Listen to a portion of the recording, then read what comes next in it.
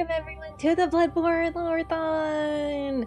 It's time for the best game, period. No asterisk, no need to quantify it with like, well, just the best. Just the perfect game.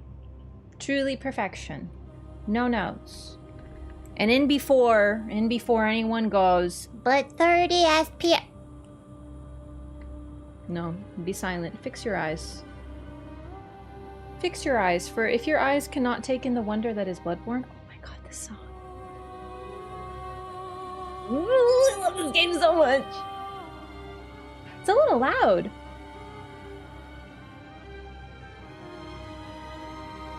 Okay, so I think I got, wow, it is really loud. Hang on.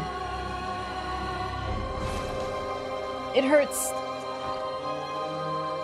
Can I lower the sounds? Oh my god. That was really loud. I had to put it down to 6. Best after DS1 and Elden Ring? Not to me. DS1 comes close. DS1 really does come close. I think DS1 is just the weakness of the second half hits. But I still love the second half. Like, I actually, you know, everyone talks about, like, you know, Beta Chaos and oh my god, what's that zone called? The one with the Witch of Izalith. Lost Izalith. I actually like that zone. It's just a little, you know, it's a little empty. But I still love it. Launch model PS5 for 1600 did the work to mod it just for 60 FPS Bloodborne. I actually didn't know this was able to be done on PS5. I thought it was a PS4 only. You need a specific edition of PS4 to do it. That's worth it. Okay, I don't know. Maybe not. Listen, I bought Bloodborne for 40 Canadian a few months after it came out because it was on promo. I bought my PlayStation for, I don't remember, but it was like whatever the used price for one was from GameStop in 2015 or 2016. I actually don't remember when I got it, to be honest. Probably 2016. And then I spent $20 Canadian on the DLC because it was on sale. And that is all the money I've ever spent on Bloodborne. And no regrets. How many eyes do I need to see at 30 FPS? I don't know. 165 hertz monitor feels wrong. I don't even know what that means. My monitor can probably do that, I think, but I just have it low because it doesn't do good stuff anyway. Also, Tana, thank you for 38 months. Welcome back. That's a steal, especially it's Canadian. I know. Trust me, I got lucky. I saw the game was on sale. I got it. Win. The DLC was on sale at some point. Win. I would have gotten it full price, but it just happened to be on sale. That's how it all started. Also, I needed a PlayStation 4. So I was waiting for a used one to come into the GameStop near me, and one did. So I was like, heh. Bloodborne on PC when? Never. Cry. Get a PlayStation 4 or 5. Both game and DLC for 17 bucks on PS4. Friend gave me very good deal. It's a very excellent deal. You know when a game is worth full price, but you get it on sale and it's like, dang, I would have paid more than that. Here to experience this game with you, never played it? That's what the Loreathon is for. Seriously, it's wonderful. It does suck that it's an exclusive. Don't get me wrong. Like, I would love for it to come out on PC, but frankly, I'm a little tired personally of the 30 FPS and PC discourse of this game because it just reduces the game to that. And it's every single time. It's actually sort of a meme here. It's like a bingo card that every single time I play this game, and I play this game a lot, there's always at least 2 people per stream that come in and say it, and I get it. But still, like, let's just... Donkey Kong 64 is exclusive to Nintendo 64. I freaking love that game. I'd love to play it. Cooking up an emulator? Yeah.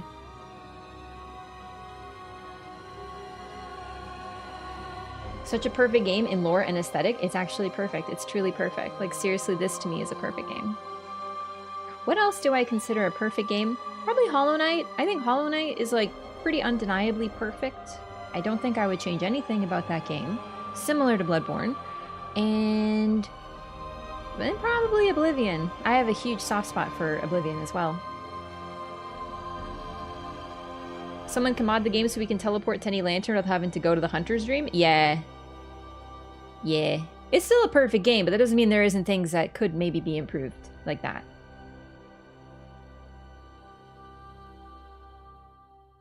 DLC is so hard but incredible. It's what I wish Shadow the Erdtree ended up being. Sadly fell short for me. Similar feeling here.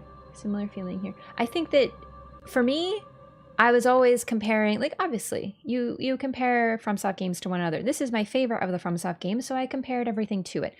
I enjoyed Elden Ring for what it is, but of course I did compare it to this, and Elden Ring fell short. I love Elden Ring, but, you know. Don't know a lot about Bloodborne lore, so I'm relying on the Loreathon. Oh boy, I feel like I know freaking everything about this game, except for the Chalice dungeons. But that's mainly because I get lost. Tired of the put Bloodborne on PC thing at this point? Yeah, me too, me too. I know why, it's a very popular game. You don't hear it as much for, like, Demon Souls, but Demon Souls also has the remake, you know? It's just... I'm not gonna... I should probably do, like a Nightbot command, because the thing about Bloodborne that a lot of people don't know, and I know I'm saying this for, like, the 80 billionth time, but a lot of people don't know that Sony developed it. Not only do they own it, but they co-developed it. So, that's why. You know, it's why we don't have Mario developed by Nintendo on PC. Yes, you can emulate a lot of the Mario games, but Nintendo developed it, they put it exclusively on their consoles. Same thing. No way she'll play through DS3? Who's she? Consolidate my game libraries? Yeah, I understand.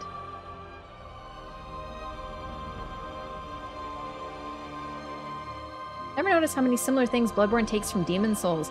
Yeah, I think that Dark Souls 1 and 2 move away a little bit from the Demon Souls old god weirdness, but it's there, and then it's revisited in Bloodborne, and then once again revisited in Elden Ring. I think you could argue it's revisited in Dark Souls 3 as well, but it's a little, it's sort of just, it's just Aldrich. Aldrich, who is named Aldrich because of Eldritch. It's very subtle. Not a lot of people would notice. So excited, I'm waiting for this. I know, I can't wait. I really hope that I still remember how to play. It's been a minute. It's like riding a bike. Esoteric abstract place, while Dark Souls is more direct dark fantasy. I think it's, yes, for sure, 100% agreed. I think the other thing I'll augment your statement, is that Dark Souls, while it has some really wacky stuff, it's more, you know what? I actually don't think, yeah. Like, Dark Souls 1 and 2 are wacky, but they're not eldritch. I'm being augmented. Augmented human, like Armored Core. Armored Core reference! Considering I haven't played Bloodborne yet, it's up to you. I think there's a very different experience to watching a game and playing it. Like, no, like, of course, no joke, right? But if I can influence more people to play Bloodborne, that's a win-win. You know, Dark Souls is a lot more, Dark Souls 1 and 2 especially are straight up just like dark fantasy, and they don't delve into this stuff as much.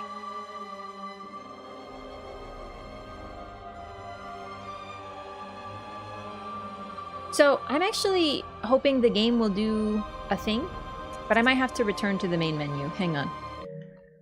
I was kind of waiting for it to, because there's an opening, like a trailer that plays at the main menu of the game. So I closed the game, I'm reopening it. So I'm waiting for it to start, and then I'm gonna switch to the scene and we'll actually start playing. Is it gonna play right away? Maybe. There's the opening cutscene, and there's the the story, like a trailer, and I want to show you guys the trailer before we start. Bloodborne is just not possible for me. I totally understand. I was the complete opposite. I always had consoles, never a PC. So, you know, just be like that. There's always some things that, you know, you lose. You press the any button screen? I needed to because the music was so loud. It was hurting my ears. Also, hey, Wallpaper, what's up? Ever watched the leaked Project Beast teaser video? I think so, but I don't remember. I think I did. I feel like I've seen every piece of Bloodborne related content. I think. But I might not have. I don't know. There's a distinct chance that yes, and also a distinct chance that no. Yeah, no, seriously, these FromSoft games are so great. While, of course, I would invite you to play the game, I don't think anything is really ruined by watching. What would have been a perfect shot of the Erdtree, according to you? You didn't seem interested in Mickey's character in the first place. No, I wasn't. He's not interesting enough to carry a DLC. He's interesting, but not in the way of 100% focus that he was given. He's just not worth it. How would I have made it perfect? I don't know. I don't know. It's hard to think about it because now we'll cut Mickey out entirely, for sure. I mean, he could be involved. He could be like the start, you know?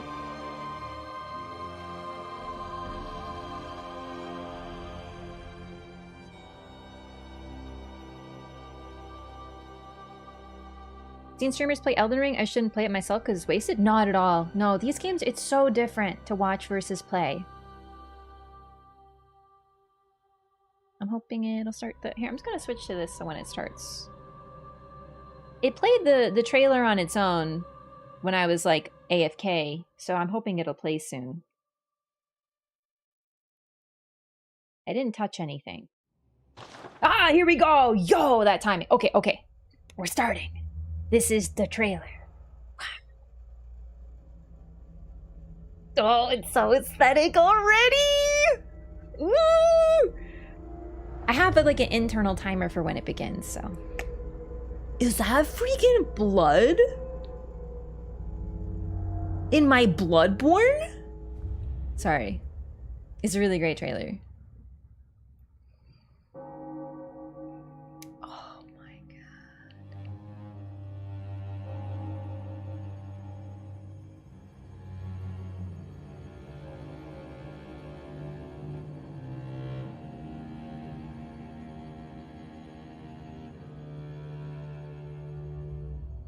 god. Chained up coffin. Baby carriage. Gothic wheelchair.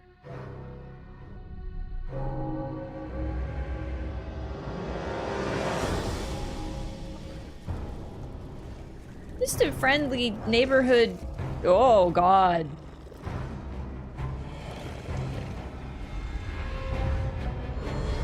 I love this trailer. And then just...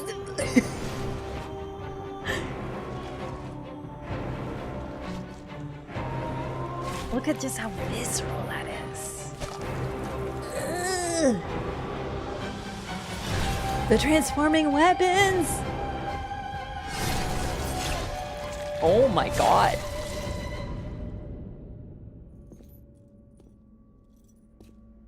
That's how it got the M rating, gamers. You see that? That's not for kids. Do you see the broken iris? The pupil iris, like how it's like, keep that in mind, keep that in your mind for the lore. Oh, it's the he's right behind me, isn't he moment. Oh.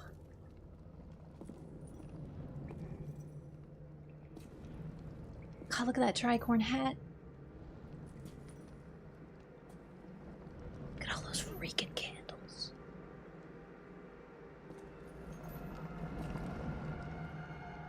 Statue with the hands, bro. The statue, bro. The skull, bro.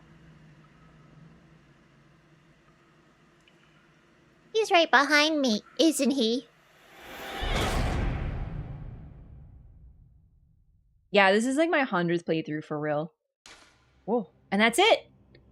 Ooh, Ooh, that's the trailer! Ayy! No, this is not my first playthrough. This is the first game I ever streamed. I played it, the first time was off stream. I played it when it came out in 2015. Well, whenever I got a PlayStation 4. I'm afraid I don't remember when. I didn't get a PlayStation 4 on launch. But I saved up and I got one used. And basically the moment I did, I don't remember what my first game was, but I remember getting Bloodborne. It was either the first or one of the first, and I played it then. So I don't remember exactly when it was, but that was my first playthrough. And then a few years later, in 2021, when I started streaming, so 6 years, I streamed this first.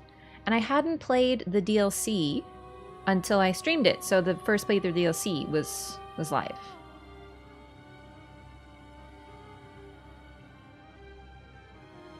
Do you think we'll find people online? That'd be so sick. Let's play online.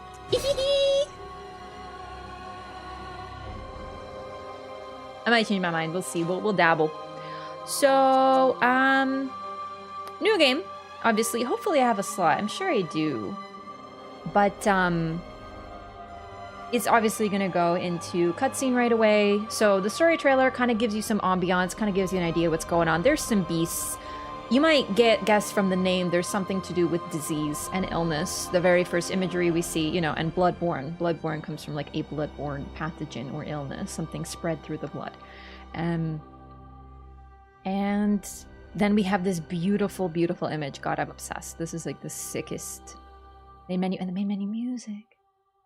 Check for subtitles. They're on by default.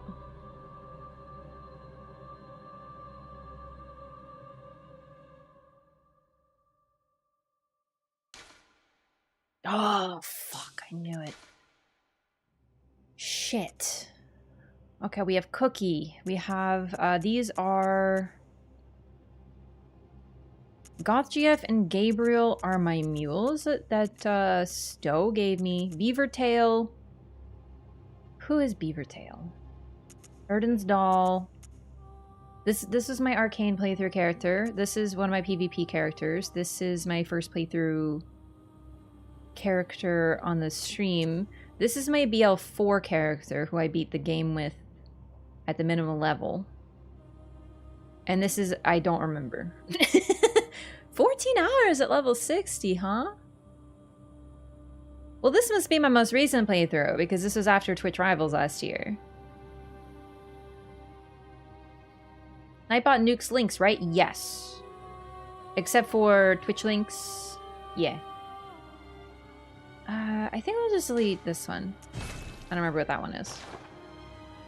Okay, okay. Cutscene time. Oh, yeah. Pale blood. This is the greatest opening cutscene of any of the games, in my opinion. Well, you've come to the right place. Yharnam is the home of blood ministration. You need only unravel its mystery. But where's an outsider like yourself to begin?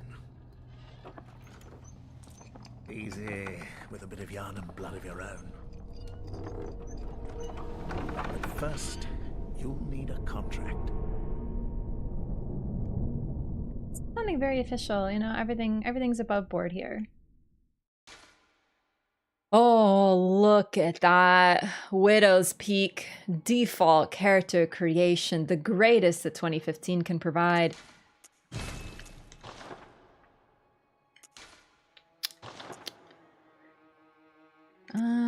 I definitely have some file, like some saves.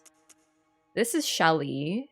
No, this is Shelly. I remember I made it. God, she's so cute, isn't she? I love this hair. It's like really cute, but also like kind of weird. This is just like default.jpg. And then I used a couple sliders. I got these sliders online if you're wondering why they're so pretty. Character background descriptions for lore? You think I would forget about character backgrounds? I just don't know what kind of coloration we want to go with today. Like, I think we'll just do the default, honestly, but we'll play with hair a little. Gotta be slim. Because it's like, you know, we're like goth and shit. We gotta be like pale. like really pale because we're like goth, you know. How do I do hair?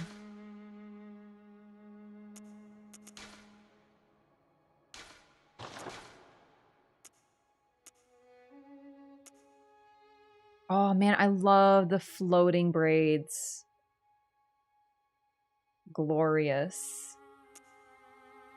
Oh my god, it's like Bride of Frankenstein.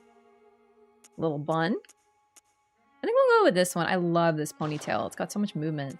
Hair color. Can I... Wow, is it really just... Oh, I can't like pick? Okay. How do I do like... What's like a normal color we can go for?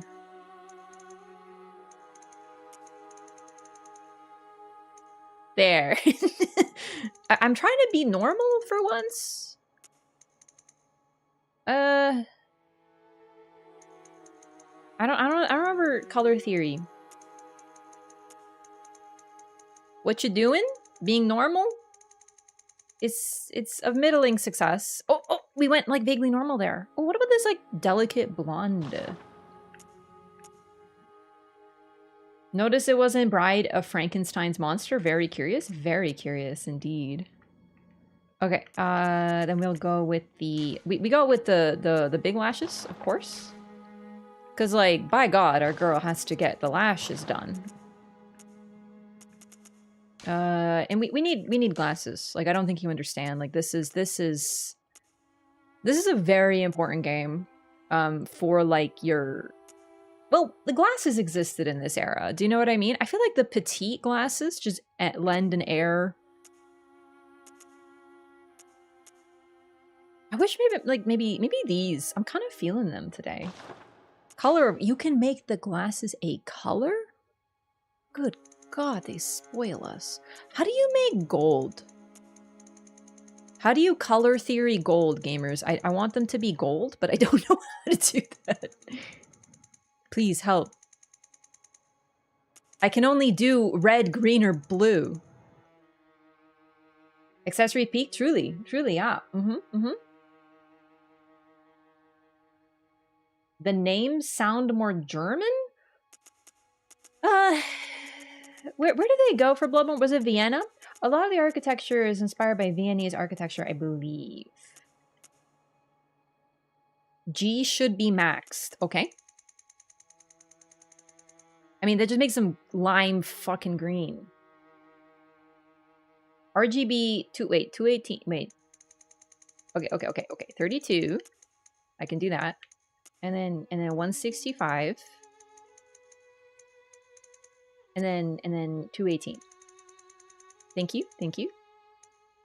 Oh, look at that! It's a little too gold, I think. Maybe can I like soften it a little? Like can we like augment it like maybe like a brassy tone? No, that's actually okay. It's good enough. Add more blue? Hey, that's good. That's really good. Yes. Thank you. Try 255, 215. Wait. 255, 215, 0? Well, I want to try now. What was it? 215. No, the other one was better. What was it again? Like this? This is flawless. I just feel like this works. Eye color, though. Eye color. We need, God, I wish I could remember how to do this. It's gotta be face details. Face shape, skin, hair, facial hair, pupils, of course. What's like a normal eye color? Okay, that's like not normal, but it's like beautiful, you know? Maybe like a gray? Like, how do you do gray? It's like too blue. We need like a desaturated... I don't understand how to color theory. God. Ooh, no, gold. Fuck, yeah. Never mind. I changed my mind. Stunning. Okay, maybe we're like a little too like golden. Like I'm feeling like a little like Mikola adjacent at this time, and I'm actually a little troubled actually by this. So we're gonna throw this into the pit and change our eye color, our hair color as well a little. I like this. It's like muddy, hazily green. How did I do hair again? Hair color.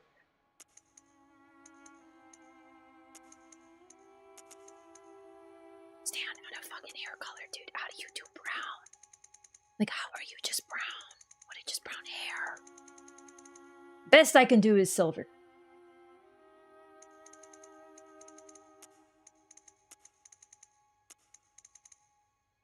Hair is forever a mystery to me. I can do artificial colors like so easy. Easy as pie. How do you do brown hair?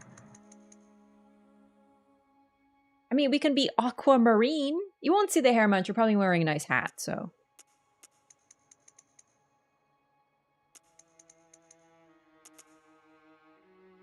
Brown is a sort of dark orange. I feel like we can't have any blue in there. Blue is like illegal, you know?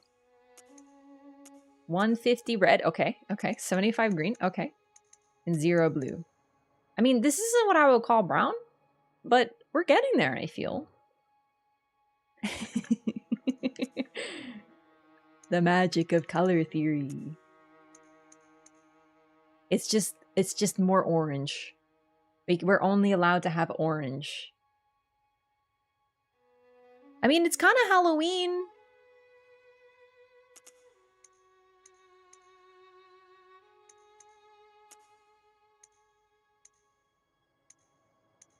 What do you even do? Oh, I think we're veering gently to... Oh, we've done it! We're chestnut. Oh my god, yes! This is the hardest challenge of my life. Make a normal hair color.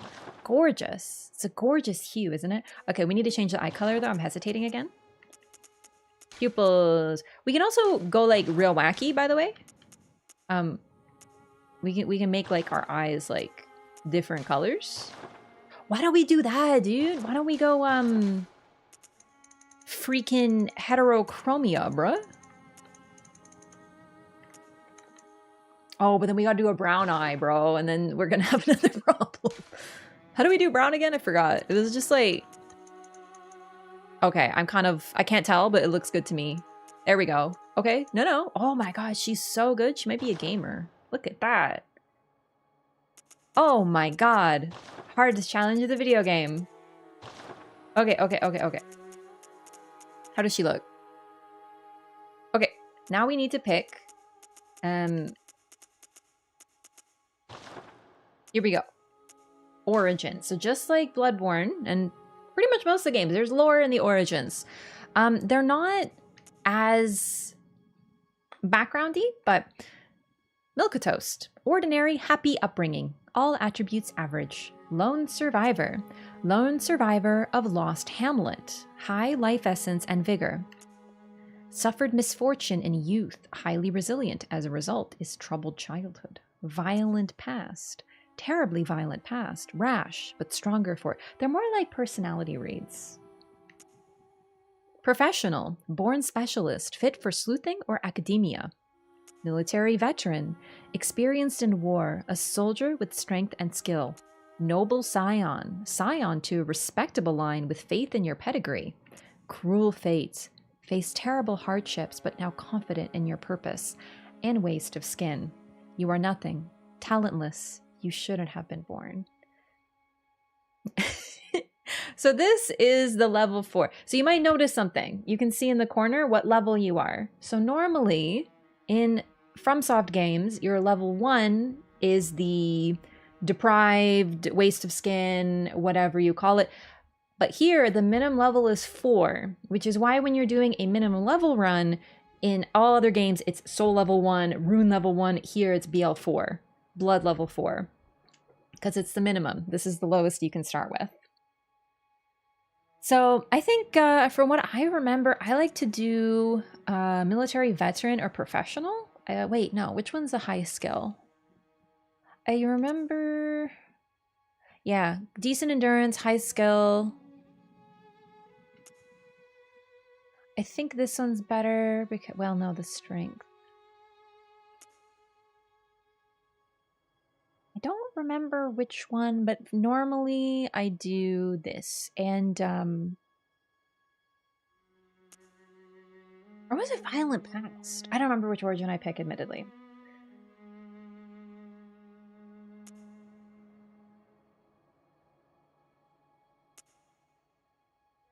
Let's do military veteran. So, name. I didn't think about this, admittedly. Never beating the dex build allegations? I need not beat the dex build allegations for one reason and one reason alone. 2 words. Threaded cane. I'm bringing my favorite weapon. She looks like a young Professor McGonagall to me. Oh, I see it. Lorelei, believe it or not, I think we've done that one. There's no dex in this game? Technically correct. Excuse me, I'm not leveling dex actually, I'm leveling skill. But you wouldn't know anything about skill, would you? Alright, what am I naming her again?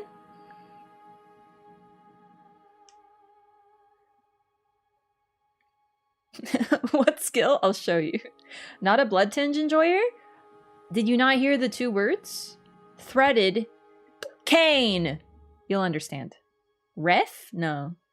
Taylor? No, we're not beating the freaking Mikla allegations. Charlotte? Chestnut? 2 words, blood tinge? It's freaking 1 word, you faker!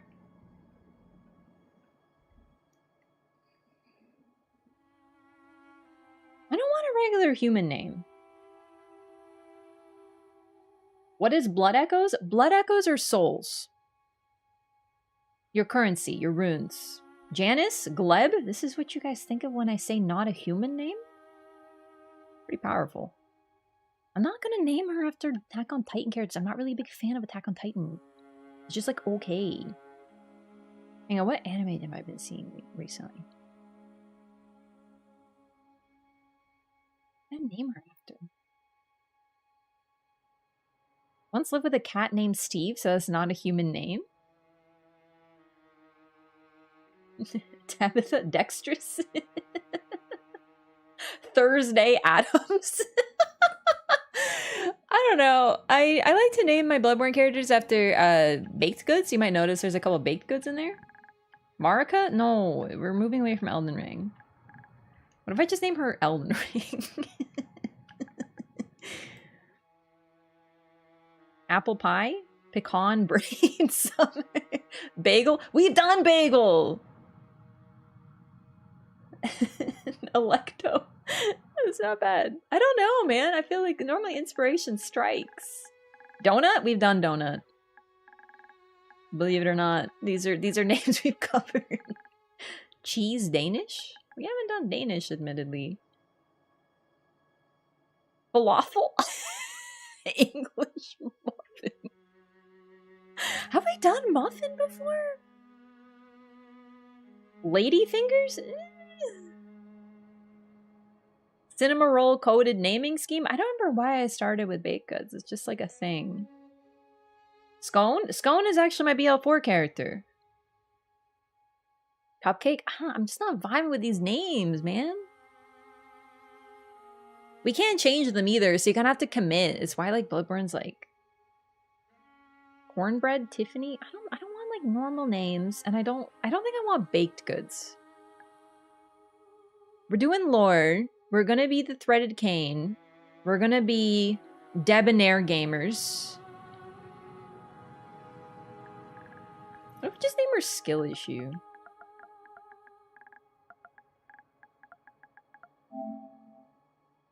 This pleases me. Michael Caine? Chad, what are you on about today? Alright, this is a very important cutscene territory. Call her Sugar, she will use a cane, because sugar cane? Okay, that was pretty good, but I like skill issue. Sorry. Good. All signed and sealed. Skill issue? Now, let's begin the transfusion. Oh, don't you worry. No, we're in first person? Whatever happens, you may think it all a mere bad dream.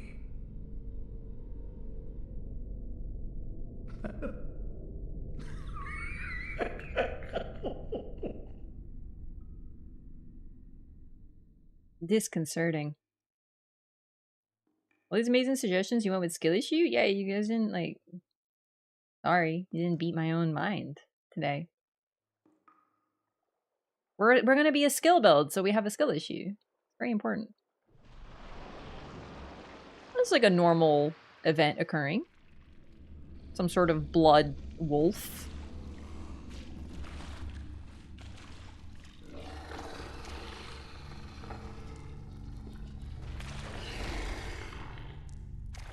He do be beckoning. A little bit of a beckoning. Oh!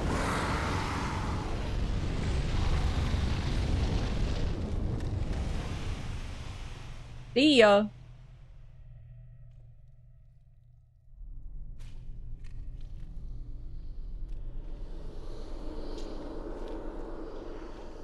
I love the first person.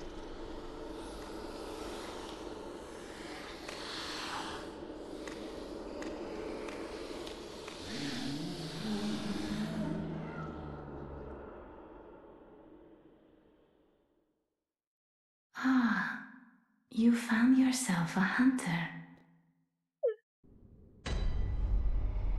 Yosefka's clinic.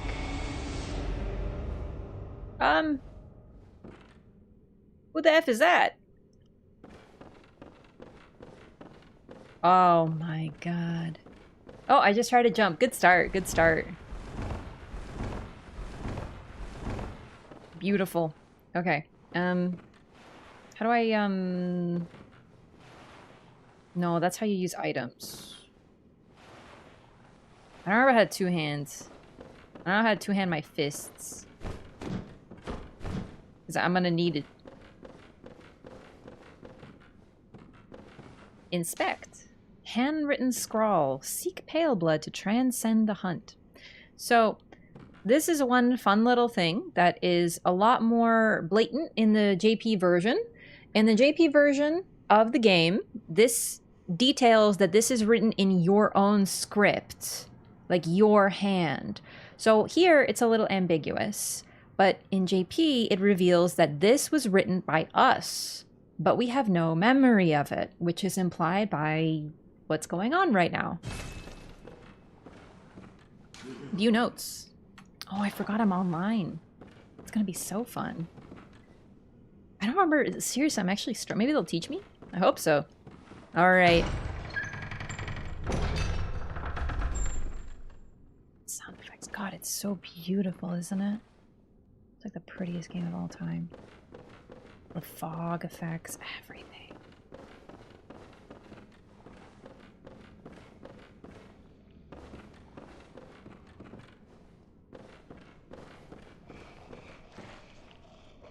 Troubling. Oh. Fellow gamer? Okay. Alright, let's see if I remember how to play. It's not looking good. I'm gonna need you to not be outside there, please. Get your cheekies over here. Okay.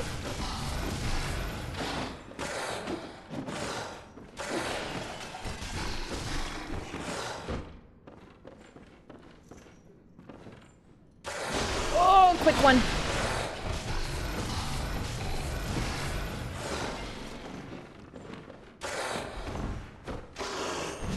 Yes! Yes! She still got it. We fisticuffed the freaking wolf. Hell yeah, easy game. Alright, so this is basically speaking for itself. We wake up in a clinic after a transfusion. The one who did the transfusion is absent. We have no information of what's going on. We should actually really quickly pay attention to this room, now that I think about it. Right here. So this is important. Yeah, this is the day we wake up on. Just keep this room in mind. Does not open from this side. Okay.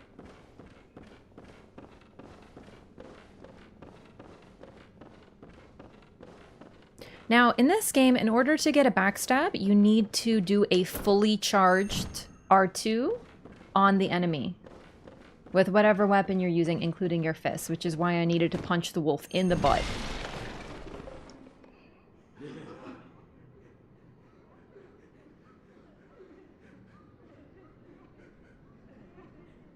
Unfortunate. Oh, see, they're two-handed their fists. Oh, Oh, no, you can't get in the corner, dude. You can't. You got it. Oh. Oh, unfortunate.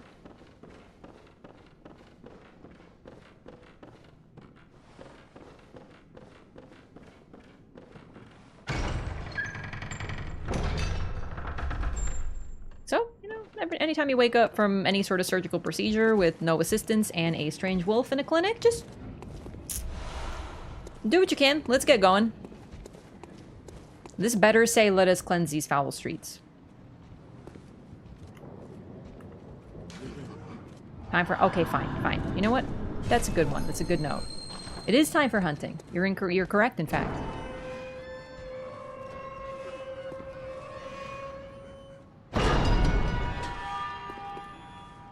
Welcome to Yharnam, baby. And immediately there's a top hat upon the ground. You know what you're stepping into. Some carriages. A lot of gravestones. Some, unfortunate things occurred in this locale. God, I love this game. It's so beautiful. The sound design is peak. Seriously, I think this game has the greatest sound design of any of the games.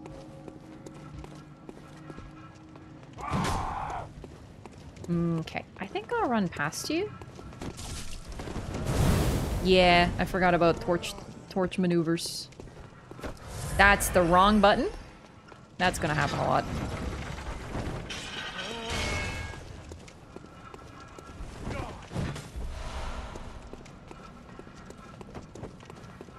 So I'm gonna... Oh, yep, that's gonna happen a lot too. I'm trying to let the game, like, sort of build some stuff, so I'm not gonna talk about everything right away.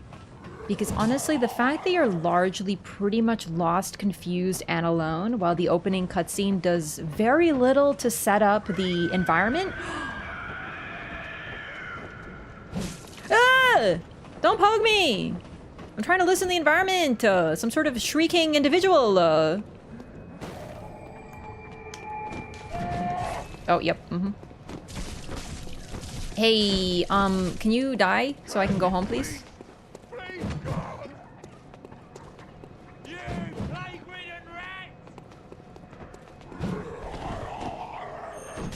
Ugh. Let's try unlocked. Ugh. Really? I thought that was perfect. Weaponless? Also weaponless, yeah. That's got it. Oh, yeah!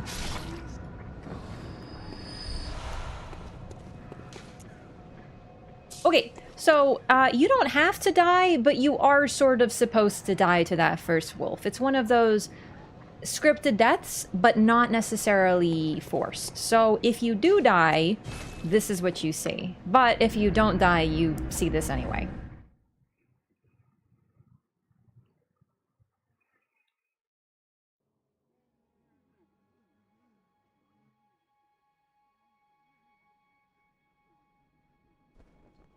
We're home.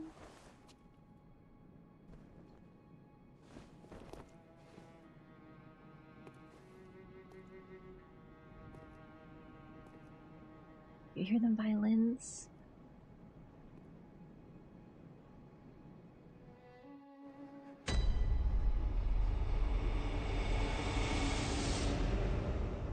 Welcome to your hub, the Hunter's Dream. So you come here when you die. The first time, and otherwise you can come here through a lantern. There is no resting in this game as a bonfire, which, while interesting, does lead to some difficulties. Unfortunately, if you do want to reset the area, you have to go through a couple load screens. It can be a little bit of a hassle. It's one of the weaknesses of the game, but it's also freaking cool. So the way to go to the Hunter's Dream is via a lantern. You light it, and then you can come here.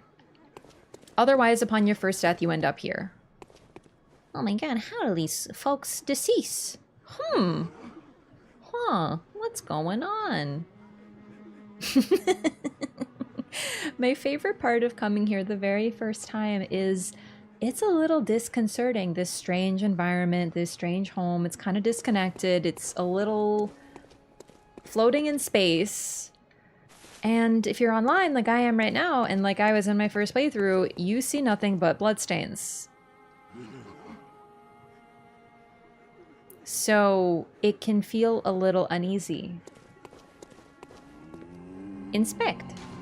An abandoned doll. Okay, I want to try to show this off. I wonder if I can here. Does this one... I wonder if this one moves. I don't know if it's... I don't remember actually. One thing I don't remember if it's this one. There! Did you see the finger move? Watch the finger on her lap. There we go again. Again. Every few seconds, it twitches.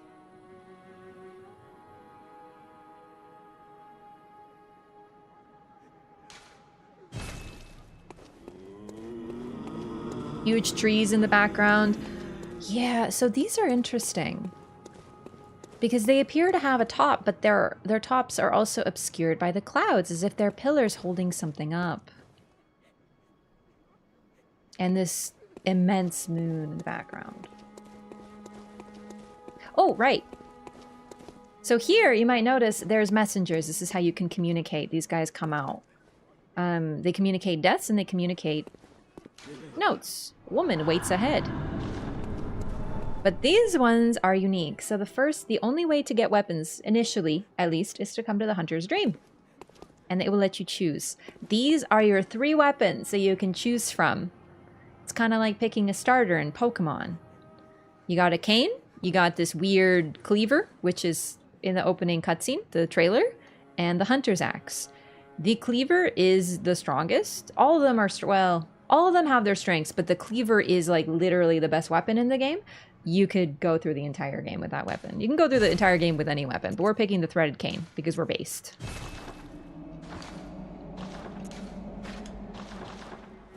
And then you get a freaking gun, and you can see the little, that messenger is looking down the barrel. He's my favorite. It's not good gun safety, but dang, does he look cute.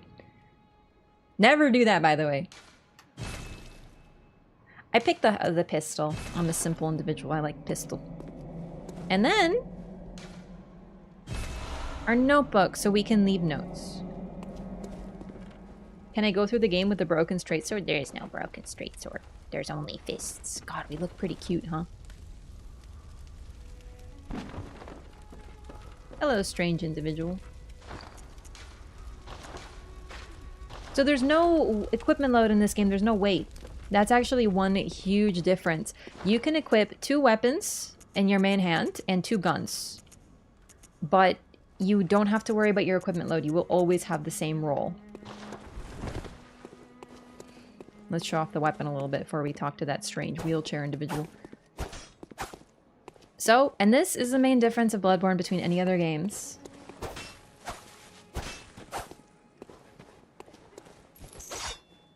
Each weapon has 2 forms.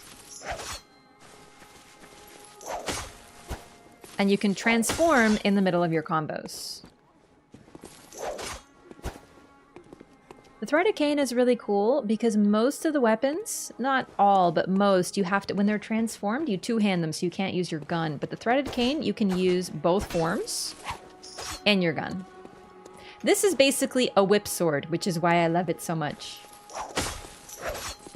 It has the 2nd highest reach in the game and was only beaten by 1 weapon in DLC, which is also a whip. 2nd highest right now, though. Hi. Aha. You must be the new hunter. Welcome to the Hunter's Dream. This will be your home for now. I am Gehrman, friend to you hunters. You're sure to be in a fine haze about now, but don't think too hard about all of this. Just go out and kill a few beasts. It's for your own good. You know, it's just what hunters do. You'll get used to it. So 2 things. Number 1, this is the first person that you can talk to in the entire game. You're gonna find him most likely after you die, and he doesn't do anything to explain the world to you. He just says, just go, don't worry about it. Don't think about it too much. Also, he hesitates before stating his name, almost as if he can't remember it. This will be important. This will be on the test later. This was once a safe haven for hunters. A workshop where hunters used blood to enhance their weapons and flesh. We don't have as many tools as we once did, but you're welcome to use whatever you find. Even the dog, should it please you.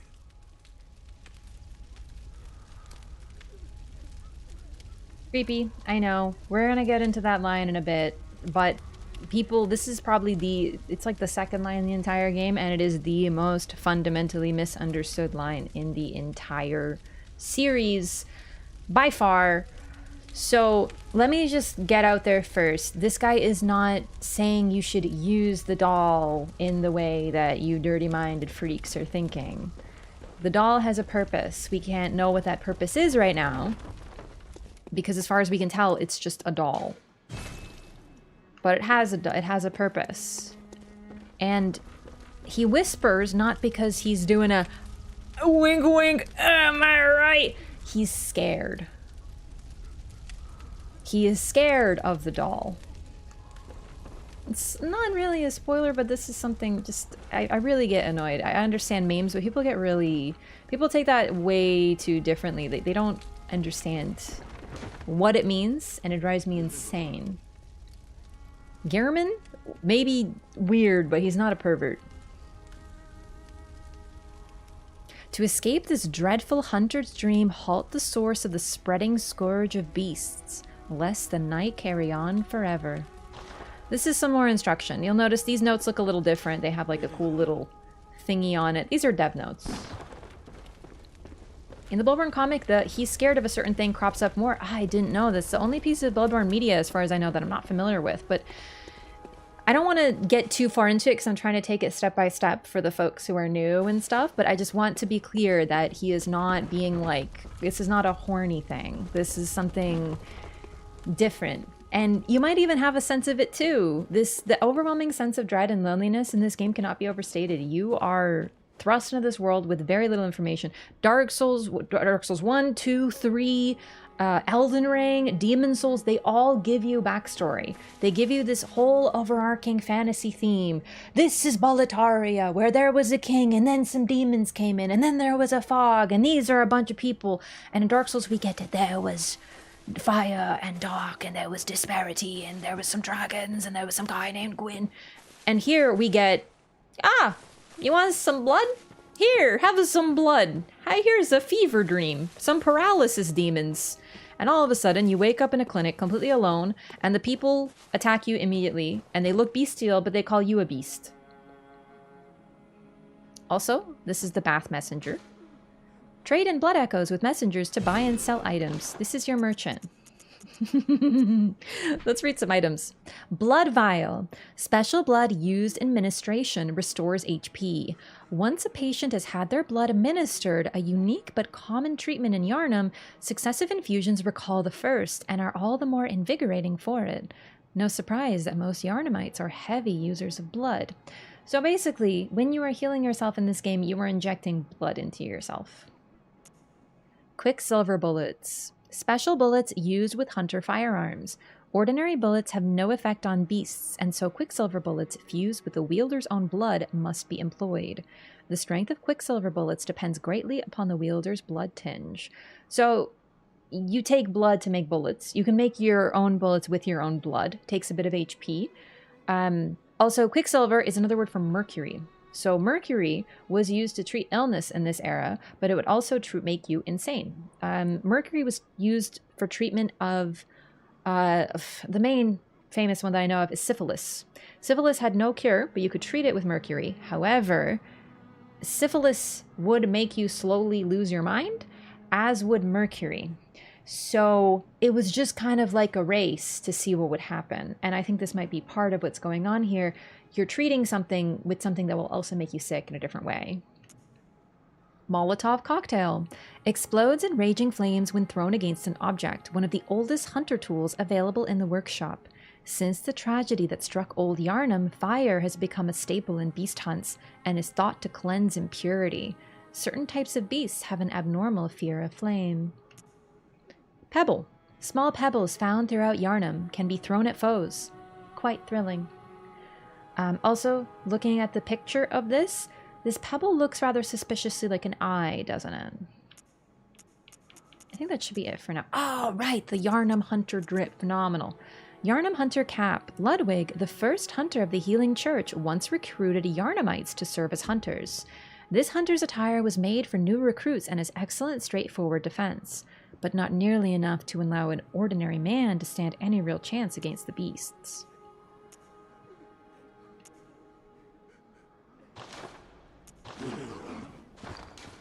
Okay, so the notebook. We just got this. Messengers are inhabitants of the dream who revere the brave hunters. Use them to send messages to other worlds. Leave notes with messengers, read the notes left to messengers in other worlds, and rate notes to reach out to hunters across planes of existence. It's your online item. First mention of Ludwig already, damn. Yeah, I forgot how early he was mentioned, but he's mentioned quite a bit. Hunter's Mark. So, admittedly, I don't think I've ever used this item in Elden Ring, so I don't remember what it's called, but this, every one of the games has an item like this. You sacrifice your blood echoes, souls, runes in order to be reborn. And in this game, it's the Hunter's Mark, so this is the mark of a hunter. Dangling upside down rune etched in one's mind, symbol of a hunter. By focusing one's thoughts on this rune, a hunter loses all blood echoes but awakens afresh, as if it were all just a bad dream. This is the weapon I chose, the threaded cane. One of the trick weapons of the workshop commonly used by hunters on their duties, sufficiently deadly as a rigid, bladed cane, but also serves as a whip when its blade is split into many. Concealing the weapon inside the cane and flogging the beast with the whip is partly an act of ceremony, an attempt to demonstrate to oneself that the bloodlust of the hunt will never encroach upon the soul. Hunter Pistol. Pistol made at the workshop for hunters stalking beasts. Hunter firearms are specially crafted to employ quicksilver bullets fused with a wielder's own blood, boosting damage against beasts. The pistol is a quicker draw than the blunderbuss, allowing for speedier responses to attacks. And then we have our starting gear. Black Hood. Hood worn upon awakening to the nightmare of blood and beasts. Perhaps its wearer had to stay out of sight and travel by cover of darkness. Without memory, who will ever know? We have no memory. That's how sort of why we start the way we start as well. This sort of confirms it in case you didn't get the hint at the start. The reason that you are just kind of lost and confused is because you actually have no memory. So what we're doing is sort of maybe regaining it as we play. Foreign garb, not typical clothing for Yharnam. Perhaps it is of foreign origin. It is said, after all, the traveler came to Yharnam from afar. Without memory, who will ever know? Bandage worn upon awakening to the nightmare of blood and beasts. Terribly worn and unsanitary. A faint memory recalls blood ministration involving the transfusion of unknown blood, not long after the nightmare began.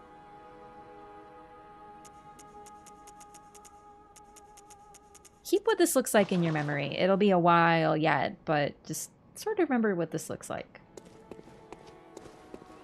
I specifically said you weren't allowed to start Bloodborne yet. Too bad. So, we awaken via headstones. We're going to go back to the sick room.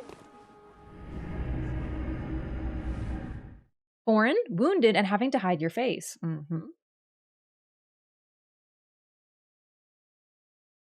Any equivalent of Fia in this game? No. Well, arguably Ariana and Adela. I'll get to them though. So, we can come here. There was no lantern here, but one shows up. This is where we first started, and right over there is where we beat up the wolf. Or died to it.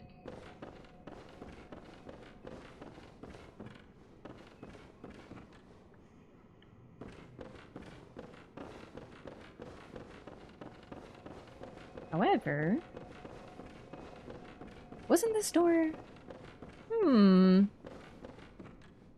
Talk. Are you out on the hunt? Then I'm very sorry, but I cannot open this door. I am Yosefka. The patients here in my clinic must not be exposed to infection. I know that you hunt for us, for our town, but I'm sorry. Please. This is all that I can do. Yosefka's blood vial. Now, go. And good hunting. Are you still in need of something? But I have nothing more to offer. Please, try to understand my position. I can only pray for a fruitful hunt. Are you still in? But please, I can only... I recognize this voice actress. She also had a role in Dark Souls 1 as Quelana, the pyromancer who taught us sorceries, or pyromancies.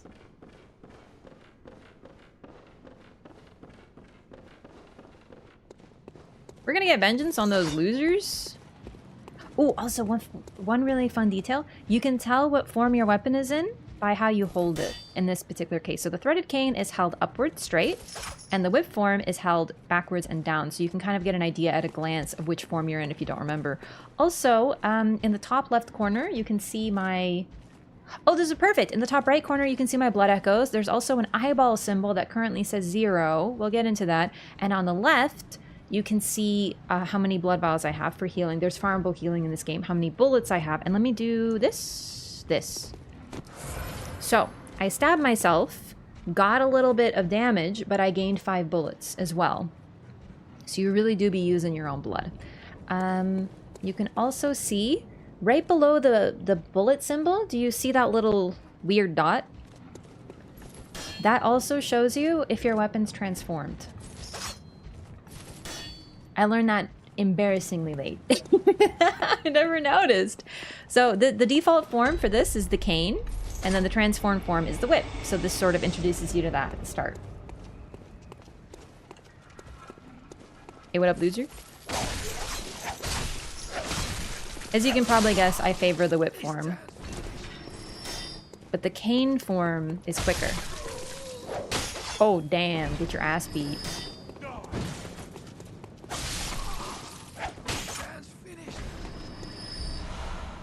Ooh, also, these guys talk. You probably noticed this.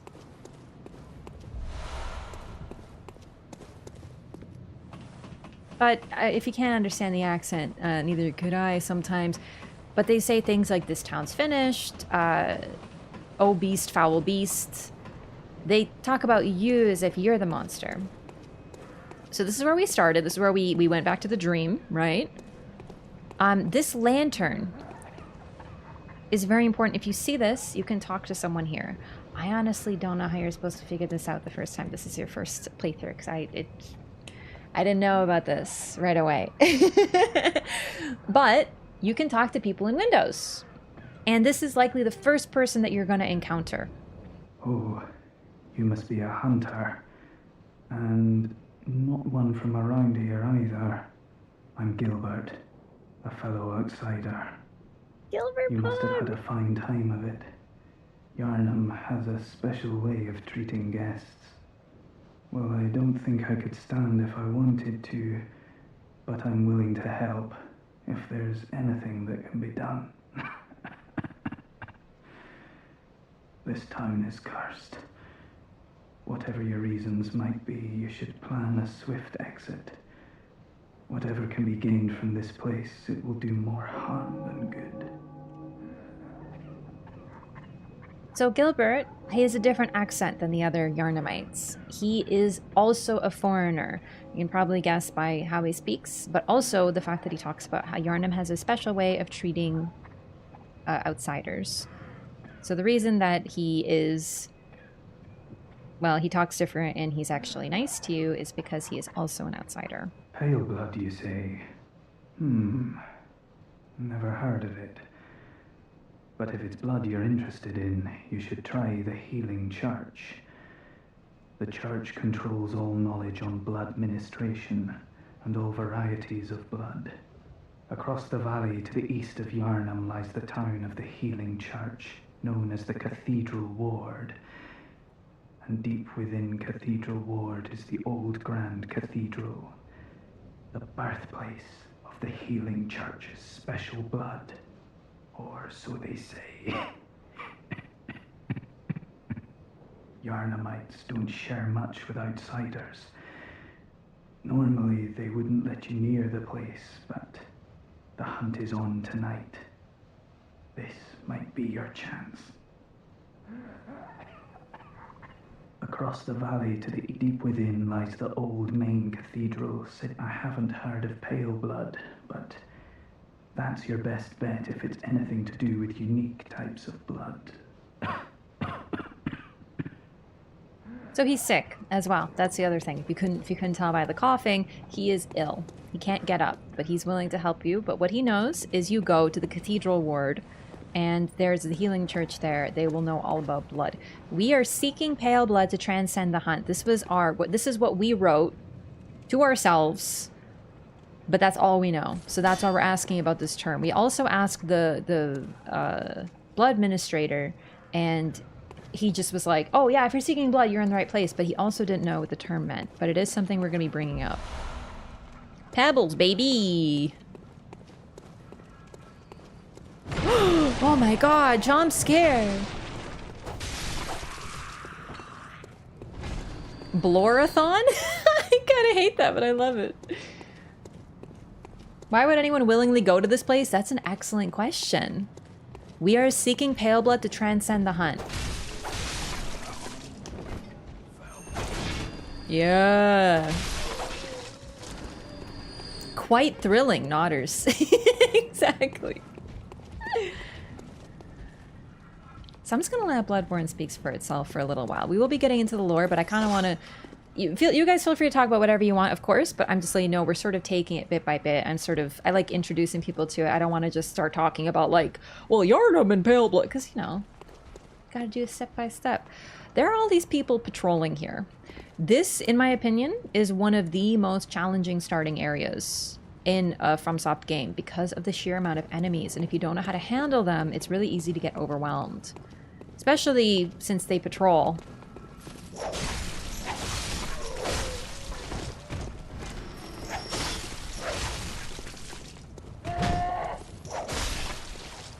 The Threaded Cane has a lot of reach, so I can kind of handle groups.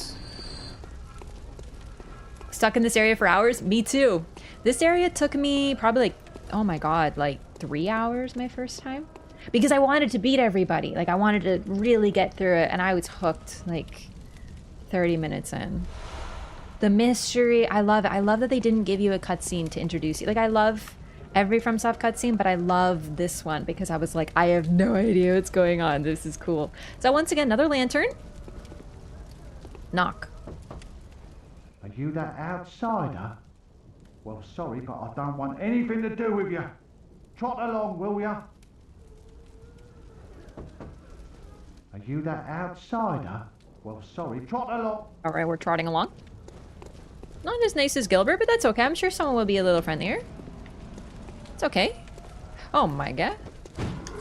So they're all using like freaking pitchforks and stuff.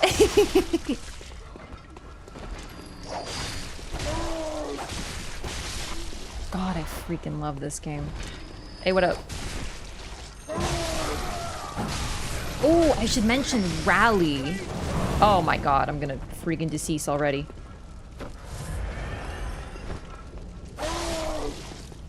So the unique mechanic of this game is when you take damage, you have like a little health bar that you can refill. Hey. Hey.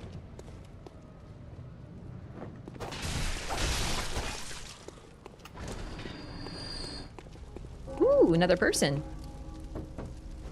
Lads, you've come on. You'd open the door on a night of a hunt. Away with you. Now. Rude. Lads, you've come on. You'd open the door on a night of a hunt. Away with you. Now. Damn, rude ass bitches in this place. Reminded of how rich its lore and setting are? Yeah. Pretty good interconnected map too. You might notice this thick lad over here. I think I'm just gonna leave him be for now.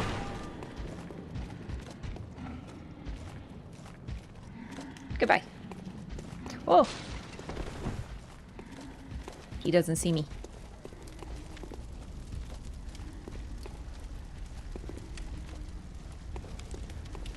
Killing some beasts.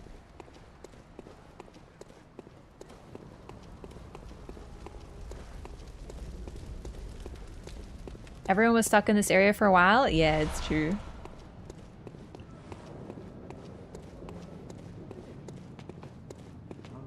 Hey. A lot of ambushes, as you can probably tell, in this area especially. So these guys are really hairy. And they're looking a little worse for wear. But they are calling you a beast. You plague-ridden rat. Rar. Any more? Any more dialogue for me?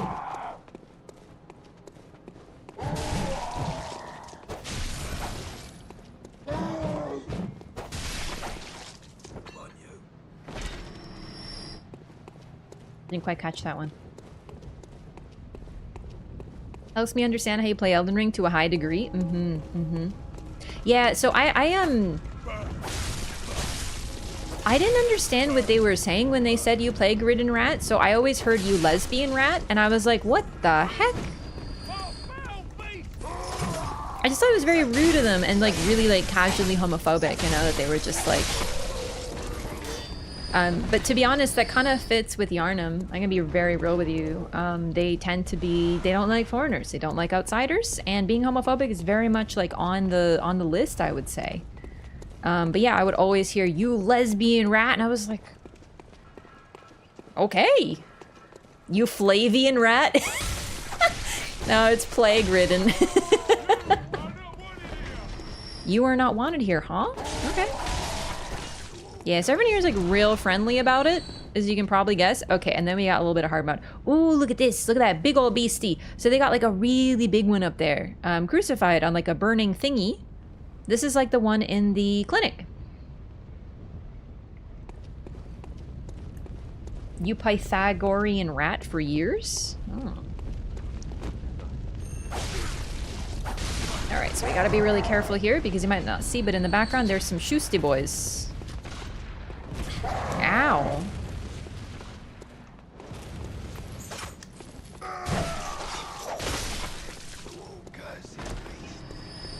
I'm the cursed beast? I'm the cursed beast. Oh shit. Unlock. Okay, okay, we gotta take care. Oh my god. Shooty type individual? Yeah, you can see how this area would be really tough at first. Especially... That's my favorite when they say away, away. Whoops.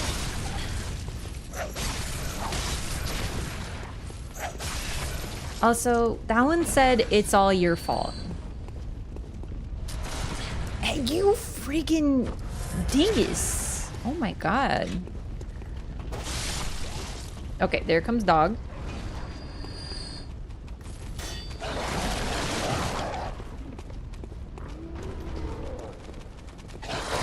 Dogs are pretty terrifying in this, so you want to be careful with them. This place your first time is a gank fest? Yeah. You learn so much by, like, if you already know Souls, probably won't have too much of... Ooh. Troubling.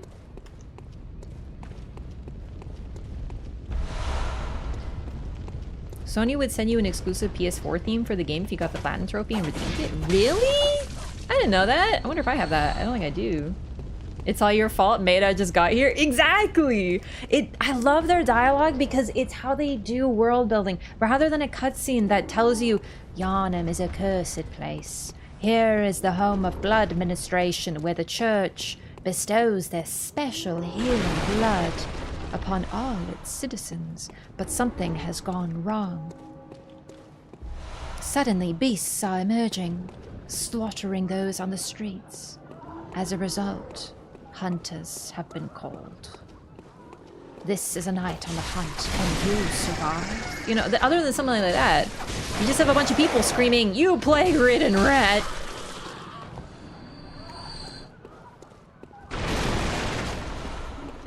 Ooh, oil urn. Oops. Oh, I forgot to read Yosefka's blood vial. Blood vial acquired from Yosefka's clinic. This refined blood, highly invigorating, restores a larger amount of HP. The product of a slow and careful refinement process, this rare blood vial appears to be a clinic original. Playing 60 FPS? Nah, this is just like the normal video game.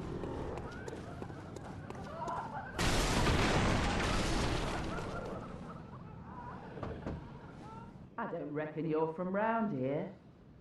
Well, stuck outside on a night of the hunt. Oh, you poor, poor thing.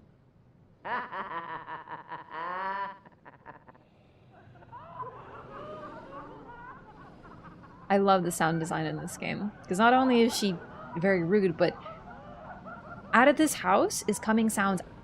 Are they laughing? Are they crying? Is it both? It's one of those, it's hard to tell. They're having a rough time. Yeah, the raspberry is my favorite. Straight up. Alright. So this is the guy who was banging on the other side of the door. Troubling. Oh.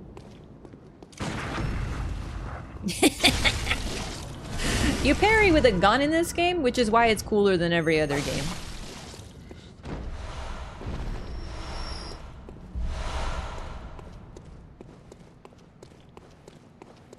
All facts, no printer.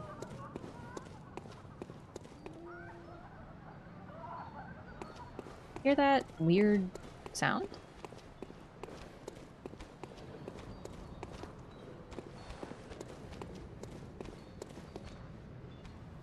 Oh, can't get over here right now, but there's something going on over there.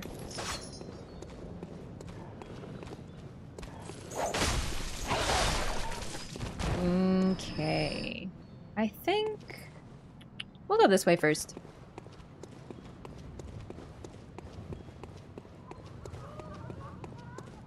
Aesthetic and atmosphere in this game are unmatched. I agree. The sound design also is a huge part of it. Going toward this house, you hear the laughter. Going toward that one, you hear a music box. You hear unique sounds all over the place, and the constant screaming, laughing, crying in the background adds a great deal to the game. Also, the fact that everyone keeps reminding you that you're outside on the night of the hunt.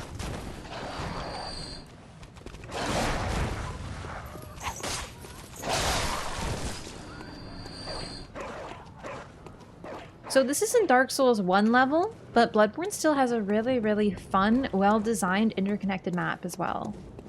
Little skulls popping out. Those are messengers. I'm playing online. Cold Blood Dew. Droplet of cold blood containing blood echoes, used to gain blood echoes. Hunters sustained by the dream gain strength from blood echoes. They imbibe the blood with thoughts of reverence, indeed gratitude, for their victims. Weird, creepy, troubling.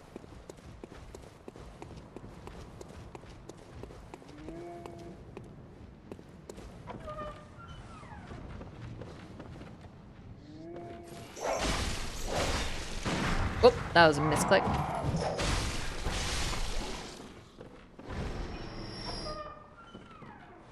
Levels themselves are very intricate in progression. I agree. Oh, I forgot about you. What up, gamer?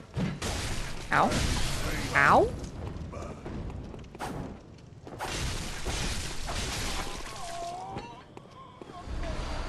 Oh, a bloodstone shard. Lucky me. So I used to do deathless runs of this game. So I used to have like a really thorough route. I don't remember it very well now. So we'll see what I recall, but should be okay. Bloodstone shard, a solid shard that forms in cold blood. After death, a substance in the blood hardens, and that which does not crystallize is called a bloodstone. At the workshop, these bloodstones are embedded in weapons to fortify them. So in this game, everything comes from blood. This is our weapon upgrade material. And our items that we use to gain blood echoes are cold blood dew. So I'm going to use the souls we have right now. Pretty sure pale blood is never explained. It is and it isn't. There's some lore evidence of what pale blood is. Or perhaps who, but it's not like outright stated, no. Music box? It's the music box. An abandoned doll. Alright, it's still weird. Don't know what's going on with that. Just kidding, I do, but I'm like, you know, being in character and such. So, Garaman's gone. Okay.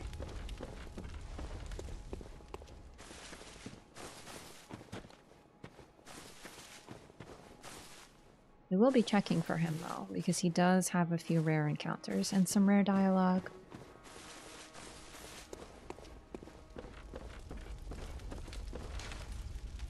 So, you do have to repair your weapons in this game. It's not the biggest deal in the world, but you'll notice durability right there. If your weapon breaks, it's a little bit of a hassle. For now, we're just going to upgrade, because we can. You need 3 for the first level, 5 for the second. So for now, we go to +1.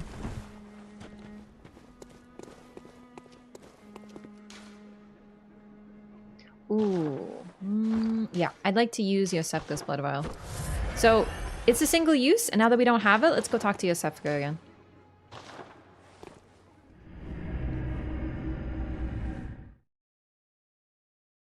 Practically falling on the floor and crying when I got that shortcut for the first time. That's a really incredible shortcut, yeah. What do you do if it does break? You just have to fix it. But like, to be honest, weapon breaking is not that common, but you know. You're safe. Thank goodness. But I'm afraid nothing will change. I cannot open the door. I'll do what I can, of course. Perhaps this will help you, if only in some small way. Another now go. I pray for your safety. So this is comparable to Fia and the Empyrean Grandam. They give you, she gives you something, but if you have one, she won't give it to you. But if you do, then, you know, she gives you, you can only carry one at a time. How is she giving you stuff? I mean, there's like some cracks in this door. If you angle your camera, really, you can actually see her a little right there. Do you see it in the hole? There you go. You can see her eye. You can see the top of her head. You can see her white garb. It's a little hard, but you can see parts of her through the door.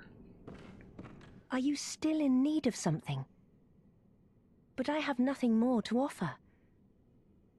Please, try to understand my position. I can only pray for a fruitful hunt. So, she does have some dialogue. I think we have to use the blood vial 3 times? I don't remember fully. We just have to be a little careful with her. Excuse you, Iasfka is a nice girl. She just makes people into blue aliens with blood science. She doesn't screw corpses back to life with her gorilla grip. Iasfka? I'm sorry, Joanna, what? She does not know how to say that name. Oh, funny. So Yosefka, traditionally spelled with a J, but with the same sound, is a Polish name. It's not only Polish, but they changed her name to Yo, the I, probably to help people know that it's supposed to be an I sound. But Io is also a goddess of the moon. So considering, you might notice there's some moon-type symbolism going around here, you know. Also, that isn't Yosefka, Maestro Shay. It's Fosefka. Thank you for the underbit. I'll be right back. I'm just gonna use the restroom. Only ever had a weapon break in DS2? Yeah, DS2 had some issues with weapon breaking. Worried for her patience? I think maybe you should be worried about, you know, her. I'll be right back.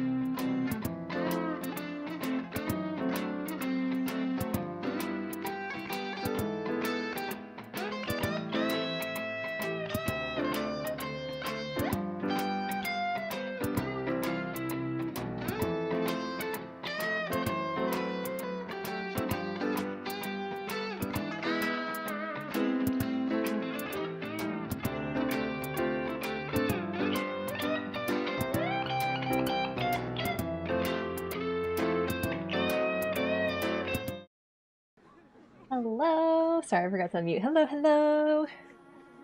Basically repair every time of the hunter's dream. Yeah, I actually can't think of last time I broke a weapon, so it's not easy to do. But yeah, Dark Souls 2 had a problem with weapon breaking, something because the game ran at 60 FPS and it would cause weapons to break double time or something. I don't really know because I didn't play it in this era.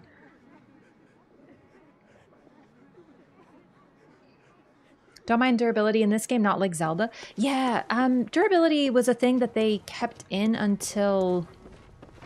I don't remember if it was in DS3. It's just like a slightly outdated mechanic, but it's really not too consequential in this game. So, I'm not unconfident, but I am a little worried about souls, blood echoes. I'm gonna try to use the right term. So I'm gonna buy material. Can't do anything else with them right now. Why did I do that? Oh man. These guys are so sweet. I know they look a little scary, but they're good guys. Okay, so got a shortcut. Oh, one thing I just want to talk about generally with this game that I love. I think that Yharnam, the location, the setting, is more of a character. Like you can't have this story without Yharnam, without the setting. The setting is almost a character. And I love that about it. You don't really get that with the other titles. Like it's still important. Setting is always well done. Oh. But in this game, it's like none other.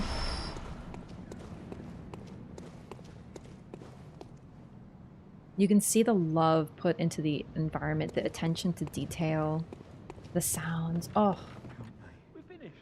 Essentially telling you to cross the Great Bridge. Yeah, Gilbert does update.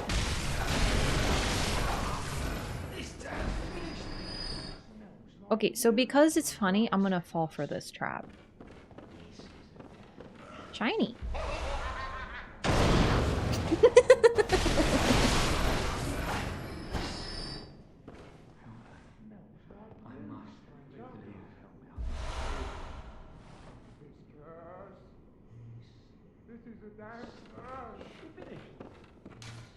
When the hunt began, the healing church left us, blocking the great bridge to Cathedral Ward as old Yharnam burned to the ground that moonlit night. Never gets old, it really doesn't. Okay, so you might also notice there is a shit ton of voice acting in this game. You're hearing it in the background probably, right? The problem is the background sounds count as sound effects, not voice. So I'm gonna like raise sound effects to max and we're gonna try to pick out the words that they're saying.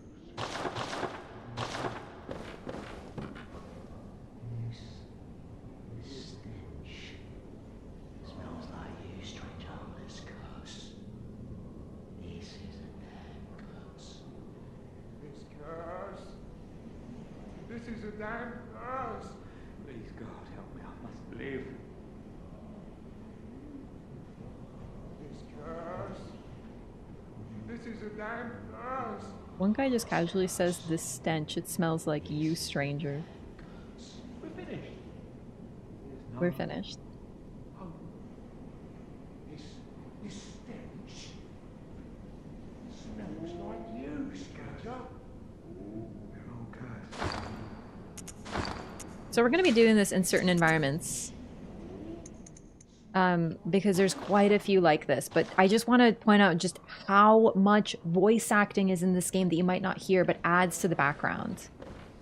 Yeah, there's no hope, we're all cursed. They're all talking about a curse.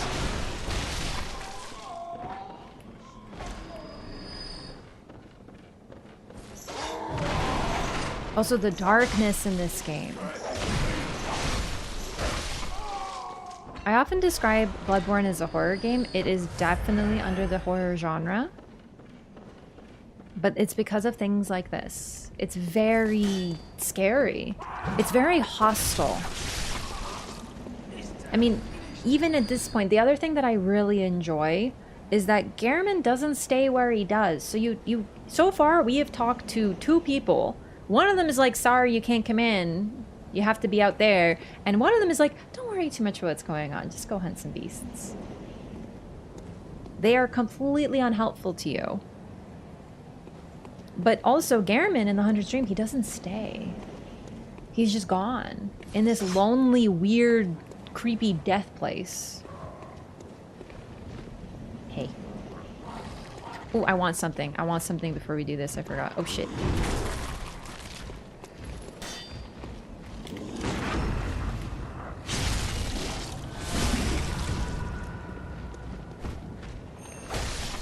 These guys have their own voice lines too, actually, so we'll go up to another one and try to get some voice later.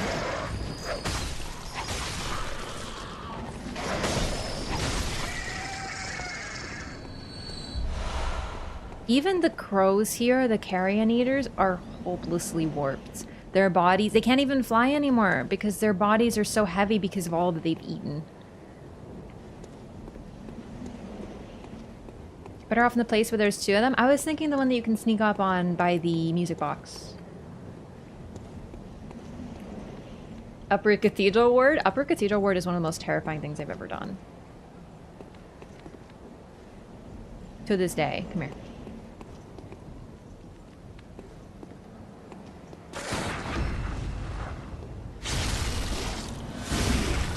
Also notice, when you do a visceral, you lose your weapon.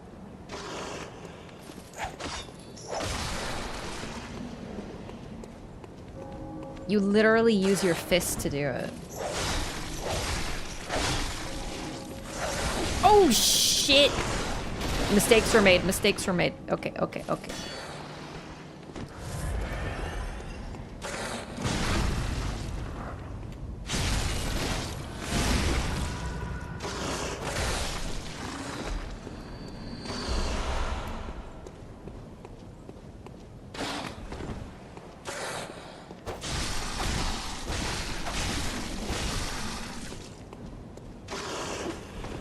These are some of the tougher enemies you're going to encounter at the early point of the game, so gotta be real careful with them.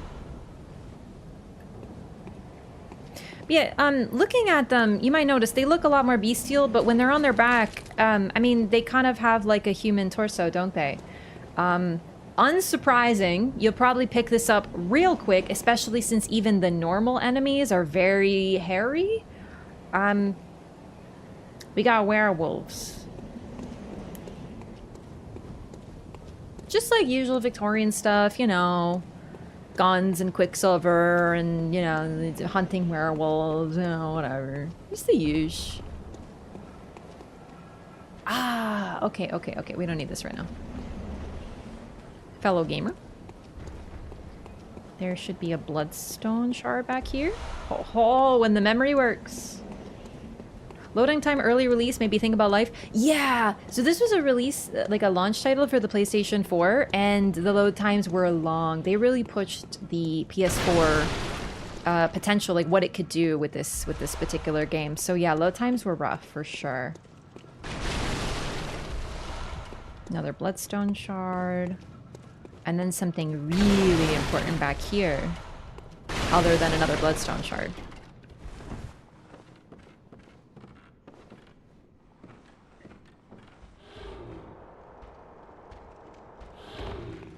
Ooh. Oh, these guys are fun.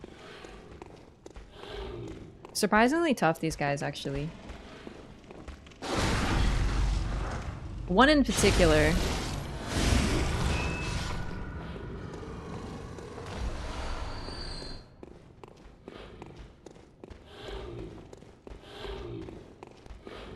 Yeah, they could have shaved before the hunt, like, what are they thinking? Oh. Okay. Well, this is just embarrassing.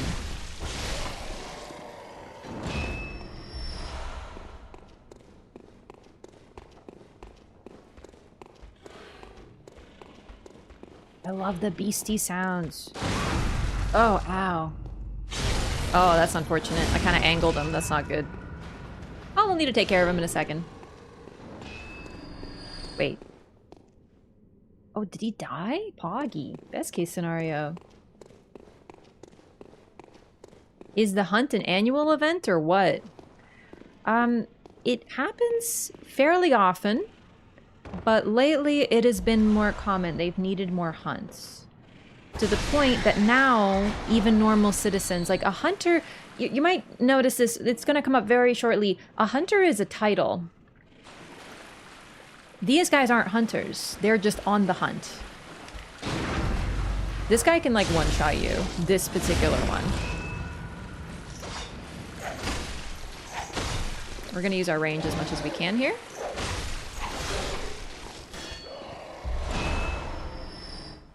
Hunter hat, garb, gloves, and trousers. This is close to the cover garb. There are 2 different versions of the chest. But for now, we are very close to what you see on the cover right here. We got the tricorn hat, baby! And the ponytail sticks out. Another reason that I actually love this hat. One of the standard articles of hunter attire fashioned at the workshop. A fine piece of hunter attire that provides stable defense to anyone facing Yharnam's beastly threat. Recognized by its withered feathers, this cap is fashioned after one of the old hunters. Allows one to stalk beasts unannounced by cover of night. One of the standard articles of hunter attire fashioned at the workshop, accompanied with a short cape to wipe away blood. And then we have rats.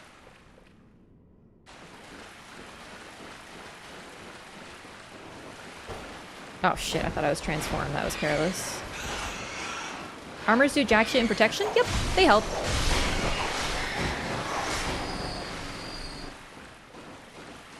And armors do have different defenses. Like, there's one armor set that's really good against electricity, for example.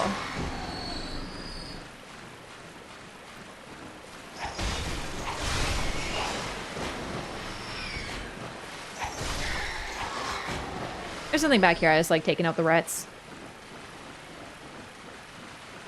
Arrowhead set has more info on how hunts work. Simon's set, right? I don't remember that one off the top of my head, but, well, yeah, I do, actually. I would say also the, Black Church garb also has some information.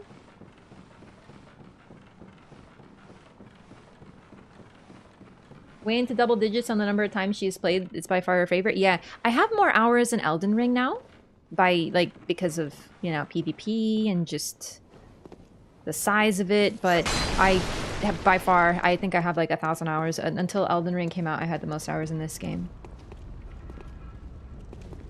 Yeah, so armor choice in this game does make a difference. It's just not as big a deal. So you might recognize this. This is another shot of, you know, beautiful Yharnam. Also, it is sunset.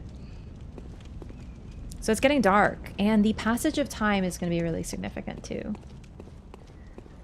Alright, so we can go down there, but I didn't quite check out this area. I'd like to just peek down here. I don't remember if there's anything, and then we gotta go calculating. I remember. Okay.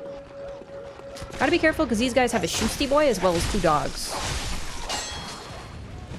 Oh, I thought you were dead. Nothing like the whip for crowd control.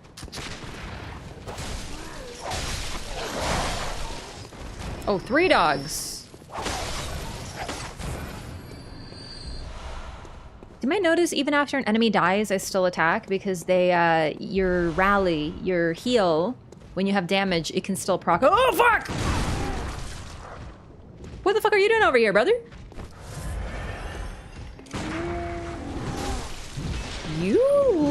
You actually startled me. I forgot you can come over here. Come on. That was dangerous. I live, bitch.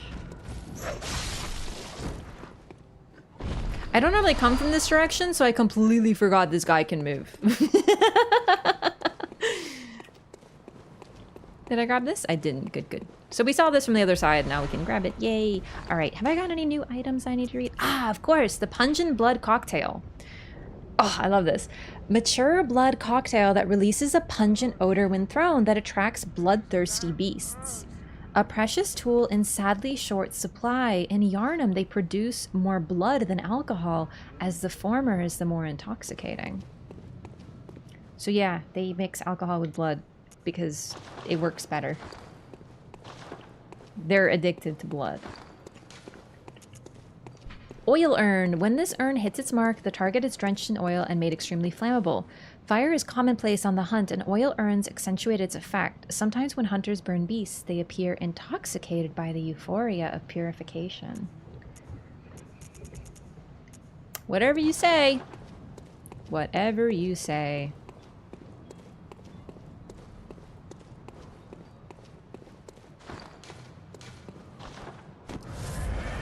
So as you can see, Yosefka's Blood Vial was really good. It healed us up to full from there. But I want to get another one from her, so... I think we'll go here first. Yes, this is good.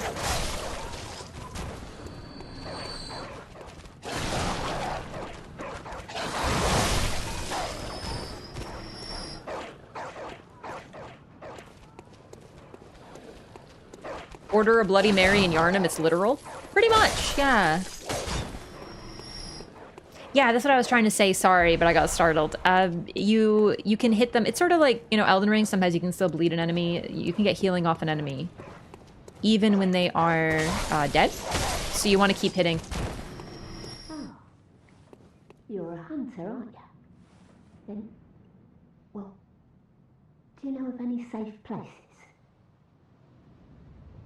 So this is, I think this is how they were trying to introduce you to the mechanic to look out for these lanterns, because this woman talks to you just for killing the enemy. So this is how you're supposed to be introduced to the idea of talking to doors and windows. I've heard I have. Shutting up indoors isn't always enough. Well, if you hunters got off your asses, you wouldn't be in this mess. You're obligated to help me, you hear? So what'll it be? Are you going to tell me you're not? No. Yeah, I should have known. You're good for nothing. No respect for the elderly is what that is. Yeah.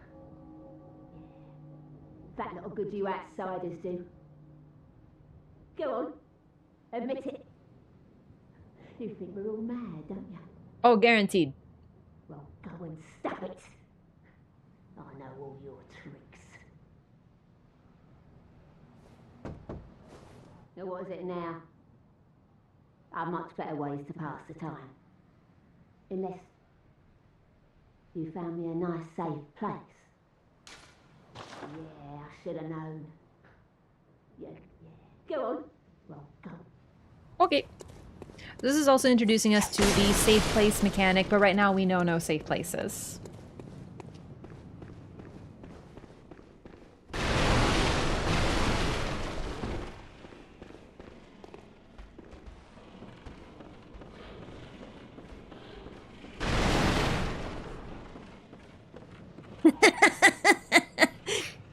I know what happened to you.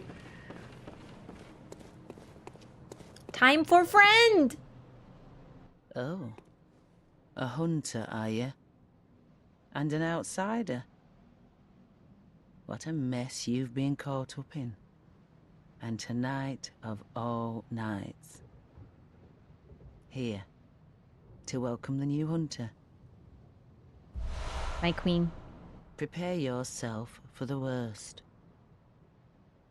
There are no humans left. They're all flesh-hungry beasts now. Still lingering about. What's wrong? A hunter unnerved by a few beasts? No matter. Without fear in our hearts, we're little different from the beasts themselves. Gesture. What are you still doing here? Enough trembling in your boots. A hunter must hunt. The lion, she said the lion. What are you still doing here? A hunter must hunt.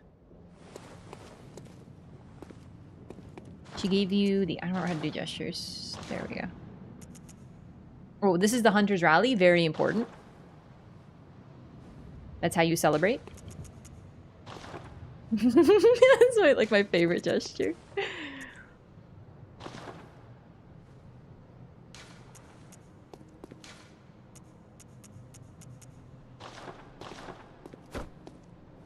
Cool as heck. It's cooler with more of a cape. Oh, also, she has a different accent than Yharnamites. She is not a Yharnamite. She is also an outsider. You can tell by accents. That's actually another thing. Admittedly, I'm not the best at accents, so I can't tell you what kind or anything, but you can tell who is from Yharnam by their accent.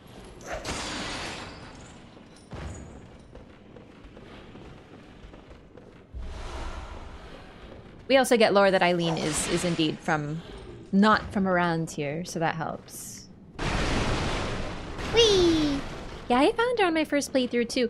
Also, I know this game like inside and out at this point, so I know where all the spawns are, everything. I cannot express to you how stressful this game was my first time through. There's so many jump scares, there's so many enemies hidden around corners, the pressure is really high. You take a lot more damage than you might in, not to compare, but you take a lot of damage. You're gonna get hit a lot because you're meant to get hit and then respond via rally. So it's aggressive. You're supposed to be aggressive. Enemies are aggressive. It's very fast-paced, but it also leads to a lot of ambushes, and it really builds the horror atmosphere. This is a really scary game. Not to mention the sound effects. You constantly hear muttering, you constantly hear screaming, crying, laughing in the background, and it lends to this very hostile environment that you're kind of trapped in.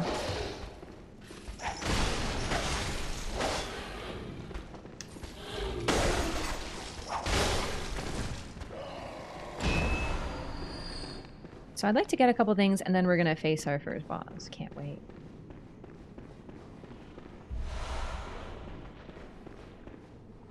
So we want to do which side? I think this first. What's the password? Oh my god, I can't wait to show that off. The amount of voice lines that they recorded for this game, I can't tell you enough. It's incredible. Nice camera, nice gaming. Ooh. Also, you might notice like even a rat can kill me in 3 hits. Like it's rough out here for a gamer, and we can't level up yet. Also, I'm gonna play this as intended, so to speak. So there is a way that I can sort of not cheese it, but I can get an item that will allow me to level up. But I'm gonna do it the intended way. So, hey, what up? Look at the Sniffle! They're kind of okay. I was gonna say they're kind of cute, but like, are they actually? No, I would say no. Okay.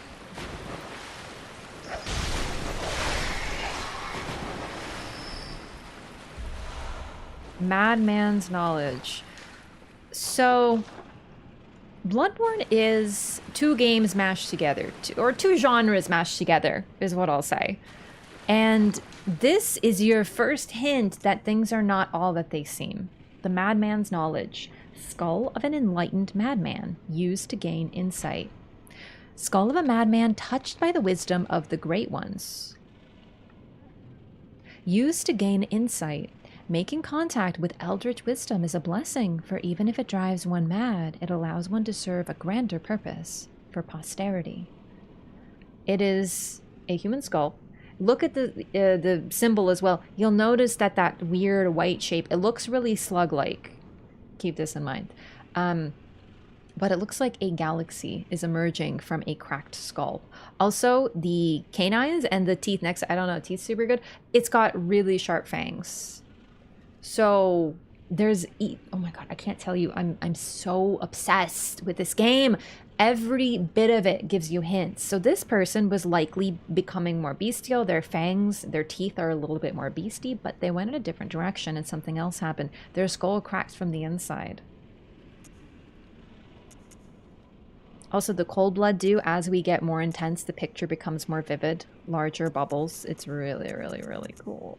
Oh, the Bold Hunter's Mark. Forgot to read this. Dangling upside down rune etched in the mind of a hunter. The image upon this parchment allows one to envision the rune with clarity. Allows a hunter to awaken again without losing blood echoes. A trick that seems nearly too good to be true. Oh, we can level up. Right. Perfect.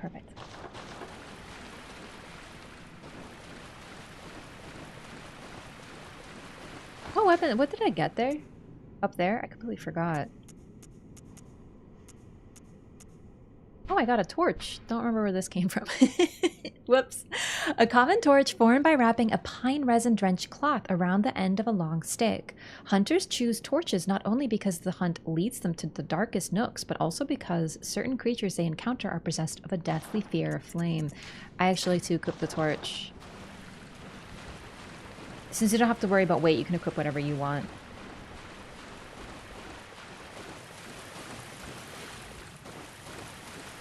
Oh, what happened to you? You freaking fell.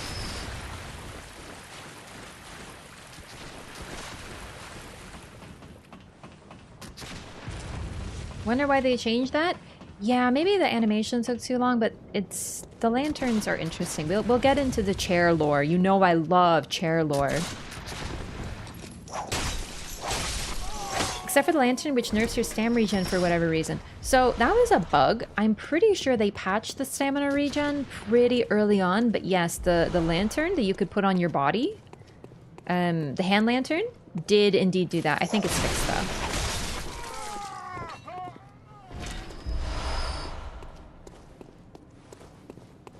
Oh, right. So the Madman's Knowledge, that's important for the, when I was doing Deathless, this was part of my route for a reason, but I'm not going to use it.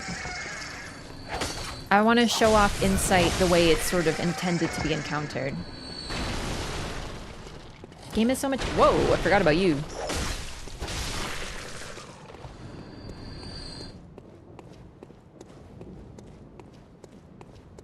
Carrion crows, they're so cute.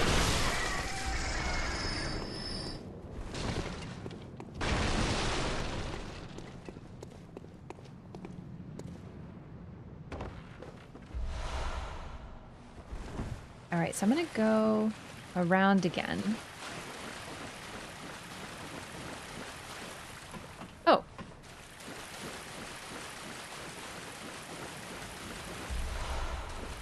A bloodstone shard? Really? Damn, okay. Sick. Oh my god, the phantom keeps scaring me. So I want to get... I should clear out these guys because I think they have some stuff near them. I don't remember though.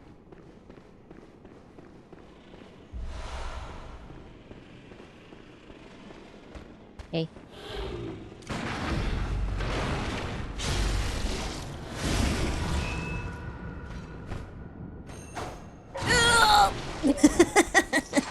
Unfortunate. Playing with a distance sometimes gets you burnt.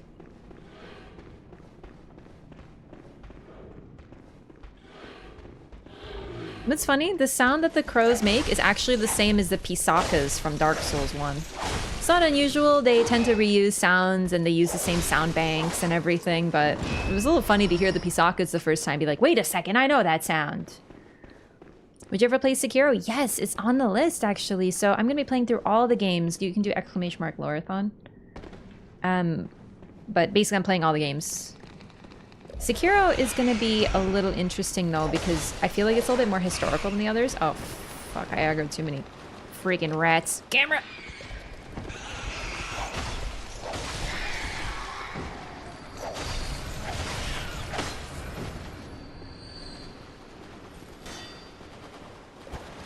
Oh.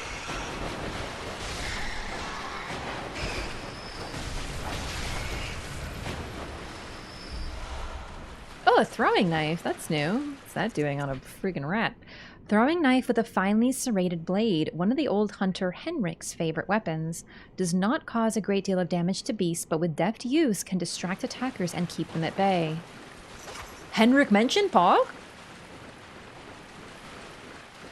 Yeah, Sekiro is on the list, just like I said, it's more historical, so lore's gonna be a little tougher for that game.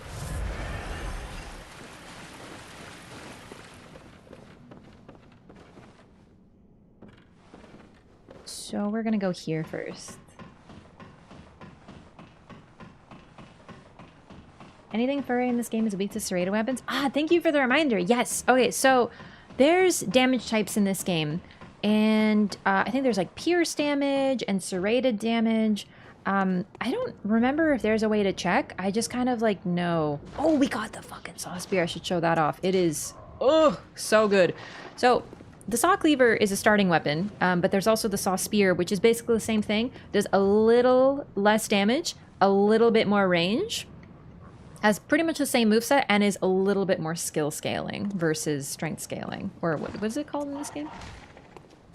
Yeah, skill and strength. Okay. Hey. Yeah, the range got me. This sound is like dopamine straight to my head.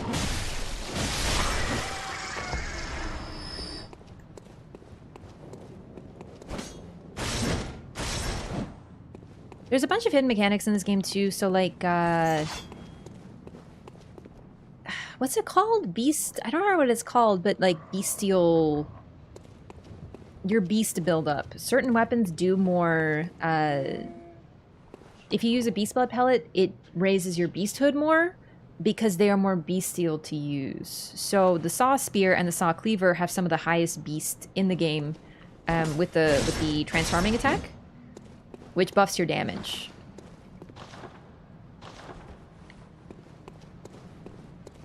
Can I talk to this one or is it the other one? Oh, you can! What's the... Lantern broke? Wretched outsider.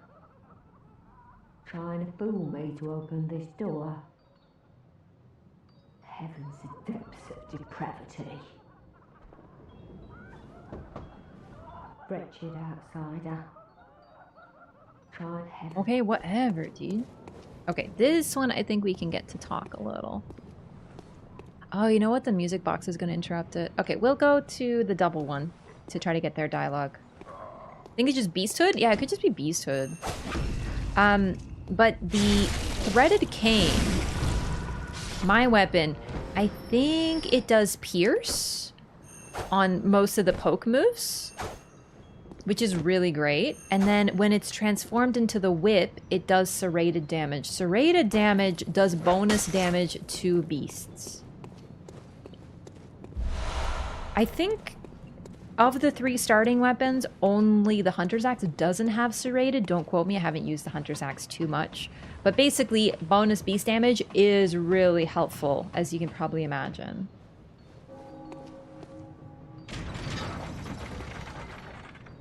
So we've been hearing this music box. Who are you?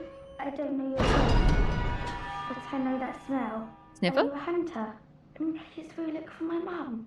Daddy never came back from the hunt, and she went to find him. But now she's gone too. I'm all alone and scared. Fine girl's mother. Really? Oh, thank you. My mum wears a red jeweled brooch. It's so big and beautiful. You won't miss it. Oh, I mustn't forget. If you find my mum, give her this music box. It plays one of Daddy's favourite songs, and when Daddy forgets us, we play it for him so he remembers. Mum's so silly running off without it. This is clearly going to have a happy ending. My mum wears a red jeweled brooch. It's so big and beautiful. Oh, and if you find his, and... So, the music box, we now have it so we don't hear it anymore. Basically, she has been listening to the music box, which is why you can hear it near the house, probably to comfort her and to make her feel better. A small music box received from a young Yharnam girl plays a song shared by her mother and father. Inside the lid is a small scrap of paper, perhaps an old message. 2 names can be made out, however faintly. Viola and Gascoigne.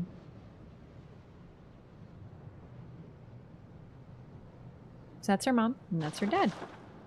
Let's go find them and send them back so she's not alone. Right, gamers?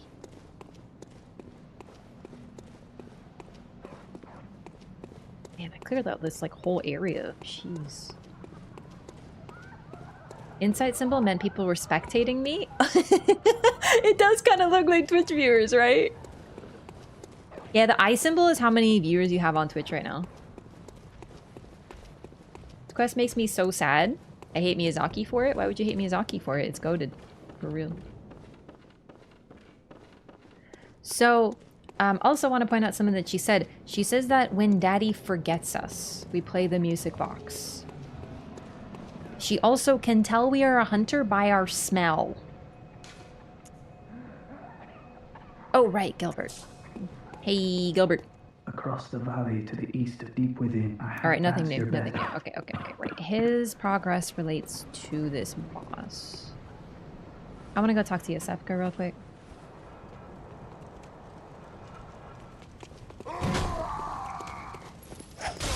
They spectate from atop buildings, haha.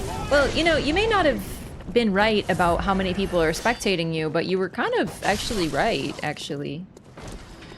Any of the quests in Bloodborne have a happy end? Depends on what you define as a happy end.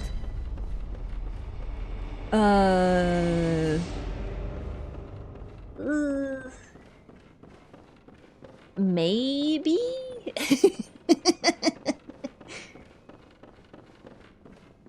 Yosefka. You're safe. Thank goodness. But I'm afraid nothing will change. I cannot open the door. I'll do what I can, of course. Perhaps this will help you, if only in some small way. Alfred's quest, Eileen, Fosefka, excellent. That's Now true, all of go. them. I pray for your safety. Are you still in need of something? But I haven't. Please, I can. I also love how we like get covered in blood. Oh man, our eye is a little bit more purple than I meant. I thought it was gonna be more blue, but it's hard to tell in the real world.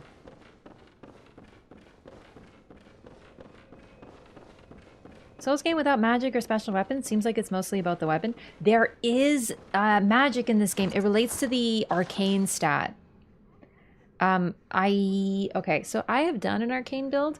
I'm not going to do it this run because I miss using my whip, so we're probably going to do a pretty basic one. But I did a pure arcane run in a different character. So maybe near the end of the Loreathon, I'll go and show off some of the moves that I don't have access to on this character. But there is stuff, it's just, you're not going to see it yet. Yes, exactly. You use your Quicksilver bullets. So your bullets equal gun, but also magic. It's about as close to magic as you'd get. I won't say too much more yet. I'm trying to keep it like without, you know, just saying everything. I want to try to keep some of the adventure for folks. Wait, I wanted to go back. I forgot. Bullets, yay.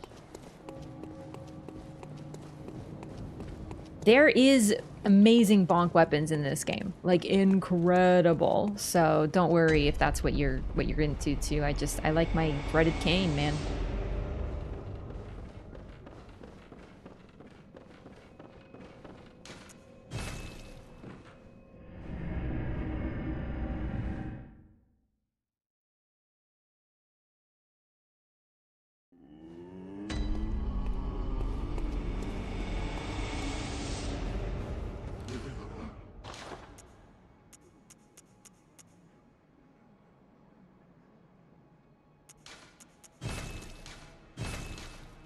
Nice, I have enough money to buy all this stuff. I don't think I'll need to farm too much, like hopefully, but right now since I can't, I might as well spend my souls. Oh, shh! He's EP.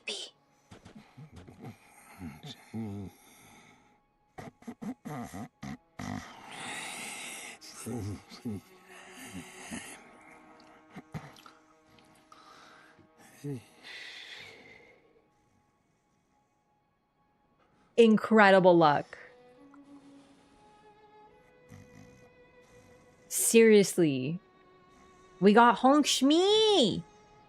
Yeah, this is a rare... I actually can't believe... This isn't the rarest thing in the game. There is one thing that I have only seen twice in like 1,000 hours, maybe 3 times. And we'll see if I can get it, but it's pure RNG. This is pretty rare, though.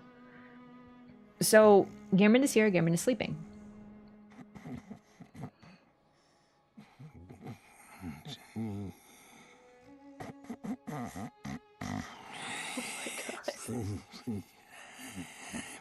Ow. Mouth noises. Are you gonna get any other honk me behavior? Okay, so we're not gonna get anything. I think it's a little too early. But yeah, he is sleeping while he's in a dream. Keep this in mind. Where do you go if you're sleeping in a dream? Because this is the hunter's dream. This is your hub. What's he doing? Where is he? Oh no, I forgot. I freaking forgot. I made a tactical misstep at this time. Okay, I need to get just like a few blood echoes real quick. Sorry.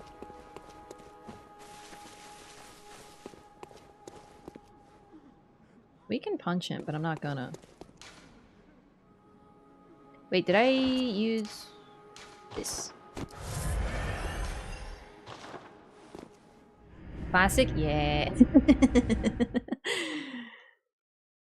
I wonder what he dreams of right now. That is a very insightful question. Yeah. We're not going to get any, discussion on this for quite a while, but it's one of those really interesting things of, wait, how are you sleeping here? Ah, you are safe. Thank goodness. But I'm afraid nothing will change my mind. I cannot open the door. Probably electric sheep. Are you saying that he's an android? I'll do what I can, of course. Perhaps this will help. Thanks, Yosefka. This night is long, but morning always comes. Someone of your caliber won't fail us, I am certain. And once the night of the hunt ends, we can speak face to face. Then I can finally see what you look like. I shouldn't be thinking this, but I am rather looking forward to it. So please, be careful out there. Ooh, moment? I'm sorry. I have nothing else to offer you. I will pray for your safety. May light shine upon this night and your fortunes. I'm sorry. I have nothing. I will pray for your safety. May light shine upon this. Okay. This is pretty rare dialogue because you have to use the blood vials and you have to keep going back to her. And without saying too much, you don't have too much time to do this. So a lot of people don't know about this. I think if you're a boy, she has different dialogue as well. Like, she is a little bit more, like, blatantly, like, wink wink, but I don't remember because I've never played as a boy in Gamiro with you.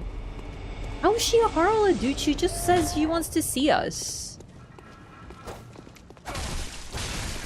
What the frick? I have to go talk to the individuals over here. Probably my favorite From Software experience. I still think, like, yes, I agree. I honestly just want to add that I think Yharnam and the start of the game is, like, the best thing ever of all time. Cold Blood, you could use for echoes. Yeah, but what if I need those later?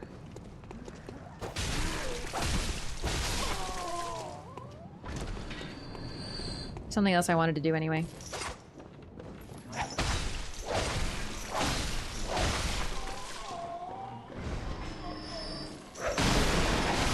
Like, beat up wheelchair old man with freaking gun.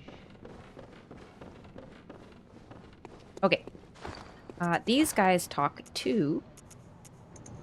I don't know where's a good safe place though, to be completely honest with you. I think they aggro. Maybe we'll go over there.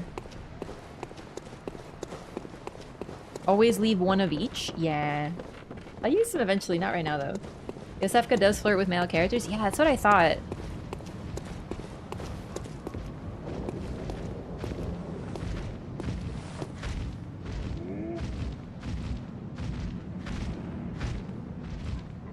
What is with these ones, they walk?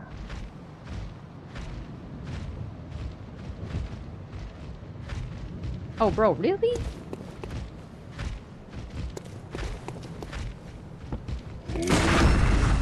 Sorry, it's so loud. Oh my god, it's like blowing out my fucking eardrums. Oh my god.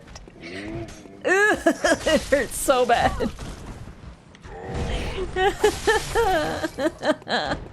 Visceral IRL, yeah. Okay, these guys basically go like, so cold, so cold. Like, that's about all they say, to be honest.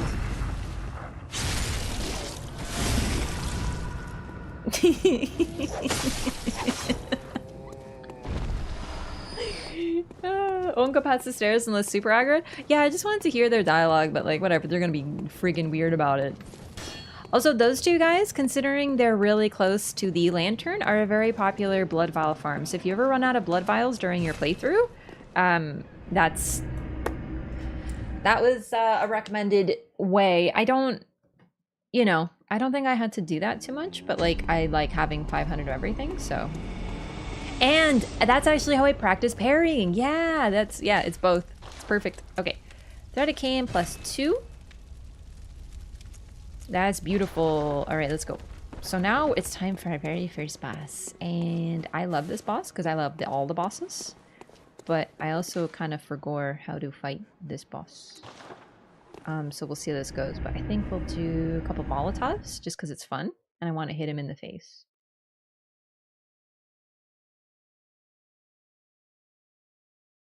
Good way to hear them. It'll take actual setup. I normally just go to the one below the girl. So we'll just go back to that one.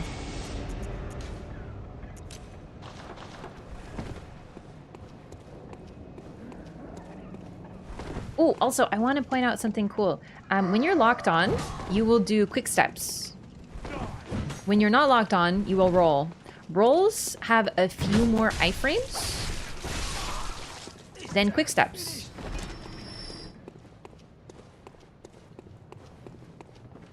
All right. I love this boss. That's pretty much all I have to say. I'm gonna let him speak for himself.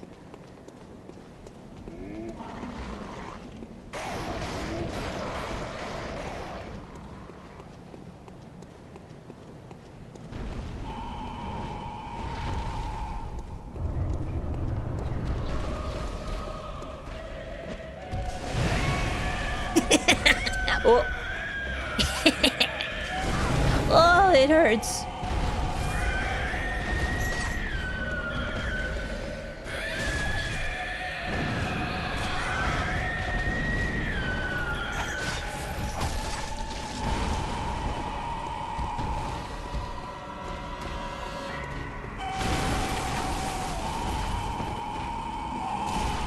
Man, I'm so rusty.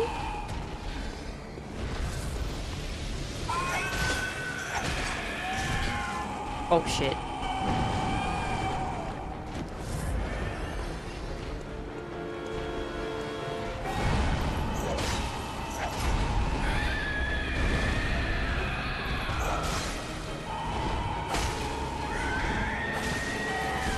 I want to break your arm. I want to show it. Break arm.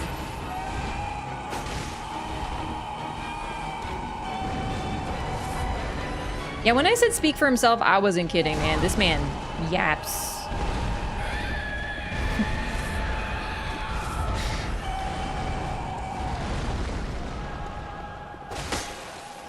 Break arm. Break arm.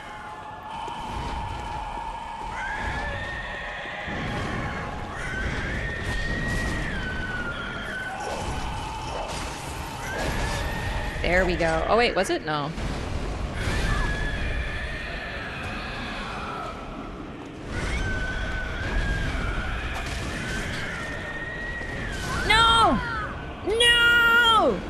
Dude, I'm actually so rusty. But I forgot to talk about it. When we walked into the arena, when he showed up, did you notice that our insight, the little eyeball symbol, went up one?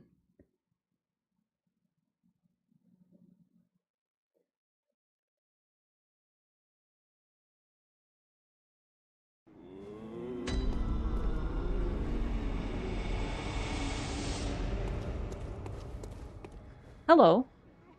Hello, good hunter. I am a doll, here in this dream to look after you.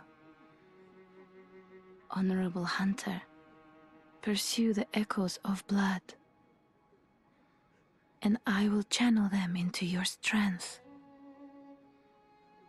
You will hunt beasts, and I will be here for you to embolden your sickly spirit. Oh, 1 viewer, Pog!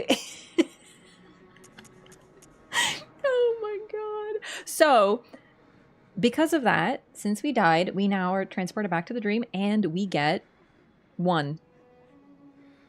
Because we got insight from seeing the boss. This is a mechanic, but we needed insight in order to see the doll. Because the doll was the doll all along, but we just didn't see it until we developed a little bit more insight by witnessing the state of the world. So nothing changed. We did. And that's actually one really fun thing about generally the game, is that a lot of the time game states will change, but it's not that they are changing, it's that we are. And this is largely a game entirely about transformation. Did you speak with Gehrman?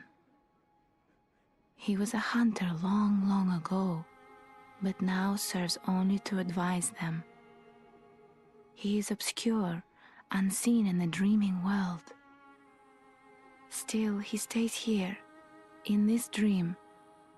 Such is his purpose. Troubling.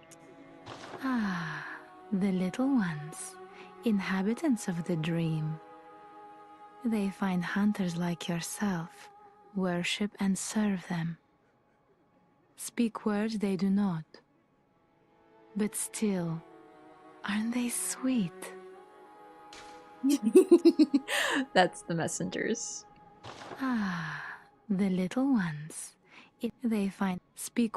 Okay, so you might remember when we heard at the opening cutscene, there was a lot going on, but after these messengers showed up, we heard a voice say, "Ah, you found yourself a hunter," and that is us. It was her voice we heard. So she's been here and she's been watching somehow from the very start of the game, but we just weren't able to see her. Farewell, good hunter. May you find your worth in the waking world. You can also see, though she looks entirely human, you might notice her hands are the segmented fingers of a doll.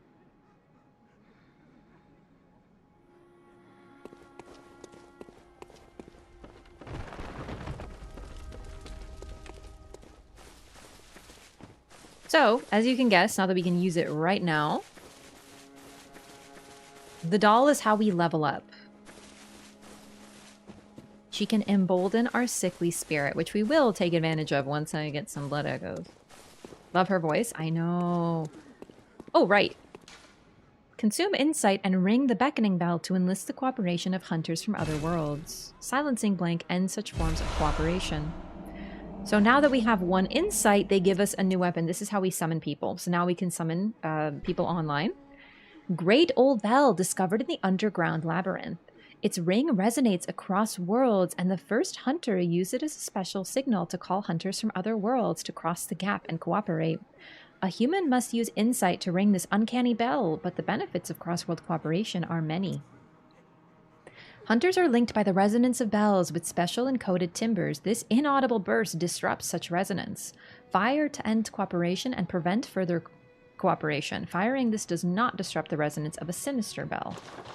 So, oh right. This is a DLC item.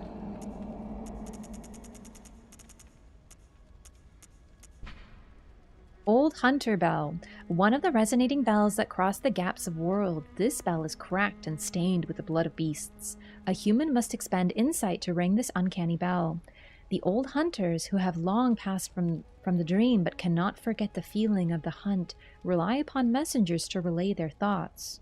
Ring the bell at their side and they are certain to give a listen, for the night of the hunt is long and unchanging. Sound is a huge plot point in Bloodborne. You might notice that, first of all, you summon with bells. The sound crosses worlds. It's a resonance that allows you to interact with people from different planes of existence.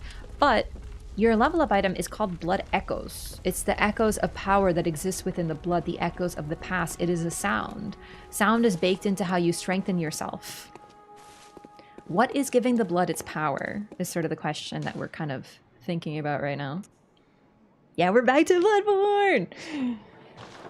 So, I am very rusty, my god. I had to be a lot more aggressive, but I'm not used to it. I'm used to Elden Ring now. You have to create openings in Bloodborne. This is the secret that the game is going to teach you. You can't wait for them to attack and respond. You have to create openings. And this is why Elden Ring was such a struggle for me, because I kept creating openings and then getting bonked by a 15-hit combo. And now, freaking Elden Ring screwed my brain up. Hey, do you have anything new to say? Yes, I see.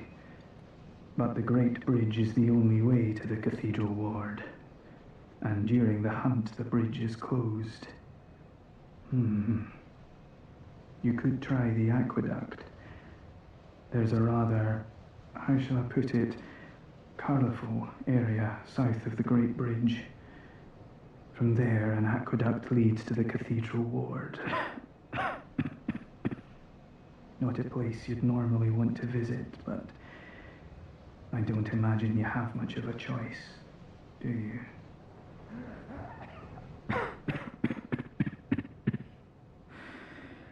An aqueduct. He just repeats the instructions. Not a place, not much. Okay, so the bridge that we were on, it's right over there, actually, like literally right there, leads to the Cathedral Ward, but it's closed. Spoiler. We'll be able to tell once we beat the Cleric beasts. But, your girl got her ass beat for real.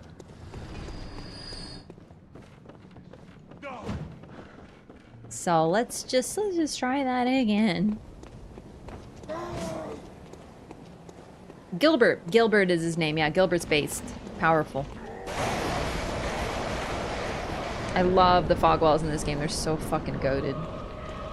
Oh, that's what your souls look like. You gotta pick them up. Sometimes enemies can pick them up too, though. Are you joshing me right now? You absolute dingbat? How freaking dare you?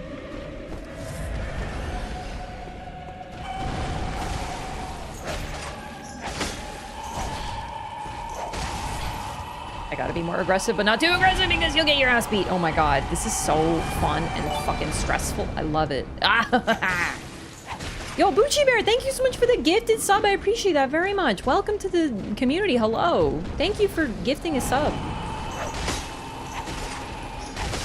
Okay, I want to break your arm so I can show my chat what it looks like when you break the creature's arm. Because you can break parts. There we go. Get your freaking arm broke. You nerd. Now fix it.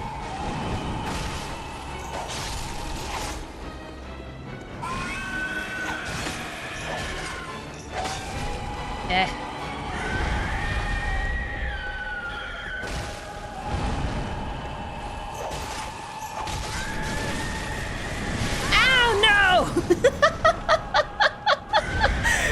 Oh, I knew this would happen. Freaking Cleric beast beating my ass. But you got to see it. I broke one of his arms and it gave him effectively a stagger. There's no stagger bar in this game. This was introduced in Sekiro, but this game has a unique aspect. You can break limbs of beasts.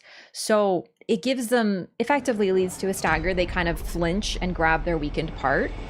And it kind of spews blood a little bit. Cleric Beast is unique because he will also fix his parts, giving you another window. But also another opportunity to break his limbs again. So you might also notice that I got a limb break when I threw the Molotov at his head. In the first run, he kind of staggered and clutched his head because I broke his head. So you can break both of his arms, twice I think, and his head, and Cleric Beast will fix them, allowing you to break them again. Pale blood? Any pale blood gamers? Like, I have a maiden in this game, but no freaking pale blood, you know what I'm saying? Also, beasts are not parryable, but they can break parts. So this is sort of the trade-off of Bloodborne.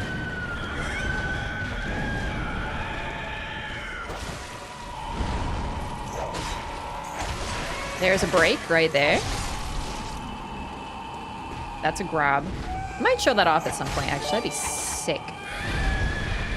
Yo, Tana, thank you for the gift of sub to Hematologist. Let's go. We're blood experts now, baby. I should ask my hematologist about Bloodborne and see what he says about it. I'ma lean toward he says, fuck all that.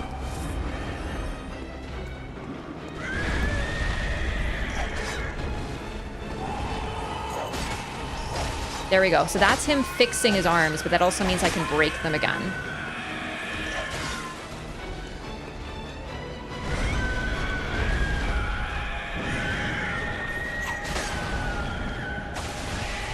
Another break. Face break! Let's freaking go! Visceral is face! Yes! God, gamer. God, I freaking love Bloodborne. Look how bloody everything is. He's spewing blood all over the freaking place. Oh, fuck. No! I gotta stop dodging back. I got to stab him in the freaking face, though. Let's go. Blood drunk? Yeah, I actually IRL get, like, really blood drunk, which is sort of, like, lore relevant, actually. The Demon Souls Maiden is a doll's voice. Oh, yeah, I forgot about that. Yeah. Cleric Beast is beating my ass, but it's a best case scenario because I freaking love Bloodborne. I actually love Cleric Beast because, like, he's kind of my favorite boss because of other things that I'm not going to talk about right now because it's Lawrence, but anyway, I love him. Utana, thanks for the gifted sub to Blood Drunk Psycho. That's my alt account, actually. How'd you know? If you damage his head, you can take a riposte. You can, okay, that's actually another fun thing about the threaded cane. So the threaded cane hits so high up on the beast's body because of the range that you can also hit its face sometimes. So that's why I was able to get a riposte. You need to hit its face for that.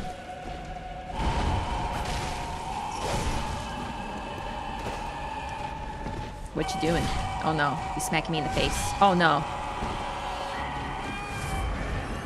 Bro, I freaking love this game. It's so stressful, but like good stressful. Also, I will be jumping sometimes because the jump button is also the fucking dodge button. Ooh, I should get grabbed. Shit. Well, whatever. Oh man, oh man, oh man, I'm panic dodging. Oh my god.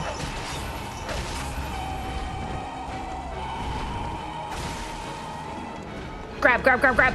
Let's go. I just wanted to show it off. What's this? Oh, cool.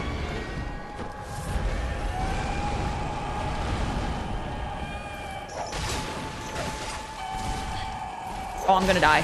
Oh, that's the luckiest limb break of my entire life.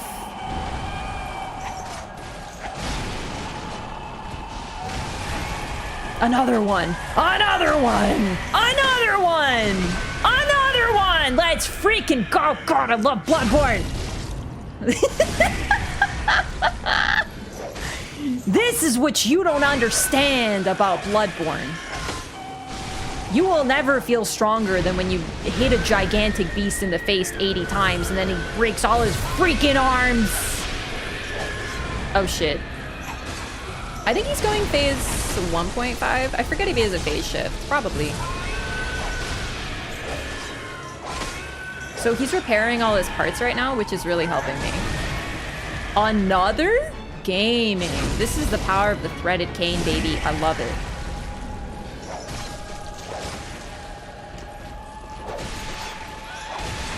More breaks. Die. Oh, we got everything. We showed off the grab. I got to stack. We got everything. That was perfect. That was perfect. That's exactly what I wanted to show off. So you kind of see how aggression pays. I had to get back into it because it's been so long for me. But you had to, when I was aggressive, I broke his limbs, leading to him to stagger, and then he would heal himself, which would give me more opportunity to break more limbs, to get a riposte, and it just kind of all goes downhill. Snowballs. So we don't get souls or anything from enemies in this game, but this particular enemy dropped us the Sword Hunter badge. One of the badges crafted by the Healing Church, the silver sword is a symbol of a church hunter. Ludwig was the first of many Healing Church hunters to come, many of whom were clerics. As it was, clerics transformed into the most hideous beasts. So, clerics become cleric beasts. That is the unique form. So the form that they have antlers. They're a lot more advanced. They're larger. They're distorted as well. You probably saw one of his arms is gigantic compared to the other. So clerics become that particular beast. This place is optional because this door is shut, but this should lead to where we're trying to go.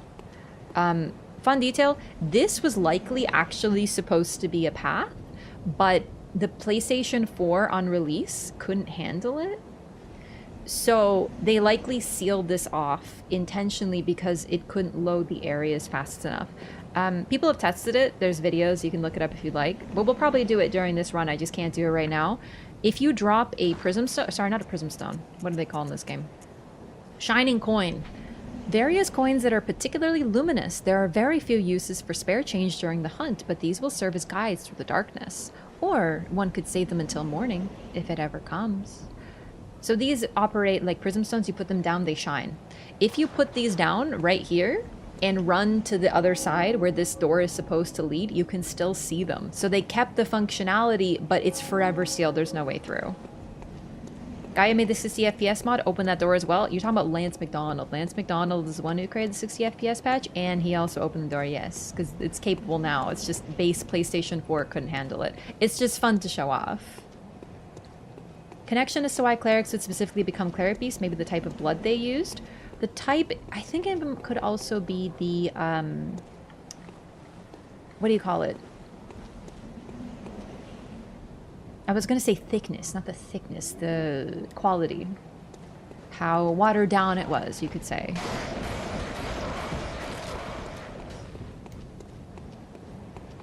Oh, so you might also notice I got more insight. So I got insight for beating the boss. Insight is also how you summon to get people to help you.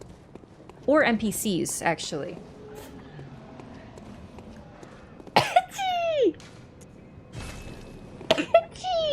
Ah.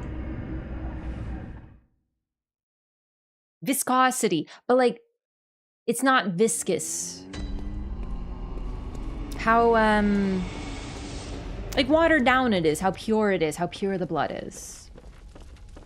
100% Loreathon on Bloodborne. I'm excited too. I'm nervous about one quest line, and you know who it is. It's Eileen. I have to be really careful to get that done because that's rough. So I think we might actually pull out the cleaver for that. Spear, I mean. So workshop, let's see. Can't fortify.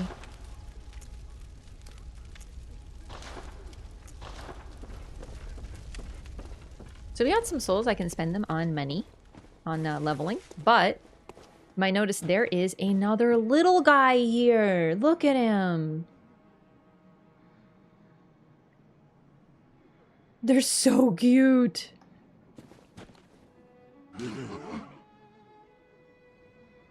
Curse from Lawrence, the first cleric beast. Vicars take on... Vicars are... Like, they take on... They transform to certain... Okay.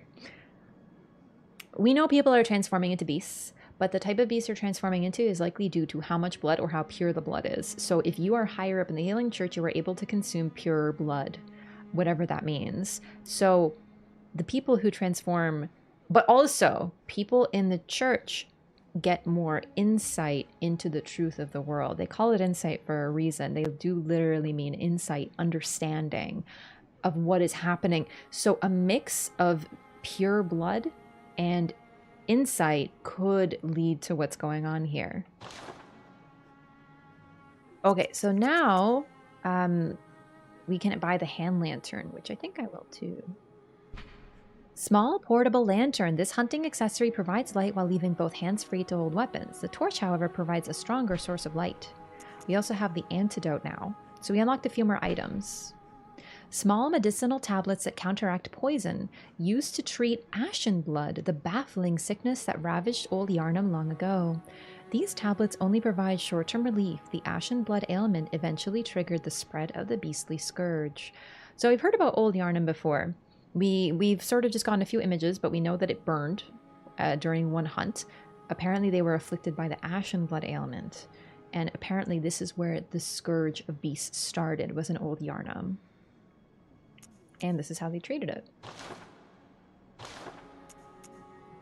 Ah, okay. We might actually have to pick this up, but it's because of something really cool. I might have to do a little bit of farming because there's some cool stuff I'd like to show off with this. What's the lore with the living failures? It's exactly what it says on the tin. They lived, but they failed at what they were supposed to do.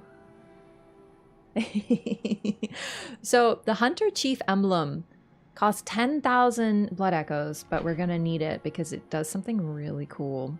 A cloth emblem that belonged to the captain of the church hunter. Actually, wait, chat, do you remember how much insight I need to see? If you know what I'm talking about, something occurs with this item, but if you have enough insight, you're able to see it. And I don't remember what that insight count is. You know what I'm talking about? If you know what I'm talking about, tell me. I don't remember. A cloth emblem that belonged to the captain of the church hunters long ago opens the main gate that leads to the round plaza of the Grand Cathedral. The main gate is shut tight on nights of the hunt and could only be opened from the other side with this emblem. In other words, the captain's return and this emblem determine the end of the hunt. 60? Is it really that much? Because I might not be able to get that then. Well, unless I come back at the end. Welcome home, good hunter. What is it you desire? So with the doll, things start to get a little less stressful because you at least have someone who's consistently there. But it's still a little creepy at the same time. Use blood echoes to raise stats and level up. Very well. Let the echoes become your strength. Let me stand close. Now shut your eyes.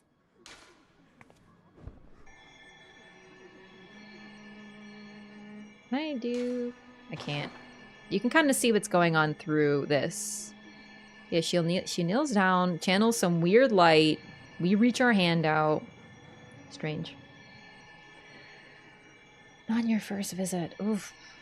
I'm gonna be able to pull that off. We'll see. It's 50? Okay. I mean, 50 is still quite a few at this point in the game, but that is the goal. All right. I want vitality first.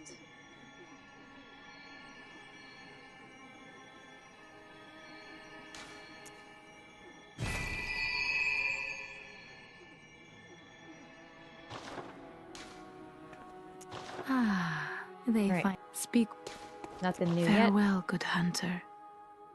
May you find your worth in the waking world. So there are 2 routes you can take.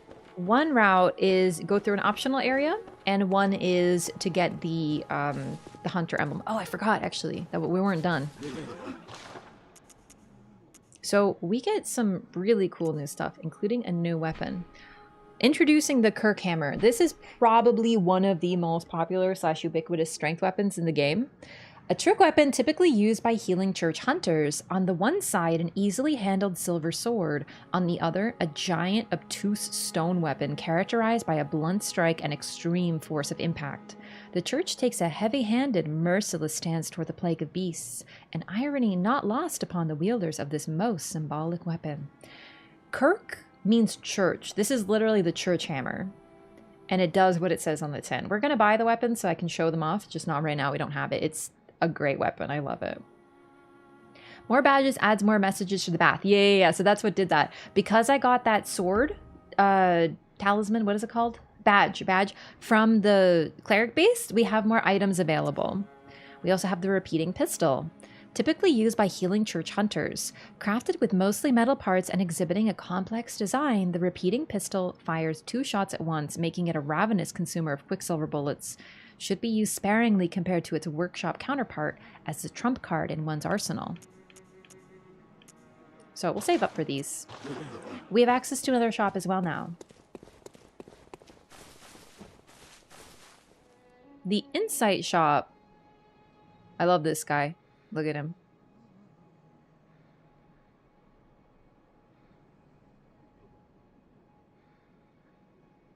This is what goes for cute in Bloodborne.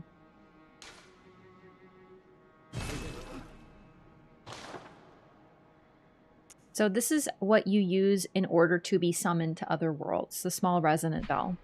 Small bell discovered in the old underground labyrinth. Remember the labyrinth, we'll get to it. Its ring resonates across worlds, and the first hunter used it as a special signal to call hunters from other worlds to cross the gap and cooperate. This ring resonates with its counterpart, the beckoning bell, ring to help hunters in other worlds. So you use the beckoning bell to gain insight, or to spend insight to summon people to your world, but to be summoned, you ring another bell and they resonate together. So sound traverses the barrier between worlds, between planes of existence. Considering how important sound is, I think it sort of becomes clear why they put so much effort into the voice acting, the background sound effects, the screaming, the laughing, the crying. Like, pay attention to all of it. There is lore in every ounce of it. More than the other games, if you ask me. I know we bemoan that there's no PC port, and oh, there I go, sitting down again. Yeah, there's motion controls, so that'll happen sometimes. You can't cancel, so if that happens in a boss fight, have fun. But no, honestly, I think if you want to ask for one thing that happened, thanks to Sony's budget, it's the background, it's the sounds, because they always put effort into sound design, and in FromSoft games, they're always really good, but Bloodborne is built different.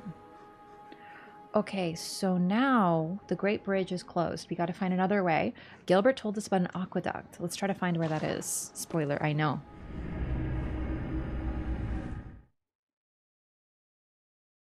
Means you're heading down at some point. You'll definitely get enough insight. Yeah, the Chalice dungeons are gonna be an adventure. They're definitely... I might summon a guide, like a Sherpa, for the Chalice dungeons if anyone's available and knows the Chalice dungeons. I love the Chalice dungeons, but your girl gets really lost. So we're gonna be here for a minute while I walk in circles. And yes, that is a part of it. It's part of the experience, but I'm just trying to show the unique stuff. Not suffer forever. Maybe we'll suffer. I don't know, we can do both. Shit, I forgot where to go. I remembered.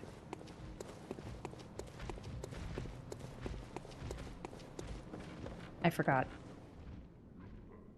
I remembered. Wait. Yeah. Tomb Prospectors all logging on at once. I'm gonna add everyone the Tomb Prospector Discord, be like, hey. Recalculating. I've gone the wrong way. It's aight. It's fine. Move, bitch! Oh, fuck. It might not be fine. It might not be fine. It might... Oh, it's not fine. You know what? It's okay. I can take another way. It's fine. This is fine. It's fine. I may have taken, like, the worst potential route, like, ever.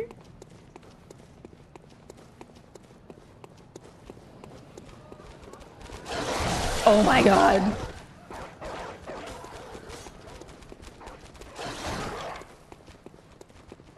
Wait, what's the trigger for Yosefka? Is it Gascoigne?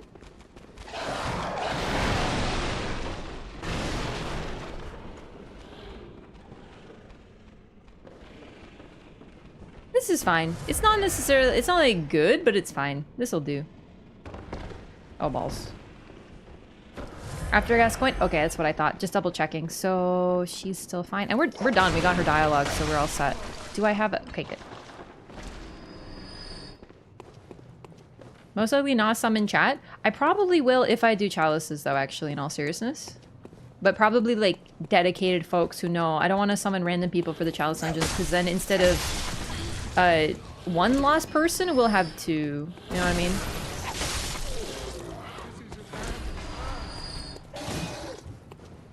Calling Lyko a liar? Lyko is correct 99% of the time. But the Chalice dungeons, no matter how many times I go through them, do not get easier for me. I love them.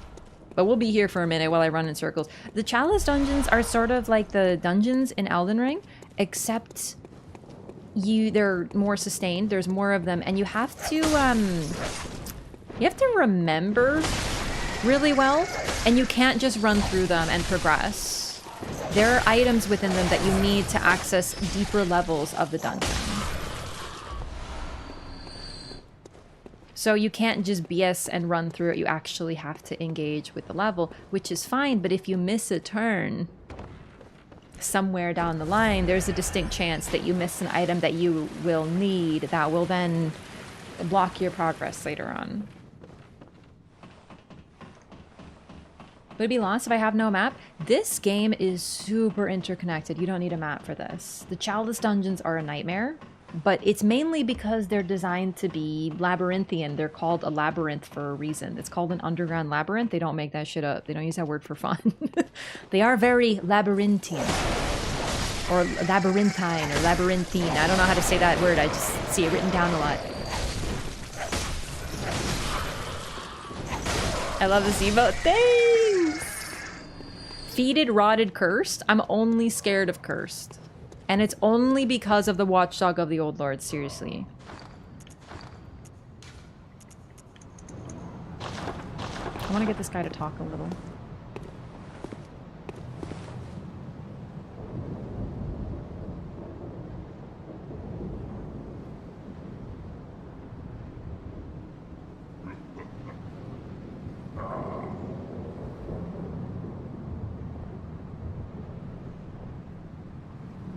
Watchdog is the only boss in this game that I don't like very much. I don't like his hitbox on his charge. Extremely high maintenance and annoying? Chalice dungeons? I really don't think they're that bad. They can get a little repetitive, but that's why I think the best way to do Chalice dungeons is to do them bit by bit as you play through the game. They add so much to the game though, so I'm very pro Chalice dungeons. It just, I get lost. I didn't get too lost when I was playing it off stream, because I did most of the Chalices off stream my first time through, but I did eventually, like streaming, it takes enough of my brain RAM that I get lost. Okay, he also says, so cold. So cold. But he's not saying it right now. Excuse the fuck out of me, you're not supposed to turn around. This guy also has a statue. Sorry for blowing out your eardrums, but he aggroed, so... Chalice dungeons early you can get OP? Yeah, I don't know that I'll do them that much, but we'll see. Temerian bosses? I love Temerian bosses, they're terrifying. Alrighty, so this is the aqueduct. This is where Gilbert told us to go. Strange, gooey, legless individuals. Ow.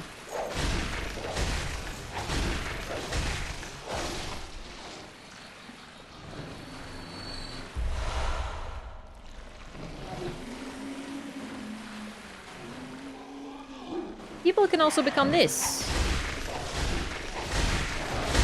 Remember Albinarix from Elden Ring? This is them. Feel old yet?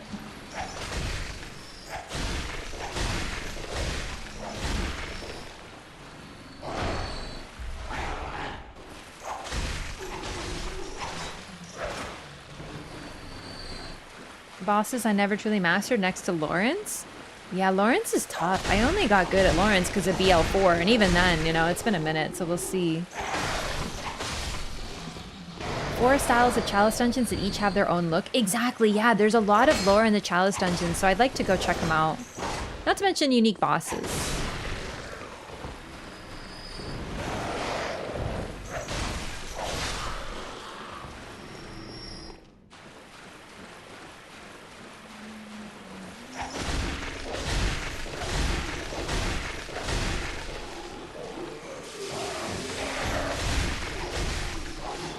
I love killing every enemy in these games. It's so satisfying.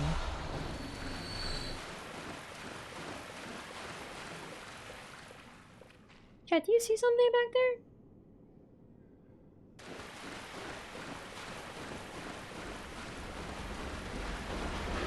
there? Oh my god, it's a fucking pig.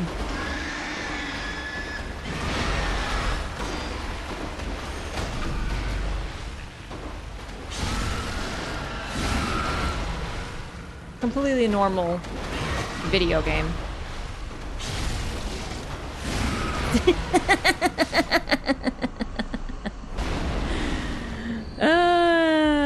Yup. Alright, I'm expecting some notes over here, and if there aren't any, I'm gonna be disappointed. Ooh, the Saw Hunter's badge. Badge crafted long ago at the workshop attests to one's prowess as a hunter of beasts.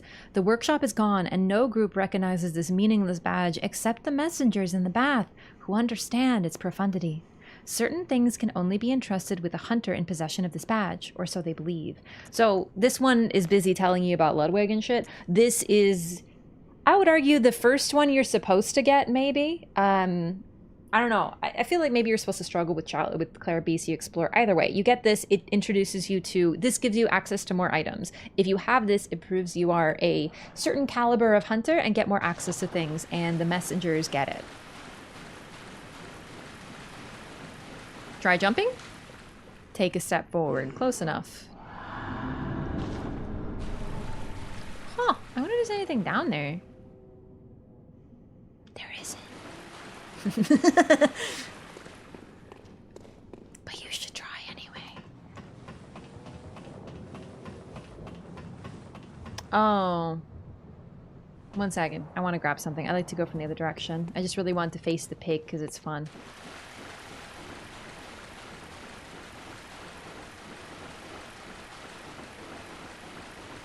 Gaius, is that you? I wish you could do that to Gaius. Or Gaius is like bored at least.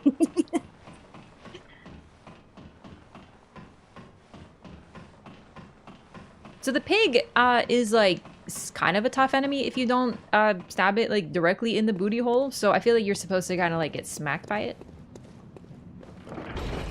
Elevator ASMR.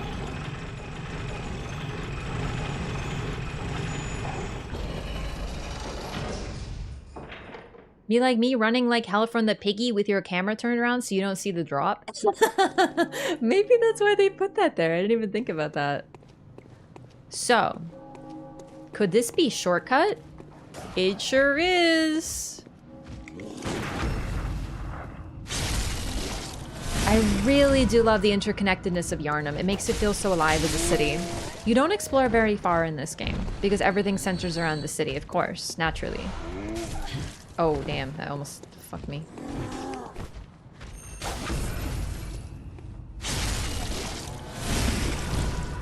Also, you can't do charged heavy attacks with the whip form.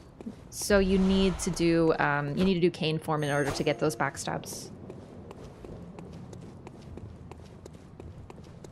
Alright, I'd like to get a level if we can, maybe buy something. So I'll be right back. We're gonna go back to the Hunter's Dream. Once again, it is a little annoying that you do have to go through the load screen every time, but... Oh, wow. I was already here. Like, if you're farming, you have to go through this load screen. It does suck a little bit, but... I don't know. I feel like the game is so well designed that you won't farm too much. Almost every enemy drops blood vials, quicksilver bullets, you know. Welcome home, good hunter. What is it you desire? L2 charge backstabs with the fist? Yeah, it's supposed to be good. Very well. Let me... Okay, I want a little bit more skill. Don't we all? Let's see what we got, though. New stuff? Throwing knife is a new item. And the saw, spear, cleaver, and hunter's axe. Basically, your starting gear. So now you can purchase the other weapons if you'd like. I'll pick up the hunter's axe. I want to show off the movesets, but we'll get the other two eventually. Anything else? No. Okay.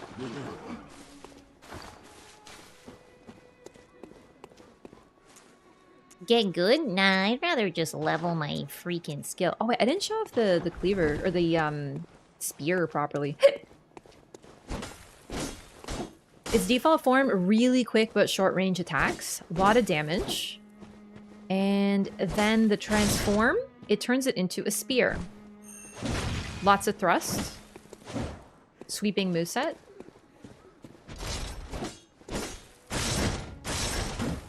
God, I love that sound. It's actually pure dopamine. Doesn't visceral scale off skill? It sure does. So when you stab someone in the chest or face or whatever, that's called a visceral attack, or in the butthole, I guess. And those scale off skill. So they don't do a lot of damage if you don't have skill. But if you do... Ooh, also the cleaver and spear have these really cool hooked R2s. That you can kind of... Oh, right, jump attacks I should show you. If you press forward really quickly, you can still do jump attacks. Whoops. Yeah, you can kind of... They do like a hook maneuver, so you can sort of place yourself sort of at the side of beasts to get backstabbed. So the cleaver and spear are very strong for multiple reasons. Then we got the Hunter's Axe. Really strong weapon for stagger damage. Not that they really have stagger. Basically, you can knock enemies down. So this is like, it's an axe, pretty normal. But then it becomes bigger axe. Watch this.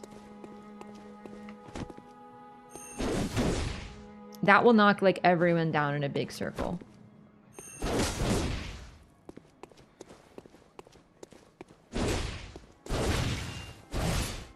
It's a really cool weapon. There are no bad weapons in this game.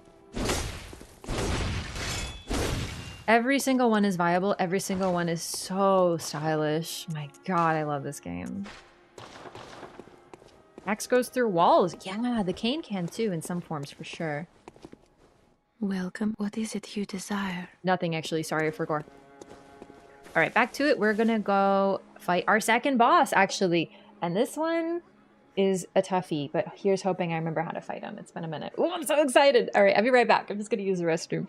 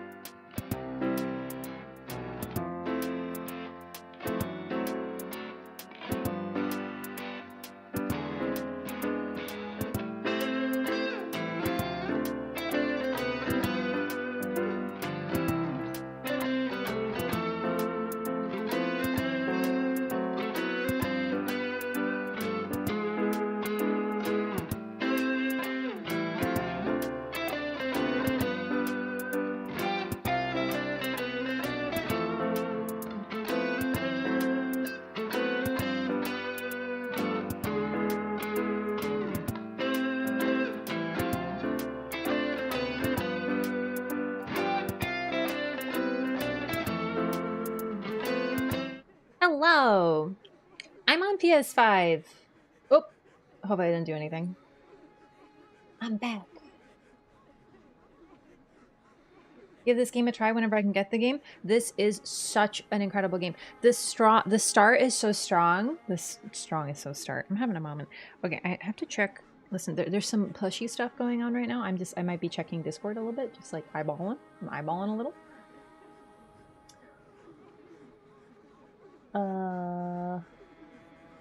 Oh my god, yes.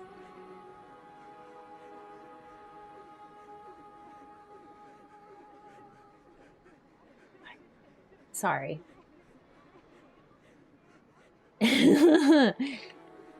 I collect Pokemon plushies. You might be able to tell by what those blurs are back there. That one's Meryl, that's Pikachu, and that's Pikachu, and also that's Pikachu, and that's Pikachu, and that's Pikachu, and that's Pikachu, and that's Vulpix.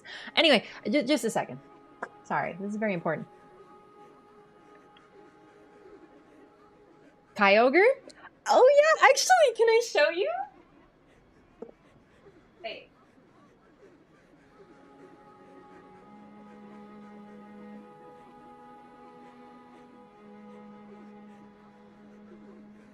I'll full screen him. I just fixed him. He's a very, very old plush. I restored him because he was in a rough shape. I'm still looking for some other ways to restore him. Just one second. I love him. He's so rotund.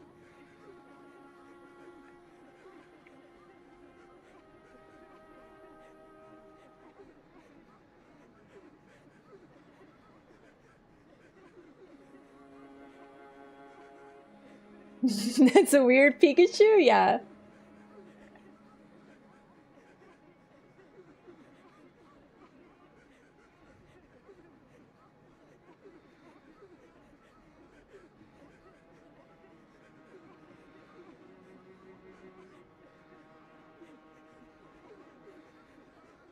Oh my god. Okay.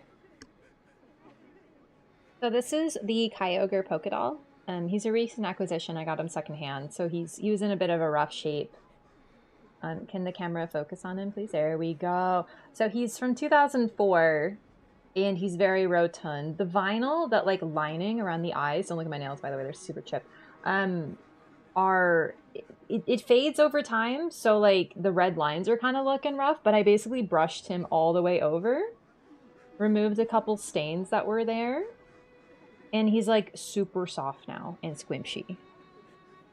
Yeah, he's a 20-year-old freaking plush.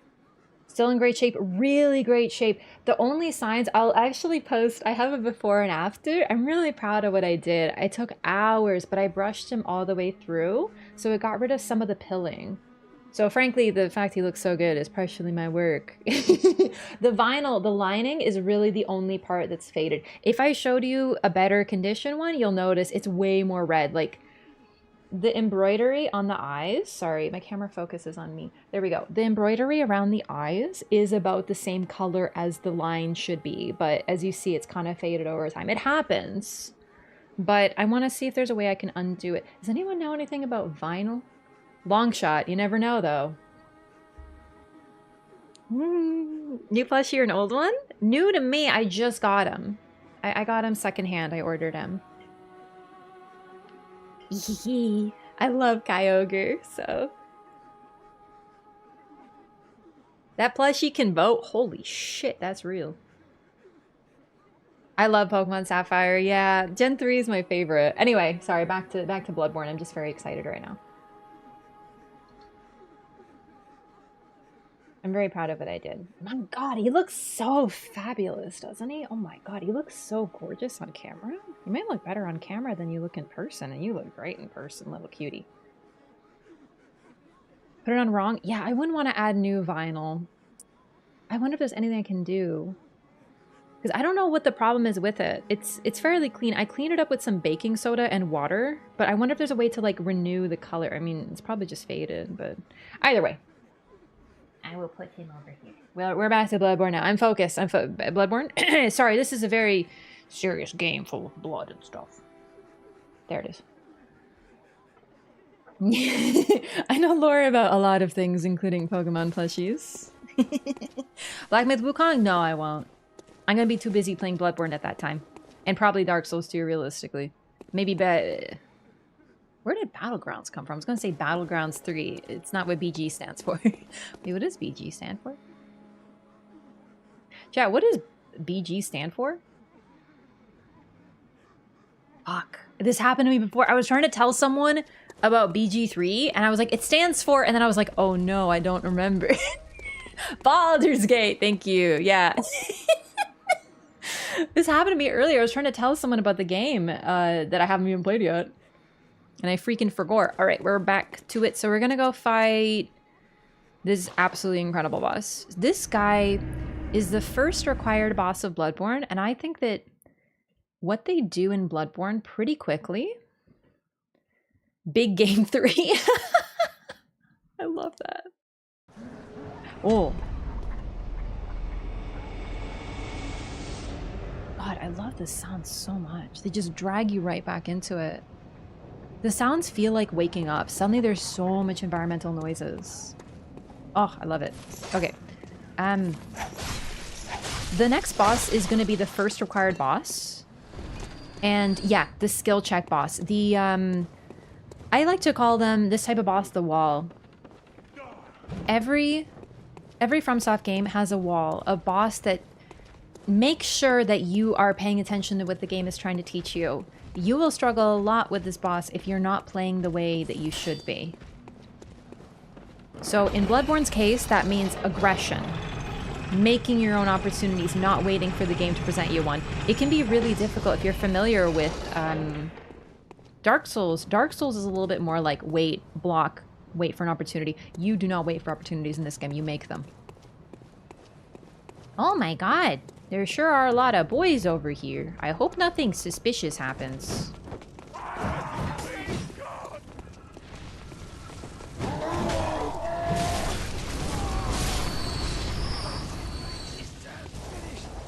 This town's finished.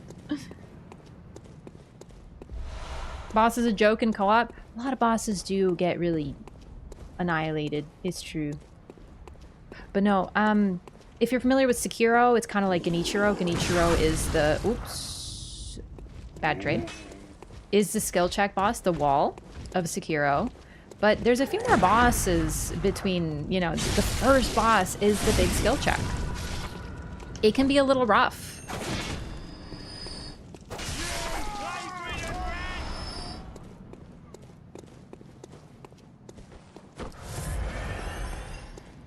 I think I've forgotten to go somewhere, but I think we're actually okay.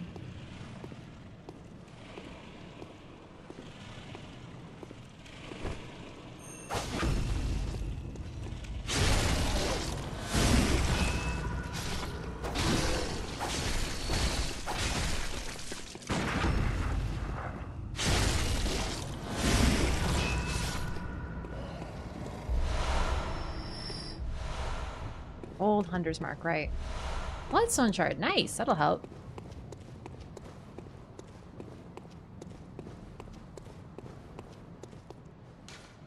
Remember special item. Oh my god, I actually forgot. That's a very good message. Thank you.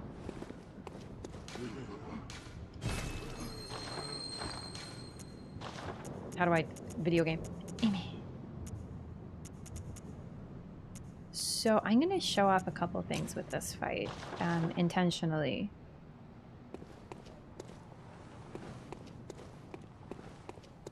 Big purple one with the pointy ears and big smile. Gengar! I love Gengar. Oh, sorry, I was talking. I was excited about Gengar. Anyway,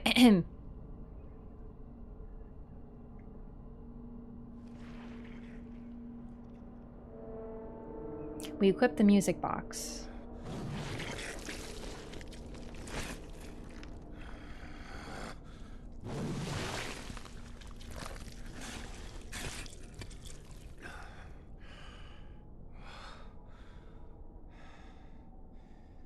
Beasts all over the shop. You'll be one of them, sooner or later.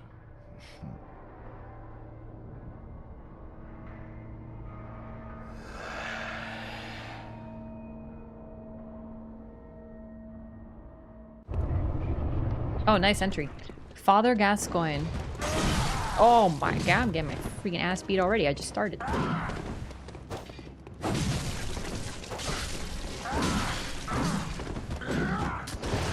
You shoot me? How freaking dare you? How dare you shoot me? I don't remember how— oh, fuck, it's the wrong button. Okay. Things are going well so far. Hang on. I'm gonna do some tomfoolery first. Okay, so this is Father Gascoigne. You remember from the music box that Gascoigne is the little girl's daddy. And she said that when he forgets, they play the music box. God, this song is so fucking good. Okay. We have to be a little— there we go, there we go. Do you see how he's like responding to the music box? So I want to show this off.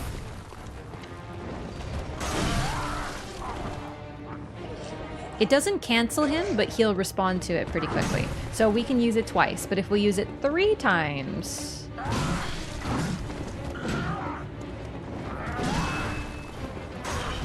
3 times? It works. Unfortunately, there's a side effect.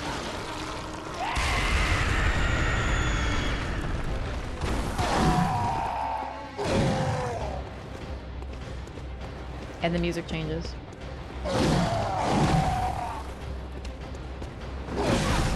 Aww. So I am gonna intentionally— well, I was gonna say I'm gonna intentionally die, but— oh shit.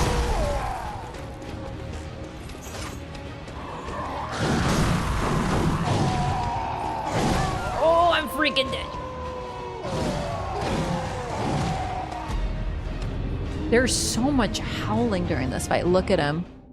Such a cool design. Didn't know you could trigger it early. Yeah. So it's very similar to the— this is, I think— I can't remember if it's the first iteration of a mechanic like this, but this, as you— if you're familiar with Elden Ring, is very familiar to the shackles. The shackles only work twice, and the 3rd time does nothing. However, in Bloodborne, they decided to have a little fun with it. It does do something, but it may be something you don't want it to do.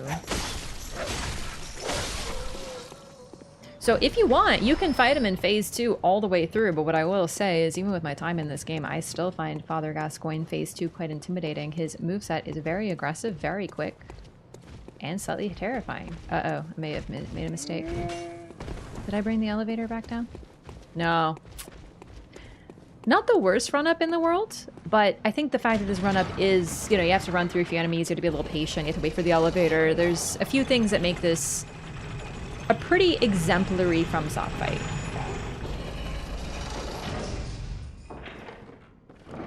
So I'll probably use a music box twice. But, oh, here's the other thing.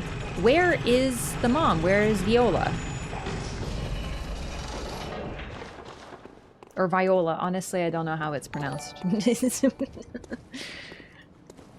Yo, Care Bear, thank you for 42 months of tier 3. Welcome back. Jeez, appreciate the support. Thanks so much. Oh my god. Oh my god. Oh. Oh. Giant ball. And Vitamin IQ, thank you for 6 months as well. Thank you so much for the support. Welcome back, gamers. Really appreciate that. Oh god. Alright, we have to get back here quickly without trouble.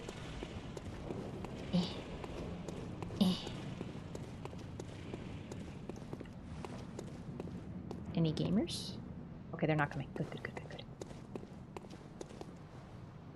After a while, just keep forgetting to share. Understandable. Alright. So... I don't know how I'm gonna play this. Just, like, however I feel, I guess. Sorry, I'm just checking plushy stuff.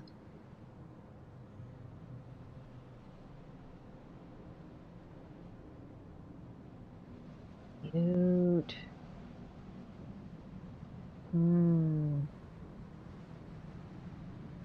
Plushies. Very rotund.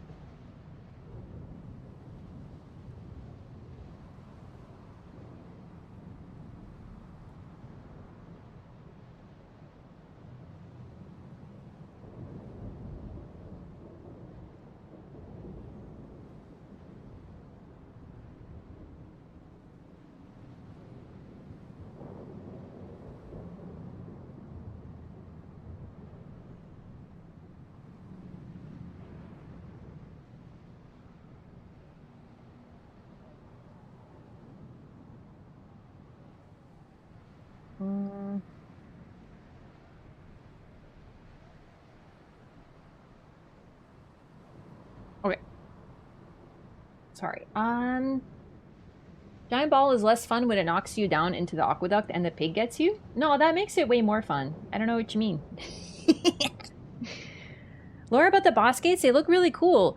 So, what's funny is they used to have messengers in them. That's the main... It's really just cut content. It was in the Project Beast trailer, actually. We were talking about it earlier. You could see there used to be, like, ghostly messengers. It probably just... They needed a fog wall. They just look cool. I don't think there's any particular lore, but it could represent, like a gap.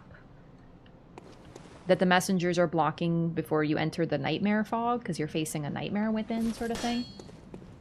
Yo, what's up? Cool. Thank you so much for joining the YouTube community. Thanks for becoming a member, and thank you for the tier 2. Goodness, I really appreciate the support. Thank you so much, and enjoy being cooler than everyone. Okay. I'll probably use the music box just because it's cool. But I am a little scared of Gascoigne. Like, respectfully, I'm fucking scared. I love him, but I'm scared.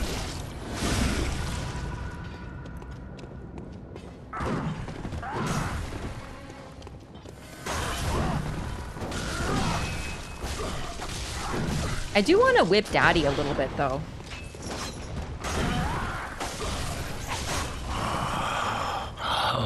What's that smell?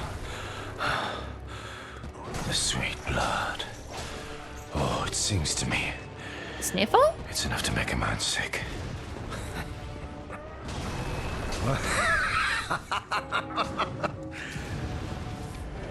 So, Papa G, you can hit him with through the thingies, through the gravestones, with the threaded cane. I'm not trying to do it on purpose, it's just a very busy arena, to be honest. Ugh!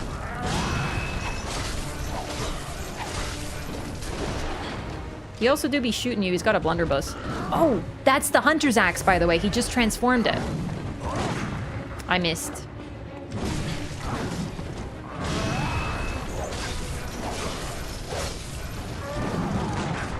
That was a good parry? Oh. Ah! Oh my god. You scared the shit out of me.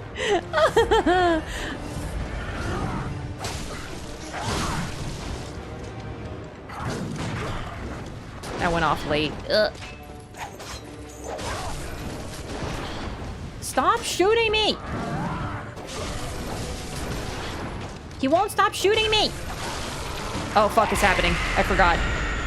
So it happens at about 25% left, otherwise?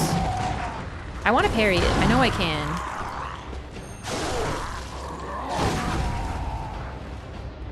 Oh fuck.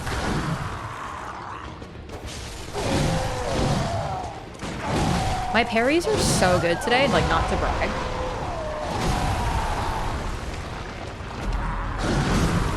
Oh, I forgot! We gotta get his death dialogue when he kills us in phase 1. I'm pretty sure he talks to us. Doesn't he? Because I forced him into phase 2. Let's run it back.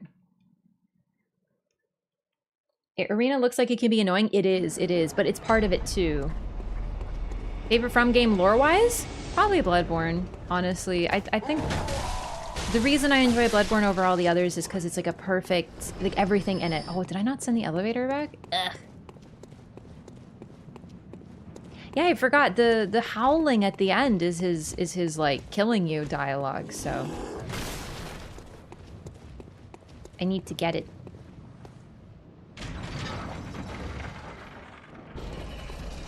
So the music box doesn't work. It doesn't bring him back anymore.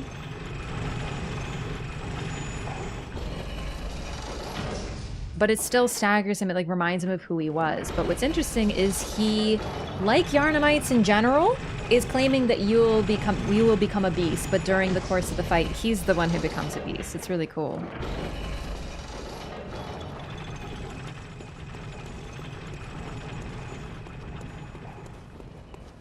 Make the bosses easier, like summons in Elden Ring? Oh yeah. No, you can totally summon. I went over that with a beckoning bell. But I'm not really gonna summon. Because, like, I have too much fun with these bosses. I'm not letting anything take it from me.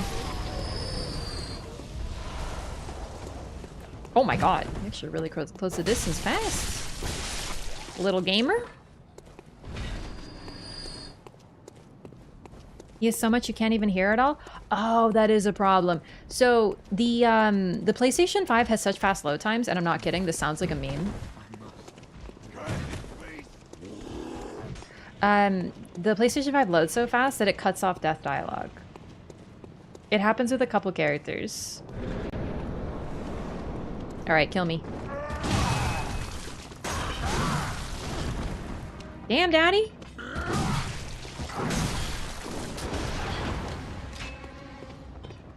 Too proud to show your true face, eh? But a sporting hunt it was. Is his dialogue cut off? Many moons ago, before Old Hunters, and you could summon Papa G to help fight Cleric Beast, and barely anyone knew about it. Good times. Yeah, although that wasn't there at release. They added it later, if I'm not mistaken. So, Father Gascoigne is an available summon on Cleric Beast. But I'm pretty sure he was added later. It was cut content that they put back in. But I don't remember the timeline anymore.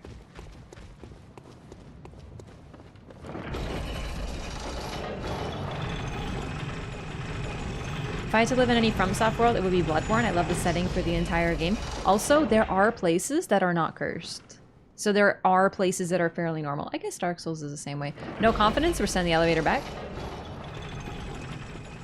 Way before Old Hunters? Yeah, that tracks. It's at the fountain near the start of the game. Yeah, I can just run.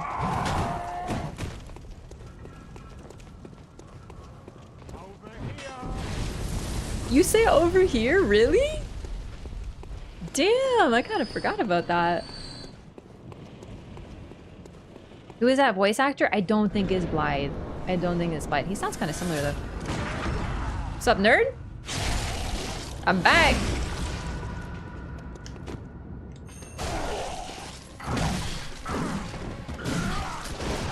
Stop shooting me. I'm only allowed to shoot you. Don't even need the riposte. Okay, stop shooting me though. It's actually really uncool. This is a one-woman behavior.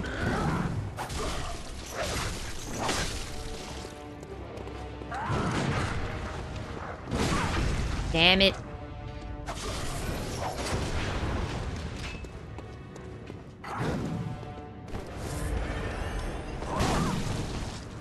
I don't want to go too much for parries because it's not my usual playstyle, so like I'm thinking about it too much. I just gotta go into the flow of the hunt, you know what I'm saying?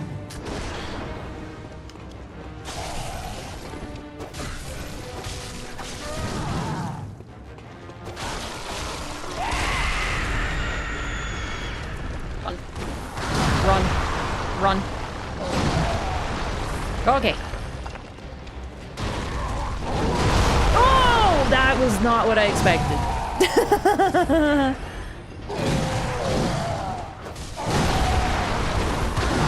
He might be one of the most aggressive beasts. Oh god, his phase 2 does scare me. Oh my god, still to this day. Ah!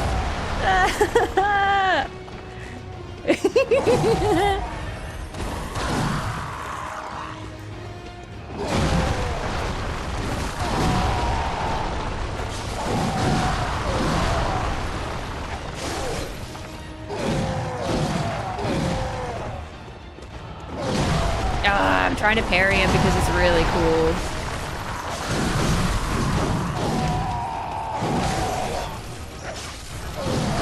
No! Woo! No, I got greedy! I didn't want to heal. I wanted to just push it. Ah, man. Oh god, he looks so cool. Look at his jaw. It's practically separated. Yeah, I got a little too aggro, but it's okay. I don't want to fight him. Like, I don't want to beat him so quickly. This is the best case scenario for me. I'm not doing deathless anymore. I can fight them as long as I want. Oh god, it's so much fun. I want to get really clean with it though, because I'm getting hit by his gun too much. And if you do well, you can kind of like weave and just like... It's very aggro.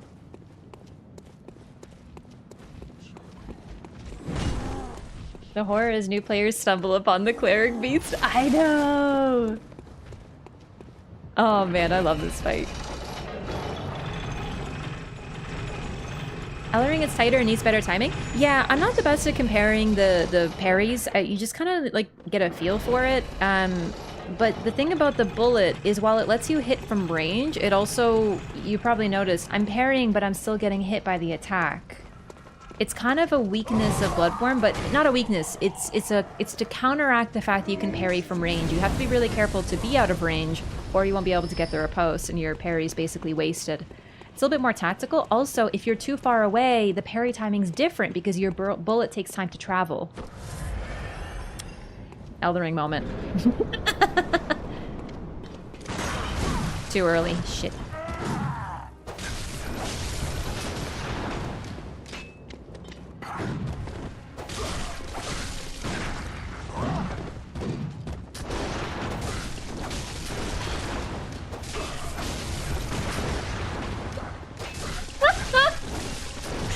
God, I love this game.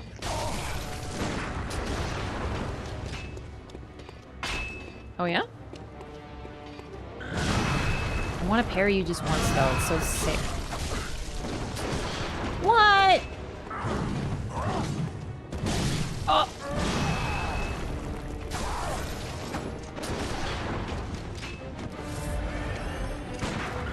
Oh, too early.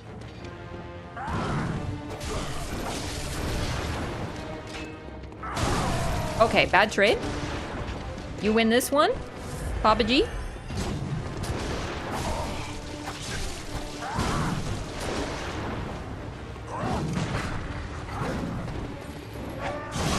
Oh! Papa, wait, it was a joke.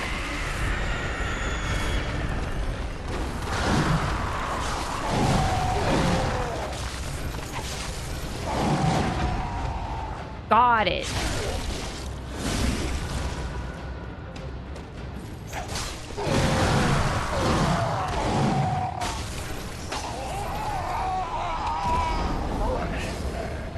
A little cleaner. This fight teaches you to dodge to the side. That's what you're supposed to learn by getting caught by his bullets.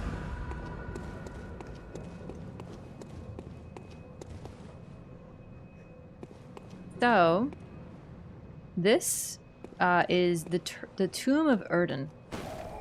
And this is actually unique. This like etching over here, you don't see this sort of stuff anywhere else in the game.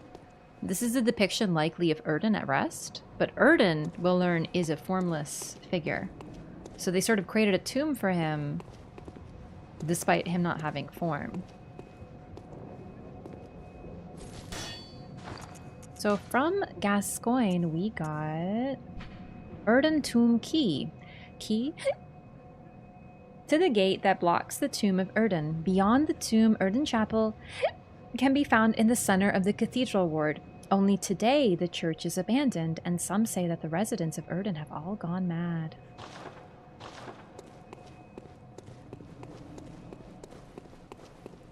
So, unfortunately, little girl, her dad is gone. But, you know, maybe we'll find her mom, right?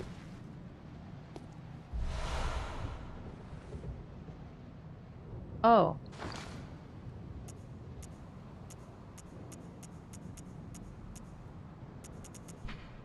A woman's bright red brooch, engraved with the name Viola.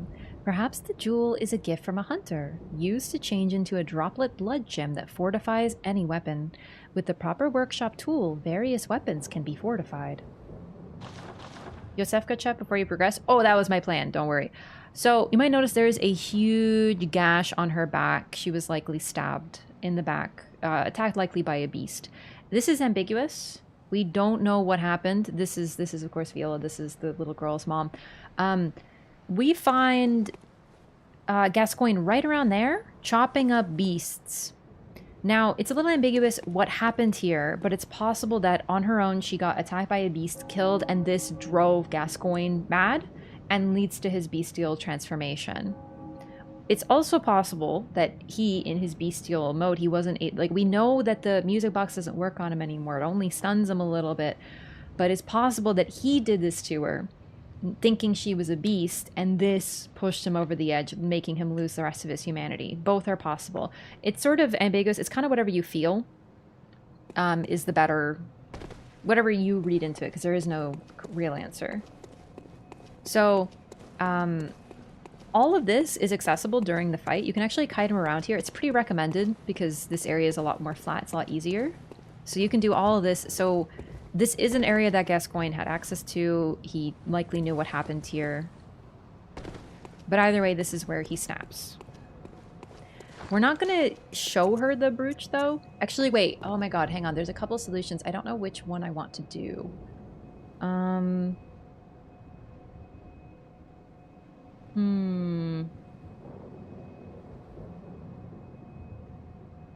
There's a few different solutions we can do here. We can show her the brooch and tell her, or we can not tell her.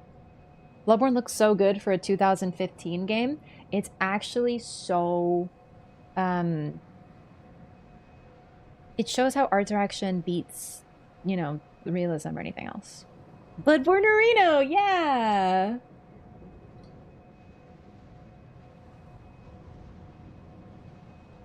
Okay, sorry.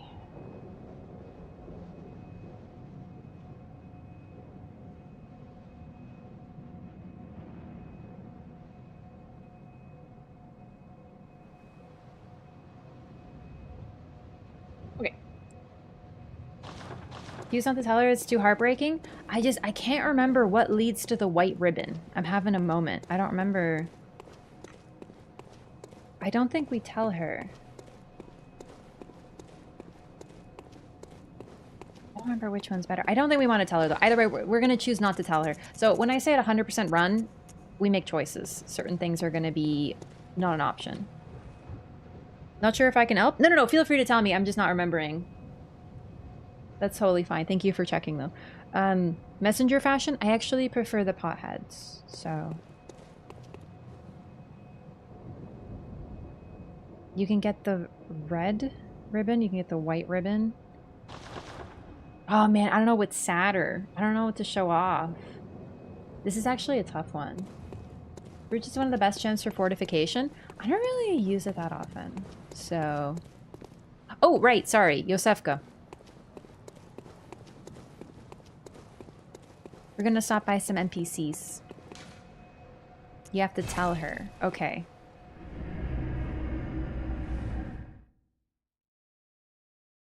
Or rather, where to go. Yeah. Welcome. What is it, Hugh? Ah. Alright, nothing new.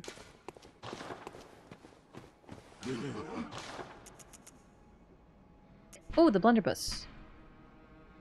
The impact of this highly effective weapon counters beasts' swift movements, and its widespread is nigh on guaranteed to hit the mark. And after Rom dies? Yeah, I just don't remember what the trigger is. Like, I forget which one's mutually exclusive, like if we can tell her or not.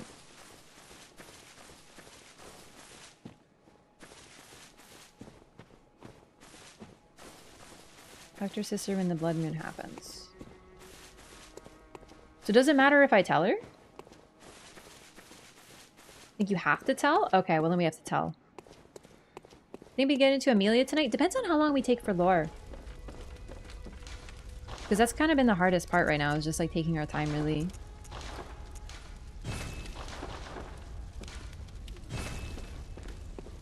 Alright, so Yosefka, and we're gonna go tell the girl the truth.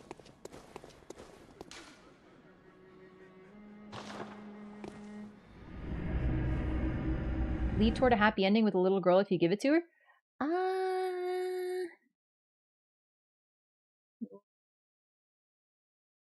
No. Unfortunately. Y'all know Full Metal Alchemist? Ah, you are safe. Thank goodness. I'm sorry, though. I've nothing more to offer you. I will pray for your safety. May light shine upon this night and your fortunes. Alright, I don't think we get anything new from you. I will make... Maybe I'll have to get one more... Maybe I'll use the blood vial. just to make sure that that's all the dialogue we get. I gotta return to the Hunter stream to do it. Ramp up slowly to how she's playing. Yeah, you're not gonna play like me right away. Like, I'm still making tons of mistakes, don't get me wrong, but I still have the time and...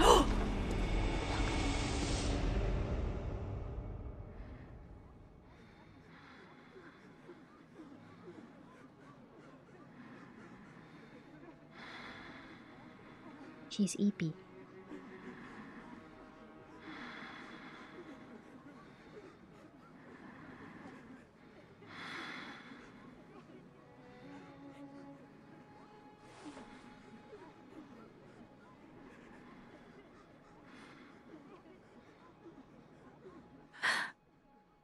Ah, welcome home, good hunter.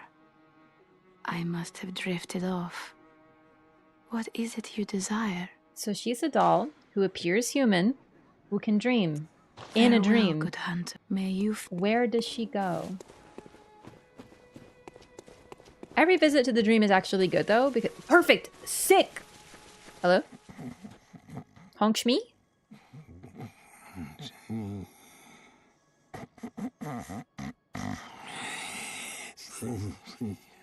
Dude, he's so eepy.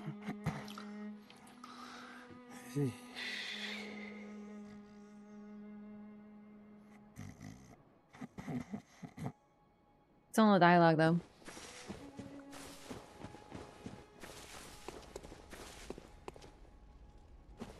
Everyone here is so eepy. Can you level me up, actually? Welcome. What is it? Very well. Let me...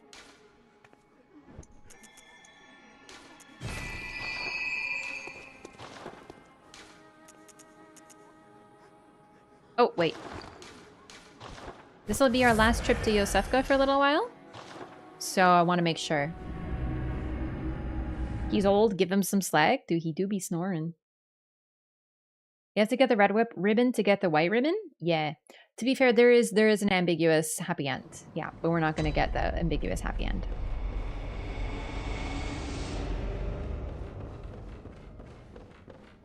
Ah, you are safe. Thank goodness. But I'm afraid nothing will change my mind. I cannot open the door. I'll do what I can, of course. Perhaps this will help you, if only in some small way. This night is long, but morning always comes. Someone of your caliber won't fail us. We've gotten this before. And once the night of the... Then I shouldn't be so... Alright, so Yosefka basically is... it's weird because we wake up there, but she doesn't want her patients exposed to outside. She's keeping them safe. So she will not open the door to let you in because it puts her people at risk, the people hiding in there. And we just run from here.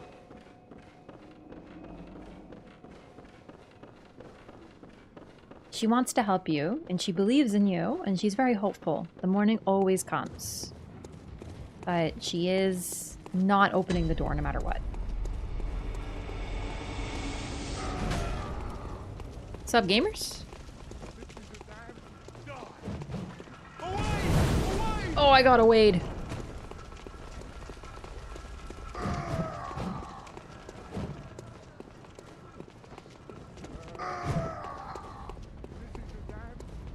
This is a damn curse for real.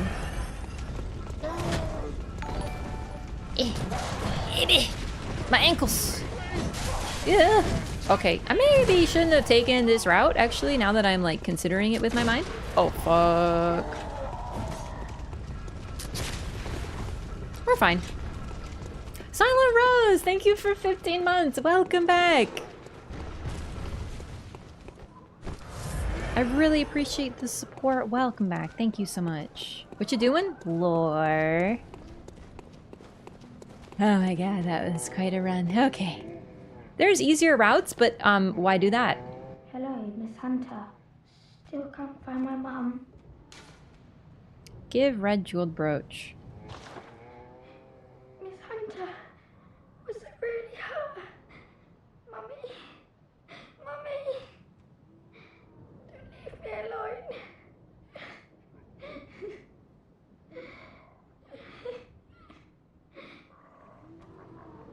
Welcome to one of the saddest quests in the game.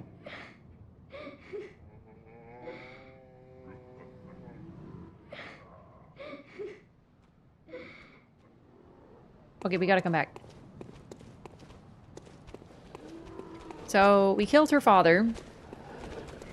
And we just told her that her mother is gone too.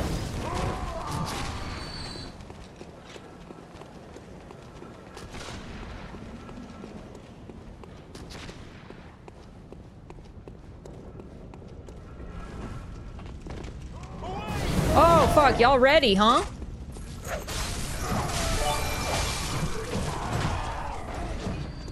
Yo, this Nick ain't free. Thank you for the 10 gifted subs. What the heck?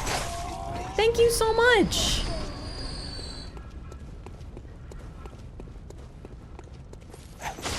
Don't necessarily tell her that we killed her father. She doesn't know that part, but we do.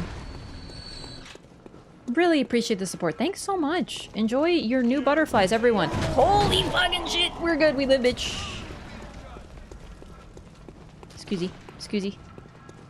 Doing a little bit of a people run situation. I'm not wanted here. God, I love Yharnam. Yeah, thank you so much. Jeez, 10 gifted subs. That's a lot of new butterflies. Thank you. First gifted subs in the channel is a freaking 10 sub bomb. Girl isn't her sister? Someone who wants her ribbon? Yeah, there's different interpretations for it because she doesn't mention a sister. But you can read it a couple ways.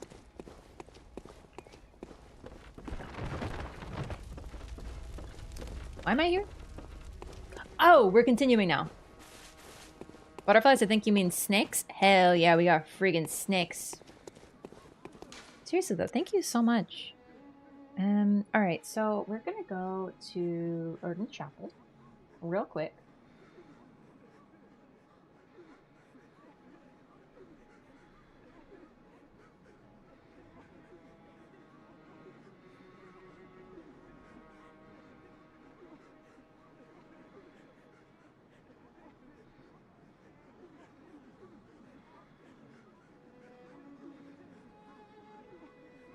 Okay. Got another plushie. It's a Groudon. Kyogre's gonna have a friend. Oh, I can't wait. Alright. Okay, so we have to go back to her, but we first need a safe place for her to go. We don't know of any safe places, so first we progress. Yay? Yeah, we broke a little girl's heart, but I'm getting a plushie. Woo! Why do these people hate us again? They're starting to go crazy? Not quite. Yharnamites hate outsiders. They were xenophobic from the start, so this isn't anything new. They hate everyone who isn't a Yharnamite, and they blame them for all their problems, even though the beast blood is coming from inside the house. I think this is pretty obvious very quickly. They're starting to go crazy, yes, but they also just genuinely hate outsiders. Groudon also rotund. I would describe him more as squat. He's less rotund, but I would say he has some rotundity.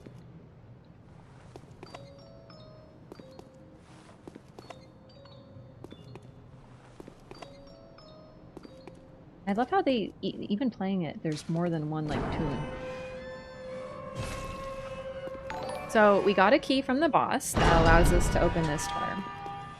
Mikui, thank you so much for the raid! What's up? Welcome in! Let's all act normal. How's it going? We're playing some Bloodborne today. What were you up to? Thanks for sending your community over here. I'm about to read some really sick lore. This is my favorite node in the game. Real talk. Are we always normal? No. Bloodborne, I figured. What were you up to in Bloodborne today? I'm still very early on, so like, you know. Sniffa? Welcome in, everyone! I'm doing 100% lore run of Bloodborne. I played a lot of Bloodborne in the past. It's my favorite game, and my favorite of the FromSoft games, so we're hunting for lore. We're talking about it and going through it sort of bit by bit. And we just beat Father Gascoigne. Acceptable to becoming beasts ourselves if we get blood drunk? Yeah, a lot of hunters are also foreigners. First time Bloodborne run? Nice! Hopefully you're past me. Like, I don't have to worry about... We will be talking about spoiler stuff, so just fair warning. I wouldn't want to taint this experience for anybody. Thanks so much for sending your community over here, but please be careful. Because here we're talking... Well, so far we're just early, but you know what I mean. I'm glad you're enjoying it. How are you liking it? Where are you at? Sorry, I know you're like, you know... Bloodborne PC port? Yeah. For sure. It'd be like that sometimes. Thanks for taking my chat. I'll take them in. We'll give them a safe place. We'll talk about lore and maybe get a little blood drunk. You know, the usual.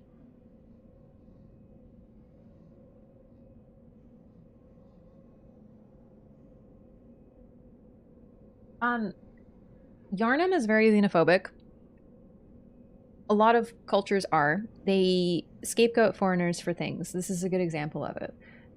They need foreigners, but they still despise them. So in this case, a lot of hunters are from outside Yharnam. So Yharnamites scapegoat them for all their ills, but they also want them to hunt for them because they can't do it themselves. When they do, as you can see, they're not the most effective at it. Even the brand new hunter, as we are. Oh, and that's the other thing I want to mention. In the very first cutscene,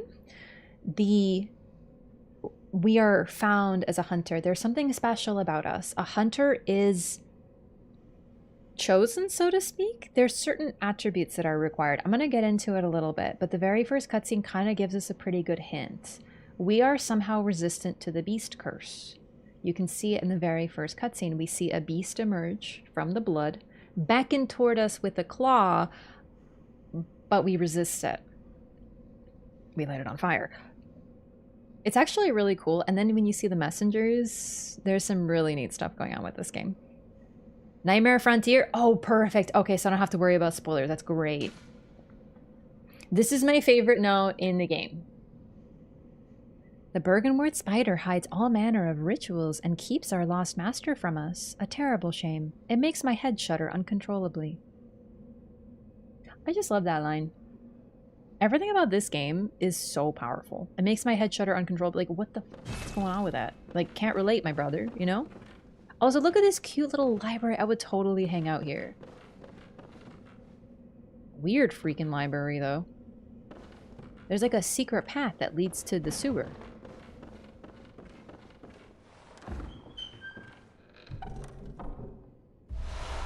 Blood gem workshop tool. So we gave up our first blood gem, but this is still really helpful.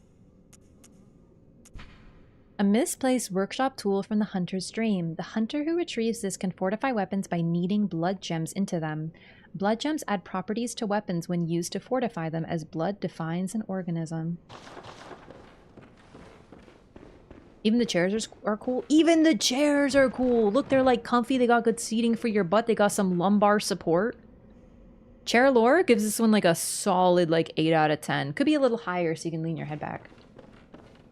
And look, there's like a freaking spinny global thing for space or something. I don't know what that is.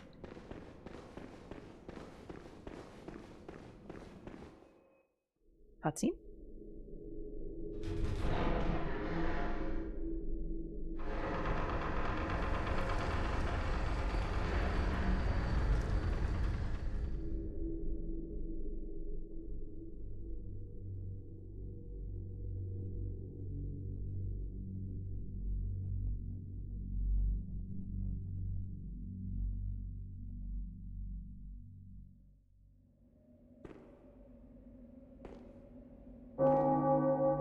Could this be safe place?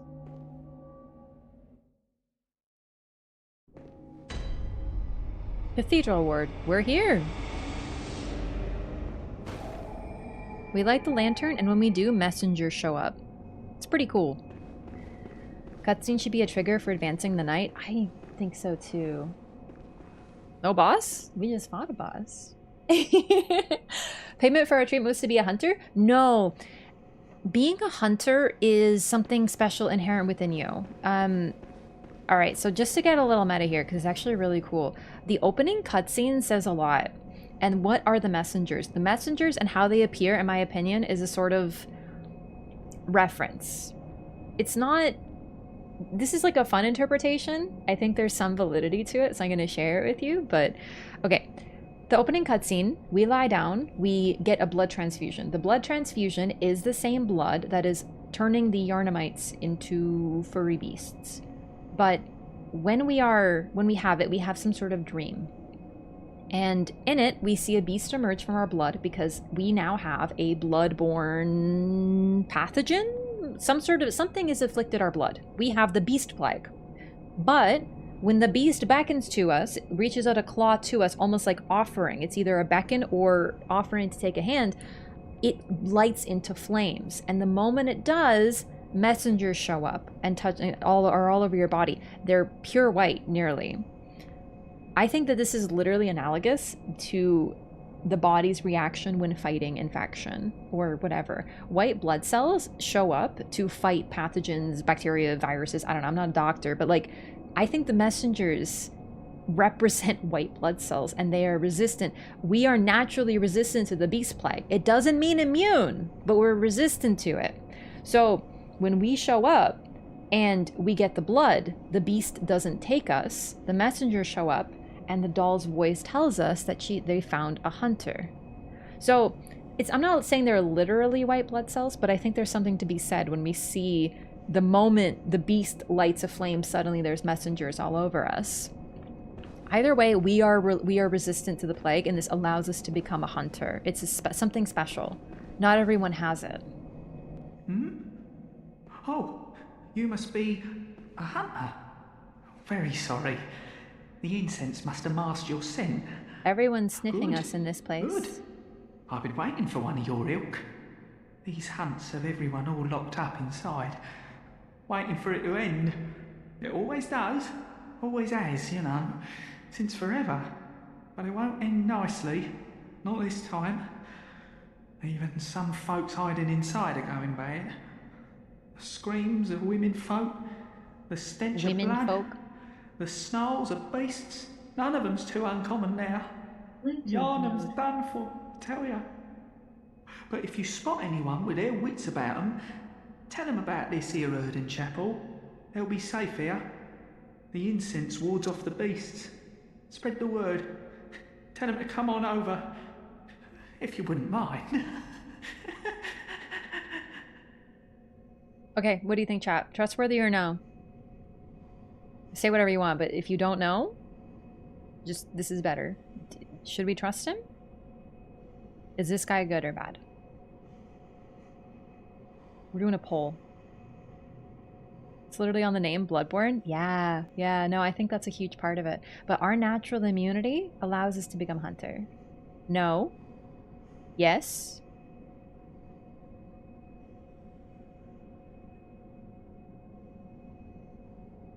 It's because of the incense being burned in this place. We don't have hunter BO. Actually, it's not true. The incense is one thing, but the incense prevents beasts from appearing. We have a unique scent. Hunters have a scent. Almost every character in the game references it. Those who know. The little girl recognizes it because her father was a hunter. He recognizes it because he's exposed to them. Some characters with more insight, for example, someone perhaps related to Yosefka, without saying too much yet, because we're not there yet, also particularly mention moonlit scents. We have a smell. Hunters have a smell. People can tell, but we have a unique smell because we are a specific type of hunter as well. So it's not just the incense. The incense is something else. He sounds so untrustworthy. I think he's a goober. Trust, best dude in the game. Unfortunately, I'm going to have to tell you guys really quickly, but that's why I want to get your impression. Just decide for yourself. Would you trust him or would you not? I know I shouldn't be asking you, but if you happen upon someone while hunting, tell them about this here Erden Chapel. If they seem worth being told, that is. Oh, and I do sincerely hope they are. Alright, so we're going to go talk to Yosefka as well. Just to check on her, see what's going on. Only good NPCs chuckle ominously when you finish their voice lines. Loudtrack would like to have a conversation with you. would never hurt you.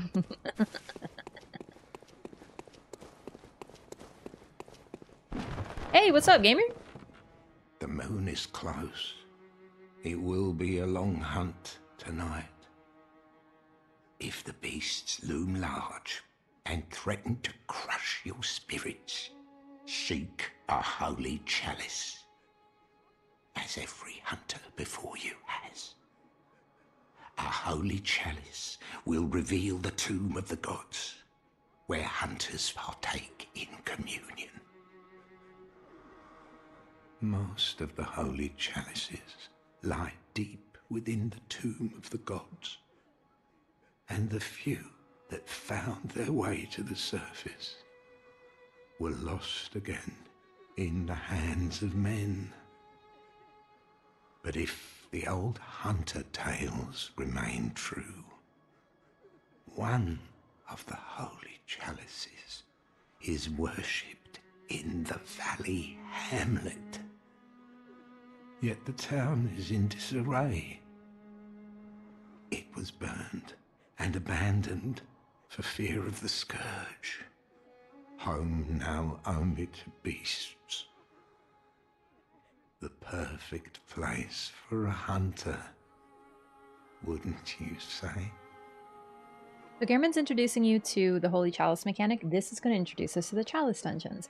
He is telling you where to go next, because you will be Walt right now. So he's giving you a hint on some places to go, and where to look for stuff. He's guiding you to an optional area and an optional boss, but your other option is to purchase the item worth 10,000 blood echoes. So it's a little expensive. It's kind of hard to get. You kind of have to farm for it. So he's kind of guiding you where to go and introducing you to the Chalice mechanic, which leads you to the Tomb of the Gods. One of the holy... Yeah. Also, remember he says this place was burned and abandoned. We've heard about this place already, Old Yharnam. So he kind of gives you a hint on where to go. Talk about the DLC Hamlet? No. He's talking about Old Yharnam. Welcome. What is it? Over time, countless hunters have visited this stream. The graves here stand in their memory. It all seems so long ago now.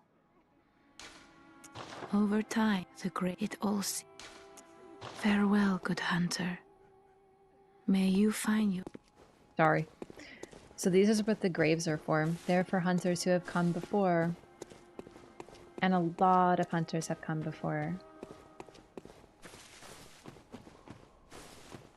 We are not the first. And in fact, if you're paying attention, you might notice there's a few characters who directly reference. Actually, real quick, are you done? I wanted to try something.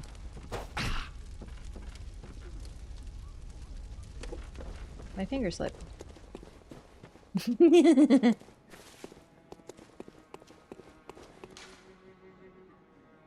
Okay. Let's go talk to Yosefka. Chalice dungeons? I think I would like to do the Chalice dungeons.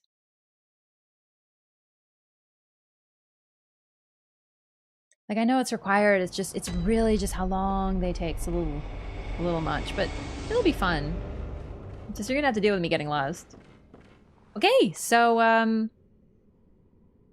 Oh, well, hello. Splendid. Let me ask you a small kindness. You're soon off to hunt, I presume? Then, if you find any survivors, tell them to seek Yosefka's clinic. Upon my Hippocratic oath, if they are yet human, I will look after them. Perhaps even cure them. This sickness, these beasts, they are not to be feared. This time the night is long. I may be trapped here, but I should do something to help. I'll even offer a reward for your cooperation. Tempted? Well, off you go then. If you find anyone who's still human, send them straight to Yosefka's clinic. You can assure them there's no place safer. Please, do me this service. So we got another safe place. Okay. So is she trustworthy?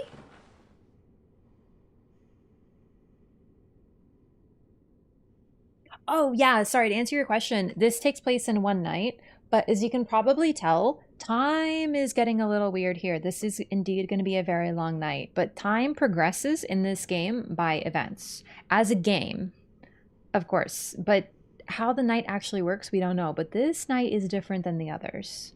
Even people within their homes are transforming. We hear this from them.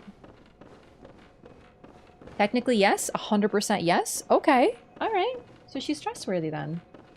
Her voice and cadence sound different. Does it?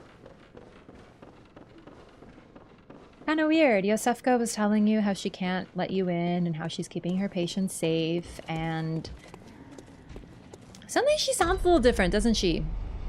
Oh, also, I'm pretty sure time passes now that I think about it. I think Gascoigne's the first trigger, so things look a little darker. Sun's starting to go down.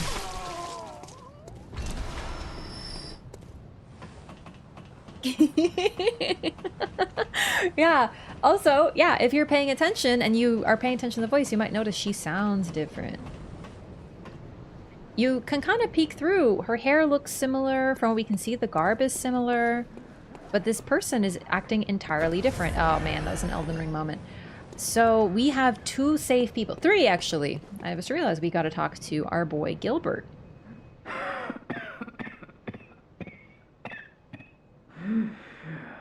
You needn't concern yourself with me. I'm afraid I'm of little help now.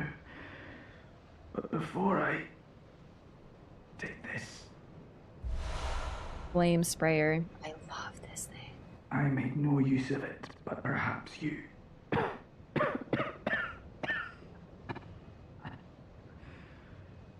What afflicted me was incurable.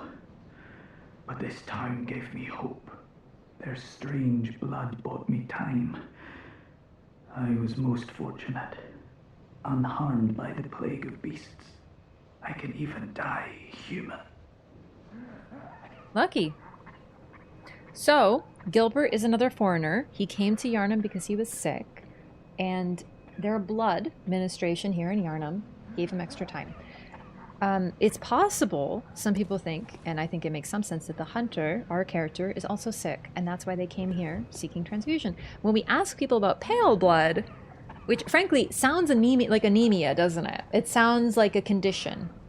A lot of people are like, yeah, pale blood, we can fix that, no problem, no problem. They have no idea what it means, but they're going to give you blood anyway. Also, it looks like Gilbert was immune to the plague, or at least resistant to it. He's dying now, but he was dying anyway. So out of desperation, he took the medication, which helped a little bit.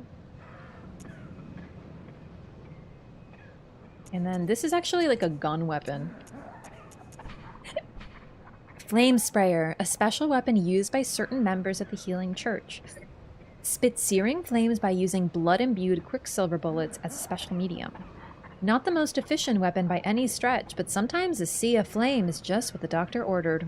Besides, the beasts of Yharnam can always use a good cleansing. Don't you worry about me.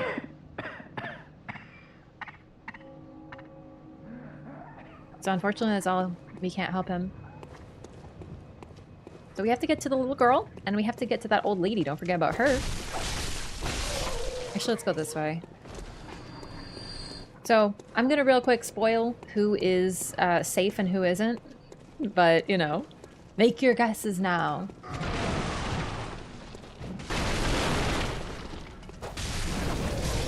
Oh! You got freaking burned!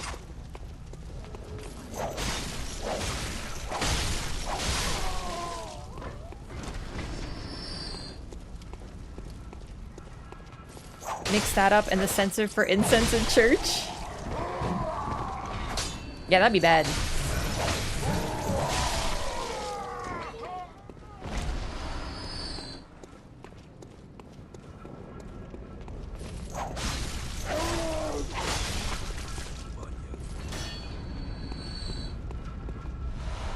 love how they all patrol and meet up here. It's actually really sweet.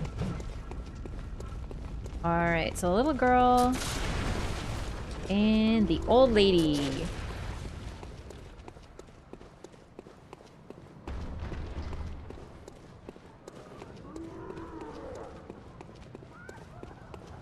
We're gonna make the right choices to keep the max amount of people alive. Unfortunately, that does lead... We're gonna miss some dialogue.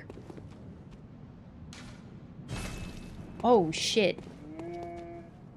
Wait, were we not supposed to tell her? Because I could have sworn we tell her and then she... Oh, no.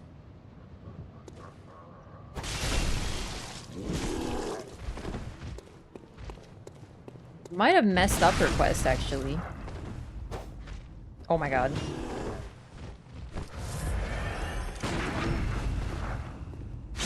I thought we were supposed to tell her where to go. Unless she already leaves? Let me check something. This quest is one that I get confused by because I don't do it very often. Most of the time, I don't want to be sad. So is safe? Oh, you'll find out when I talk to the old lady. Because I thought we talked to her. Did you give her the gem? I did. Chat told me that that's what you were supposed to do because I couldn't remember.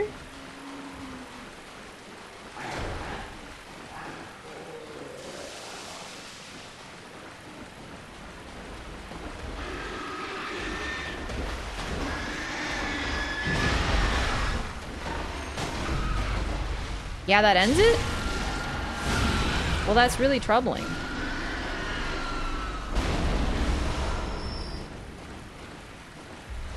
Oh no, we're good.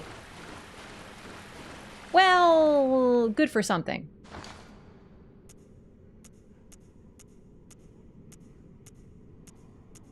Where is it? Red messenger ribbon. Red ribbon that messengers are oddly fond of. The thick, pungent red was drawn from the organs of some unfortunate victim.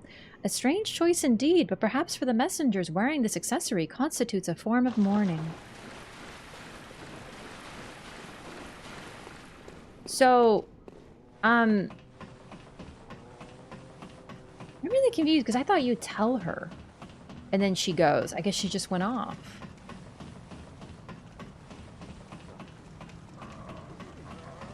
Oops. Hey, I hardly remember. This is the one quest that I get confused by because honestly, most of the time I just say nothing. I don't tell her anything. Ew? Yeah. So, that drop is new. The girl is no longer there. Oh, shit, I forgot about the lady. Old lady. Gotta go back. Thoughts on a Bloodborne sequel? I do not want a sequel. I think this game is really, really good. I think you messed it up. I mean, I should be good now because now the other girl should show up.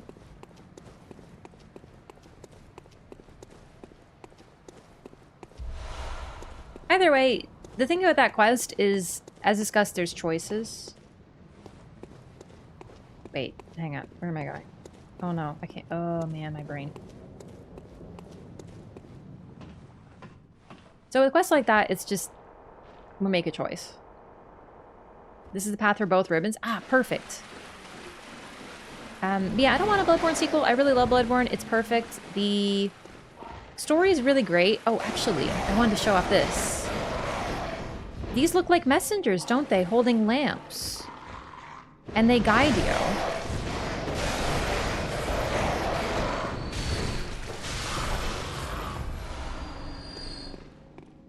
Like, this is architecture. Who designed it? But still.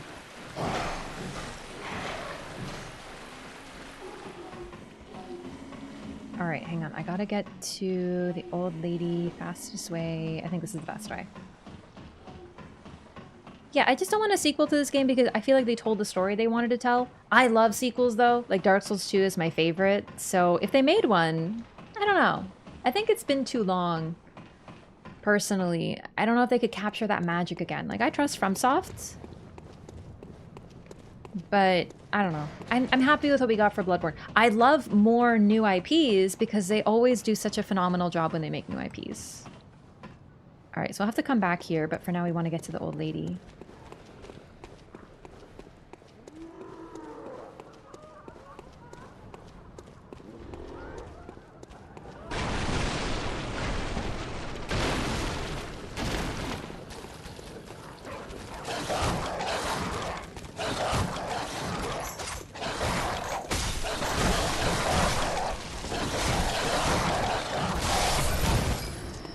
was close.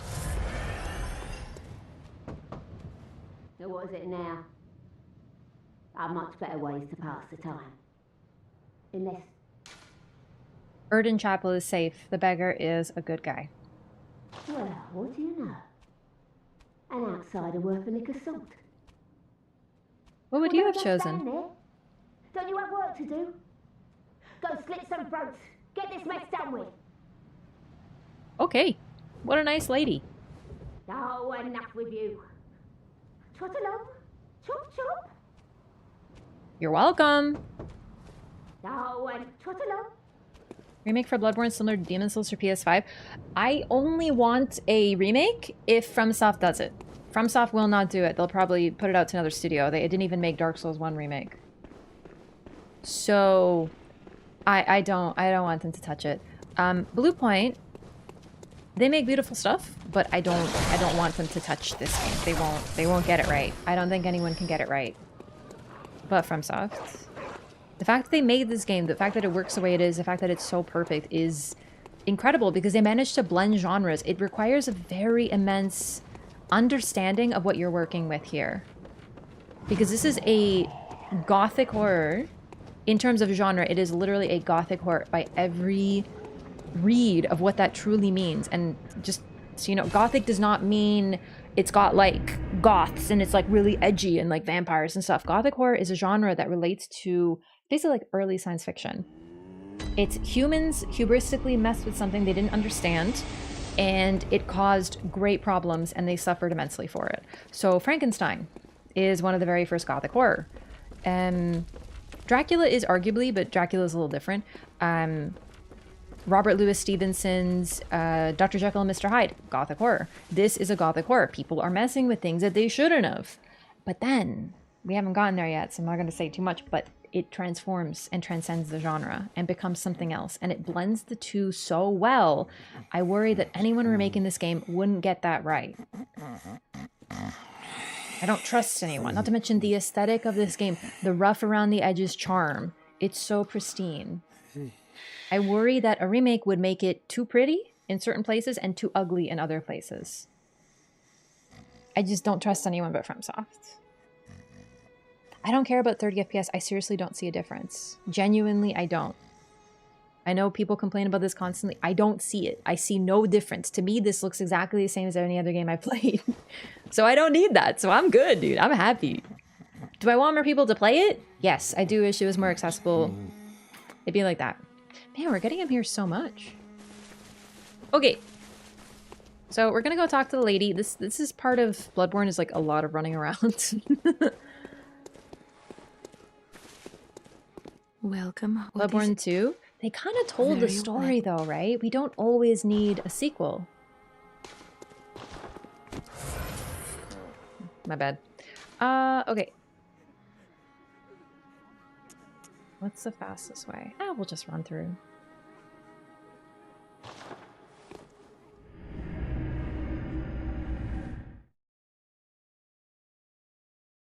Even FromSoft messes things up sometimes, not in 2015.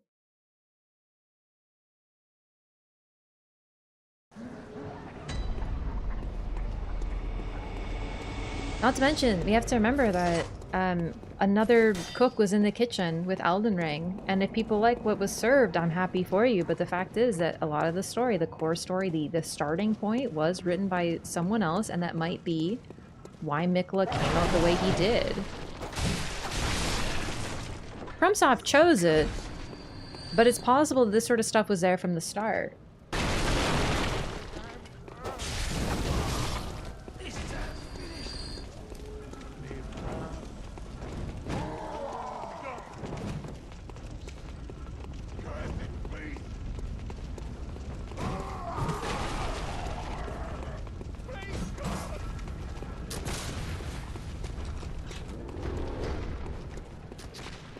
They're still great, it's just, you know, I don't really, not the biggest fan of the choices that they made in the Shadow of the Orchard DLC.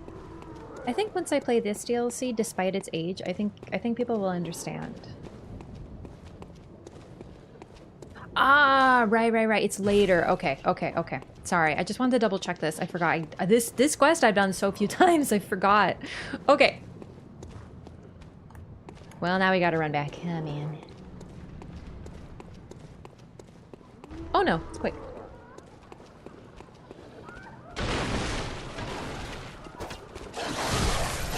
Honestly, most of the games are more than one story. I think Elden Ring just made it more obvious. These games have always had the same level of depth. It's like a story layered on top of another, on top of another, on top of another. The depth these games have for their size is immense. Both in terms of lore and story, the characters that we meet. The difference is, in Elden Ring, we meet 2 entire families with like 15 fucking kids each. So it seems a lot bigger. But really, the stories are pretty much, even though they're smaller in scope in these games, sometimes there's some crazy depth. Dark Souls 2, when we get to that game, I'm sure some of you will be shocked at the level of depth that they have, because seriously, I sometimes am too. They're amazing.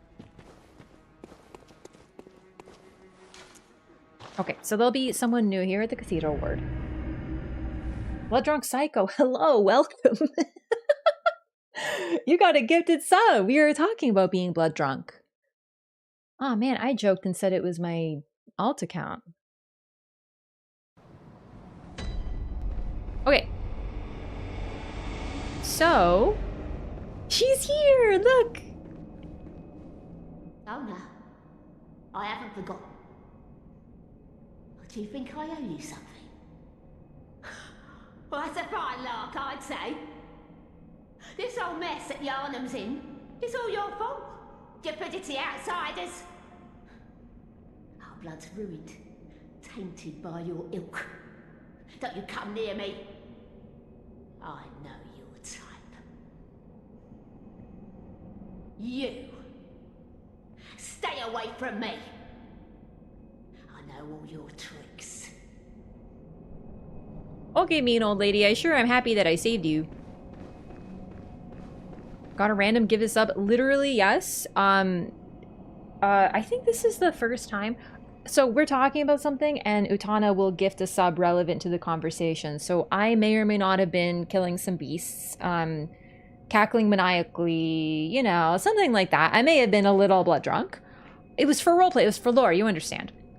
Well, you know, Utana gifted a sub and you're here now. Wow. I don't think this ever happened before. We've gifted so many random subs and they've never shown up. Welcome. You're so relevant here. Ah, the hunter. Thank you. So that old girl, you told her about this place, right? Well, she don't offer me much in the way of conversation, but still, I'd rather see her alive anyhow.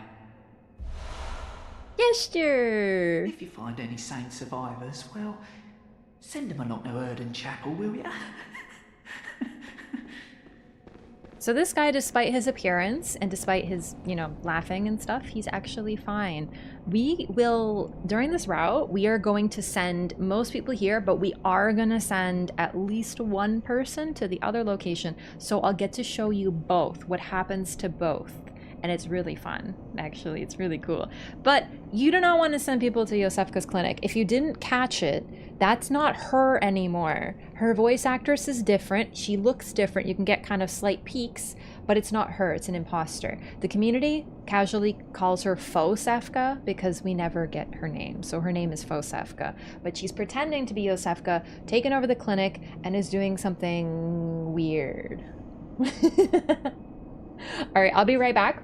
I'm just gonna use the restroom, but then I'll show you what happens. I'd rather show you. The point is, it is not a safe place for people there. You don't want to send people there. Or maybe you do. Frankly, everyone here is rude as shit. So maybe it's a good thing to send them over there. I'll be right back.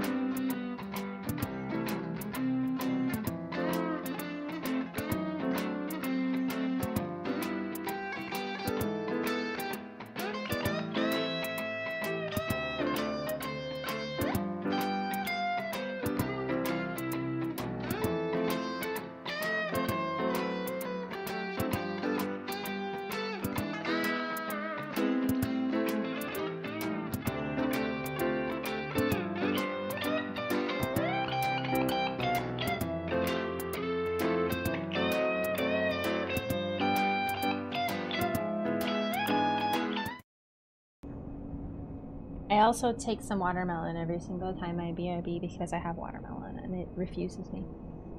It refuels me. Wow, that's why I need refueling. I'm back! When you say weird, do you mean evil or just weird? I would say evil, but like... It's also weird. Don't... Porque le nos dos, as they say. It refuses you. Yeah, it does. I need fuel, apparently. Alright, so Erden Chapel is safe. Beasts don't come here because of the incense. And actually, that's the other thing. You don't see it. But the chapel is burning incense. Like, it's in all these thingies. And beasts don't like it, so they stay away. So it is actually genuinely safe. This is the point of the game where we start to get some choices with like safe places, but also things start to get a little weird. You'll notice more and more things are getting weirder and weirder. So we're not gonna talk to you because you're mean. Oh, some sort of tall type individual.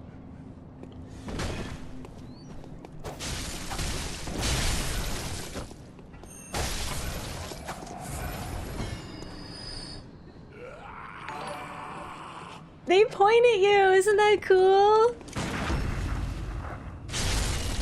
Yo, Waither!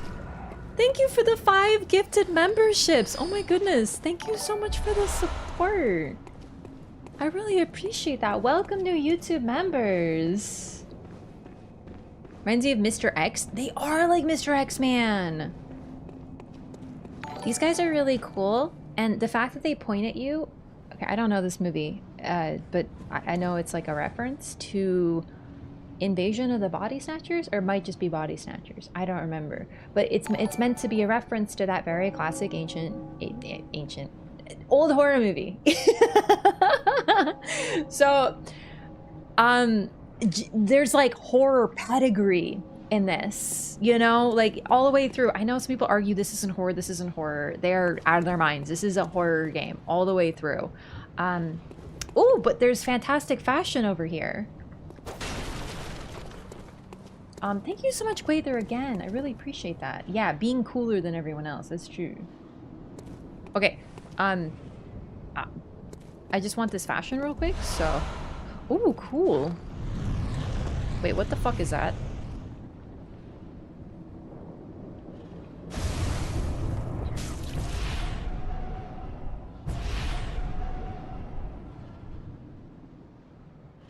Yeah, shit's getting a little weird here, huh?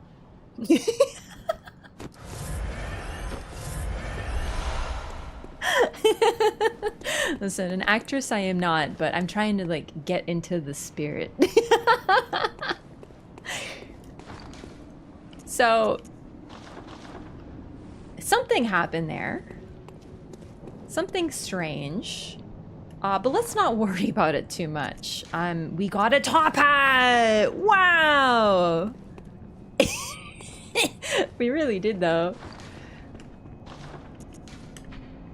Hat worn by hunters who admire formality. Some hunters place an emphasis on form, as seen by the use of the threaded cane.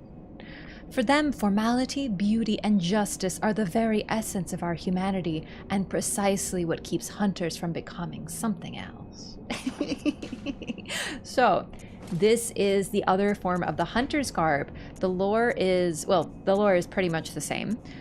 This one without the cape that wipes away blood. This is where you get the cover armor. It looks way nicer without that. So we're pretty much gonna be rocking this. I really like the hat though. The garb is otherwise the same though. So you can store stuff. So I would, you know, if you're playing through this, I would recommend storing the second set of pants and hands because they're exactly the same. Do not get rid of the chest. They are different.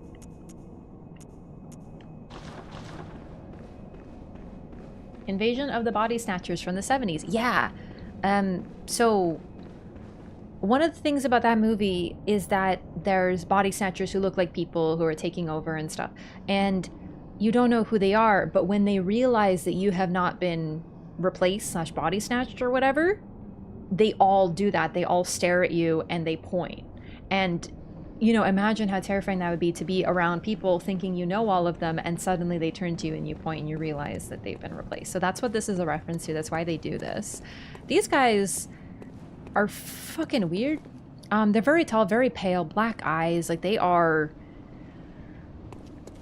Something's not right with them. They're not bestial. They're not beasts as far as we can tell, but clearly they're not right. And we're going to get into them later, but they are likely either descended from or related to the Tumerians. We're going to hear about them later, but that's quite a ways away. And if you thought those guys were tall, shit. Hey, what up?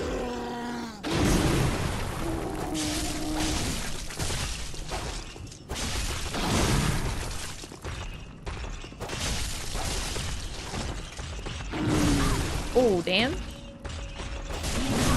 Okay, you know what? Maybe I make different choices.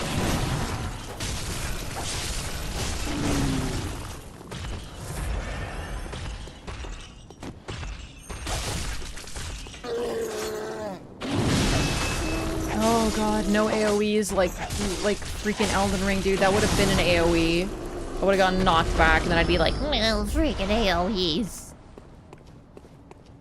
Hit in their exposed knee after they do a big charge attack. Oh, okay.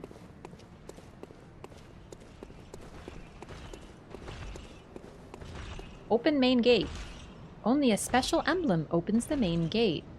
Do you notice that symbol right there? It looks like two people around a chalice and some sort of weird shit going on. This exact symbol is on the emblem, on the thing we can buy. So they even have the visual storytelling here. This opens somehow if we have the emblem, but we don't have it. So we're going to work on this for now. There's another way around, though, but we do need to get behind there. First, though, what's over here? Ooh, backstab opportunity. Nope.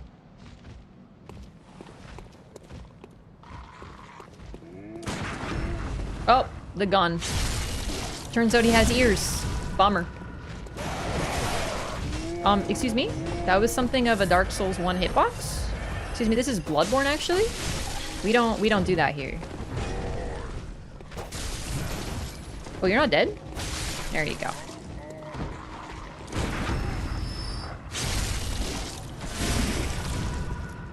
So do you remember that door? Oh, I thought you were dead for some reason. Remember that door that leads to nothing? On the other side of the gate? This is where it leads. Bro, this freaking crow! I almost got exposed.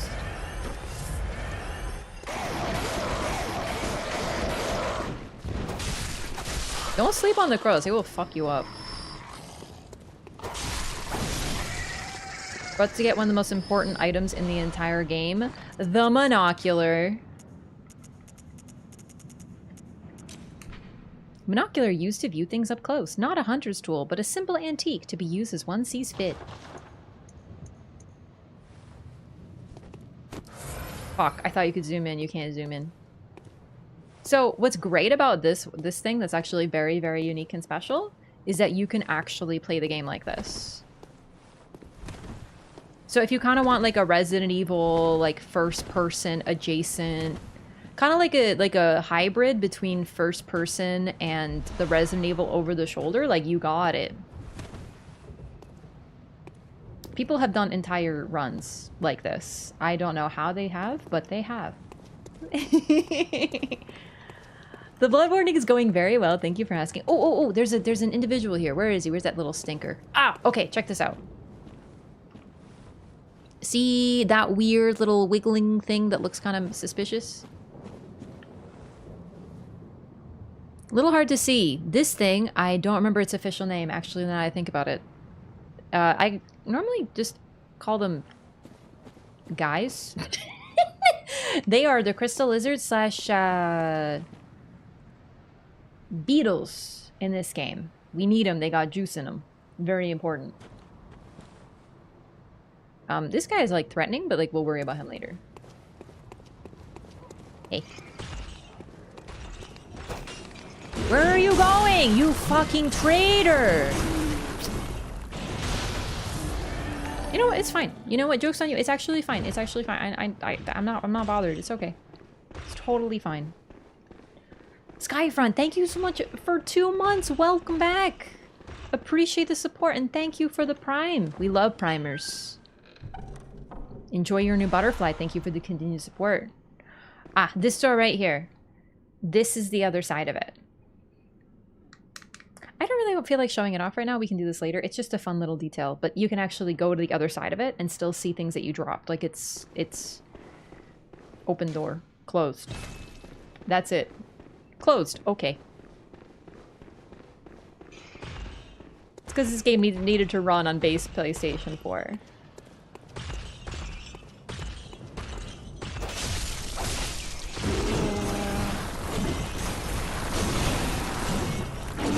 This guy hurts. Oh, that's not how you... Sorry. I'm getting confused with Bloodborne today.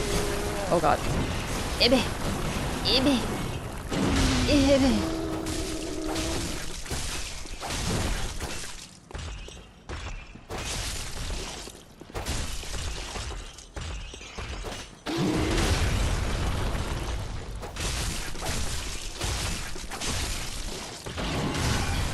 Ow? Oh, great. I did it again. I did it again. I'm Bloodborning. I'm Bloodborning now. It's not Elden Ring. Okay, I need you to die, please.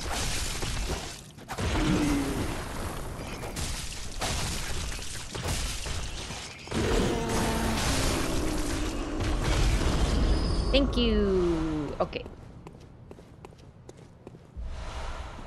5 bloodstone shards is very helpful.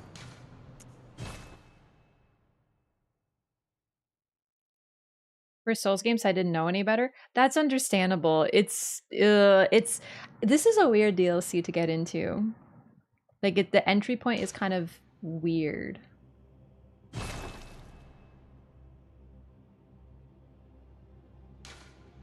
Aren't using whip? For these guys, I just like to attack quick. The Serrated doesn't do bonus damage to them. Really makes me wish miss. There we go.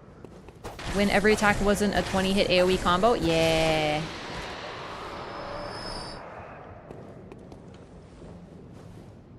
Cute, huh? They're just like little guys with weird legs and hands with like 10 heads on them. Adorable. I think that their name is Wandering Madness, but I actually don't know if that's the official name. They're basically crystal lizards.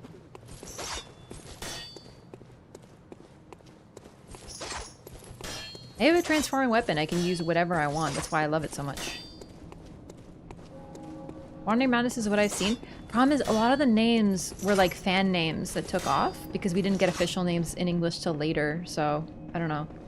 Either way, I don't remember which is which. Or the guys? Yeah, the guys. So, the big guys, they wear Church Hunter garb, or was it Tomb Prospector garb? Either way, they themselves seem pretty bestial, but aren't transformed. They're really tall, warped guys who are very loyal to the church, effectively. Hi. Welcome home, good hunter. What is it you desire? I don't remember. Oh! Farewell, good hunter. I'm not gonna buy the... Well, I might want to buy this, unfortunately. So because we defeated a Gascoigne, we get his garb now. But it costs insight, and I want to keep my insight for later. So we might have to wait on this. But the problem is that the next boss is particularly difficult unless you have this garb, because it helps with poison resistance, you might notice. Compared to other garb, this has some of the best poison resist. In fact, I think it might be the best in the game. I'm not certain. But it's very helpful. Spoilers. So we'll see. Also, it's cool. Hunter attire worn by Father Gascoigne, similar to hunter garb created at the workshop, only these are tainted by a pungent, beastly stench that eats away at Gascoigne. Father is a title used for clerics in a foreign land, and there is no such rank in the Healing Church, so he was an outsider as well. He was a foreigner who became a hunter. The dingy scarf is a holy shawl and symbol of the healing church, from which Gascoigne would eventually part ways. So this is cut content, but it's just like a little fun tidbit. There is cut content lines of Father Gascoigne saying Umbasa, which is basically like an amen from Demon Souls. So there was a cut implication that he was from Boletaria, the Demon Souls universe, but this was cut. So it's just like a fun little detail. But the voice line exists. If you look for cut voice lines of Gascoigne, you can hear it. We fighting next, Blood-Starved Beast.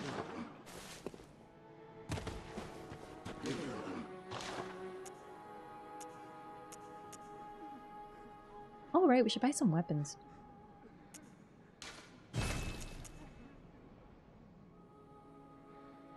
Did I buy the axe? Okay, so admittedly, I don't want to buy the cleaver. It has pretty much the same moveset as the saw spear, so I'll just count that. We'll buy it later. Right now, I could use the souls to level up.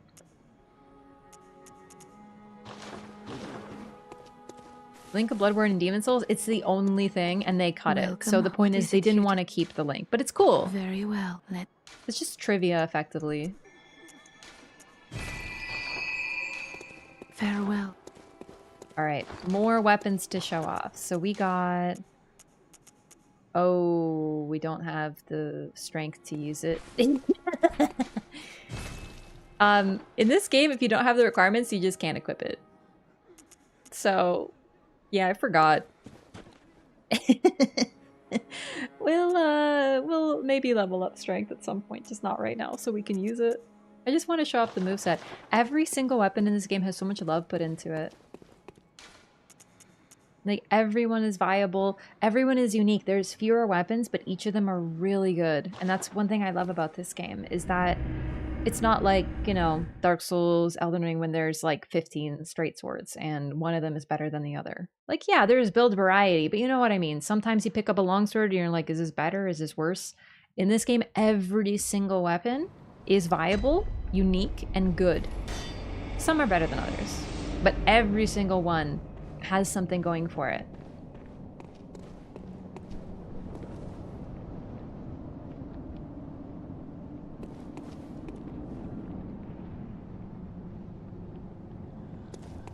I don't remember when Eileen appears here.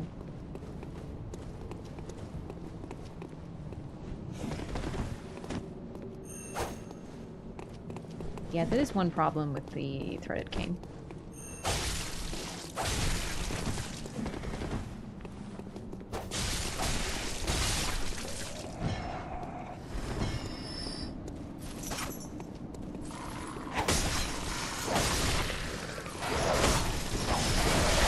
Oh god, the crows. Oh, I forgot to upgrade my weapon. We got a lot of materials.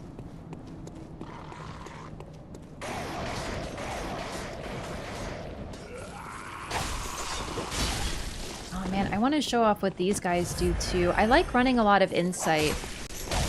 Insight does augment the game and can arguably make the game harder, but it's not in the classic way that you would think. It just decreases your resistance to certain things and also causes certain things to appear.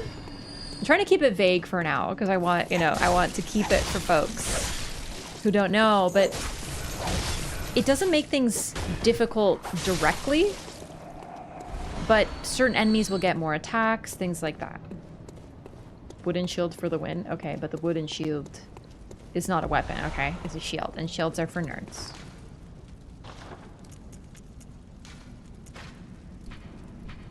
A crude wooden shield used by the masses who have arisen to join the hunt. Hunters do not normally employ shields, ineffectual against the strength of the beasts as they tend to be.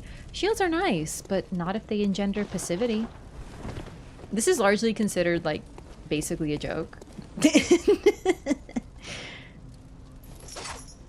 How do you use it? Shit. Oh, there we go. Oh, there we go. Because it's pretty much useless, but it's good at one thing, stopping bullets. That's it. But it's largely considered a joke because the previous titles were Dark Souls, and Dark Souls gaming was basically like, hold up your shield, wait for an opportunity, do an attack. hold up your shield, wait for an opportunity, do an attack. And then they made this game, which literally makes fun of the shield.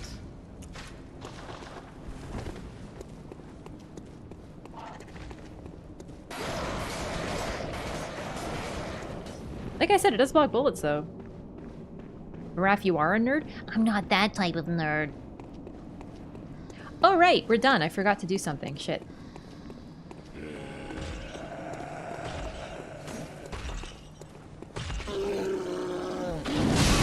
Okay, there may have been an incident.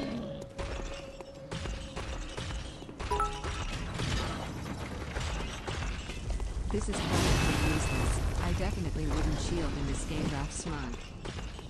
Never. Wouldn't shield. I get it. Okay, I feel like I'm forgetting something, but... Oh, level up my weapon! Volpine, thank you for the 100 bits. They did add another shield, but it actually has some use, but like I don't know what it is because I don't use shields. It does something. I don't remember what. Oh, we got a blood gem. I forgot about this. So basically, we can add them to our weapons. As we level up our weapons, we get more slots. So you'll notice now I have 2 of these little weird star-like weird shard thingies. So I can fit 2 of them, but I only have 1. This one gives me HP continues to recover and physical attack plus 1.1%. It's not a lot, but there is some. This is basically how you get really strong in this game. Blood gems. They have different effects. You can customize them for your build. The problem is that the gems are acquired in the Chalice dungeons, and this is where RNG comes in. You can only make certain builds if you get certain gems, so you have to farm. It's not the funnest thing, but to be completely fair, the only time you're really gonna need these gems is if you're doing PvP. Base game, they give you enough gems. They can help, but it's really just for PvP. PvP in this game is really fun and really unique, but unfortunately it's sort of... it's hard to get connections. It's always been a little off with that. It's still worth trying if you ever have an opportunity. I really like the PvP in this game. It's pretty unique. I only have 40 stored. Let's buy a couple.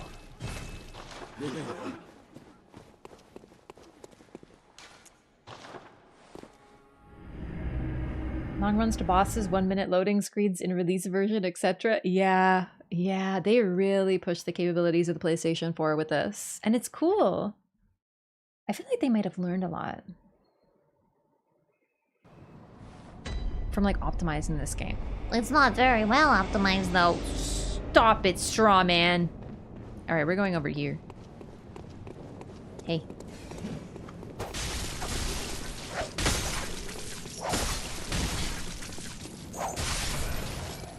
Nope, you don't see me.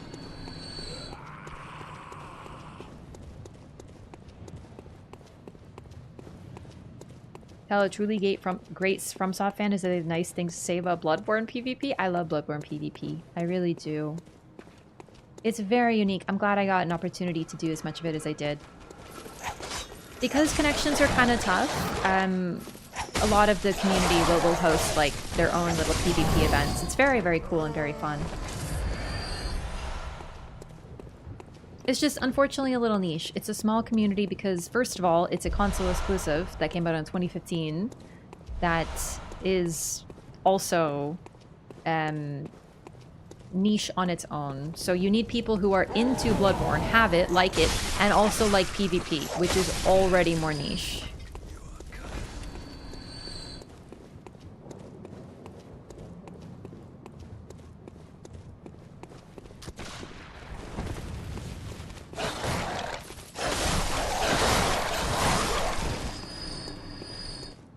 That's a hill strat for that, by the way.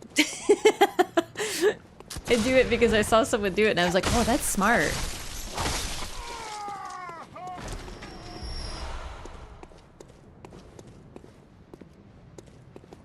There's not really much to say about this area, really. It's the core of the Cathedral War, but we can't quite get there yet. We can't get to the center point. We're sort of cut off, so we're going in a different direction.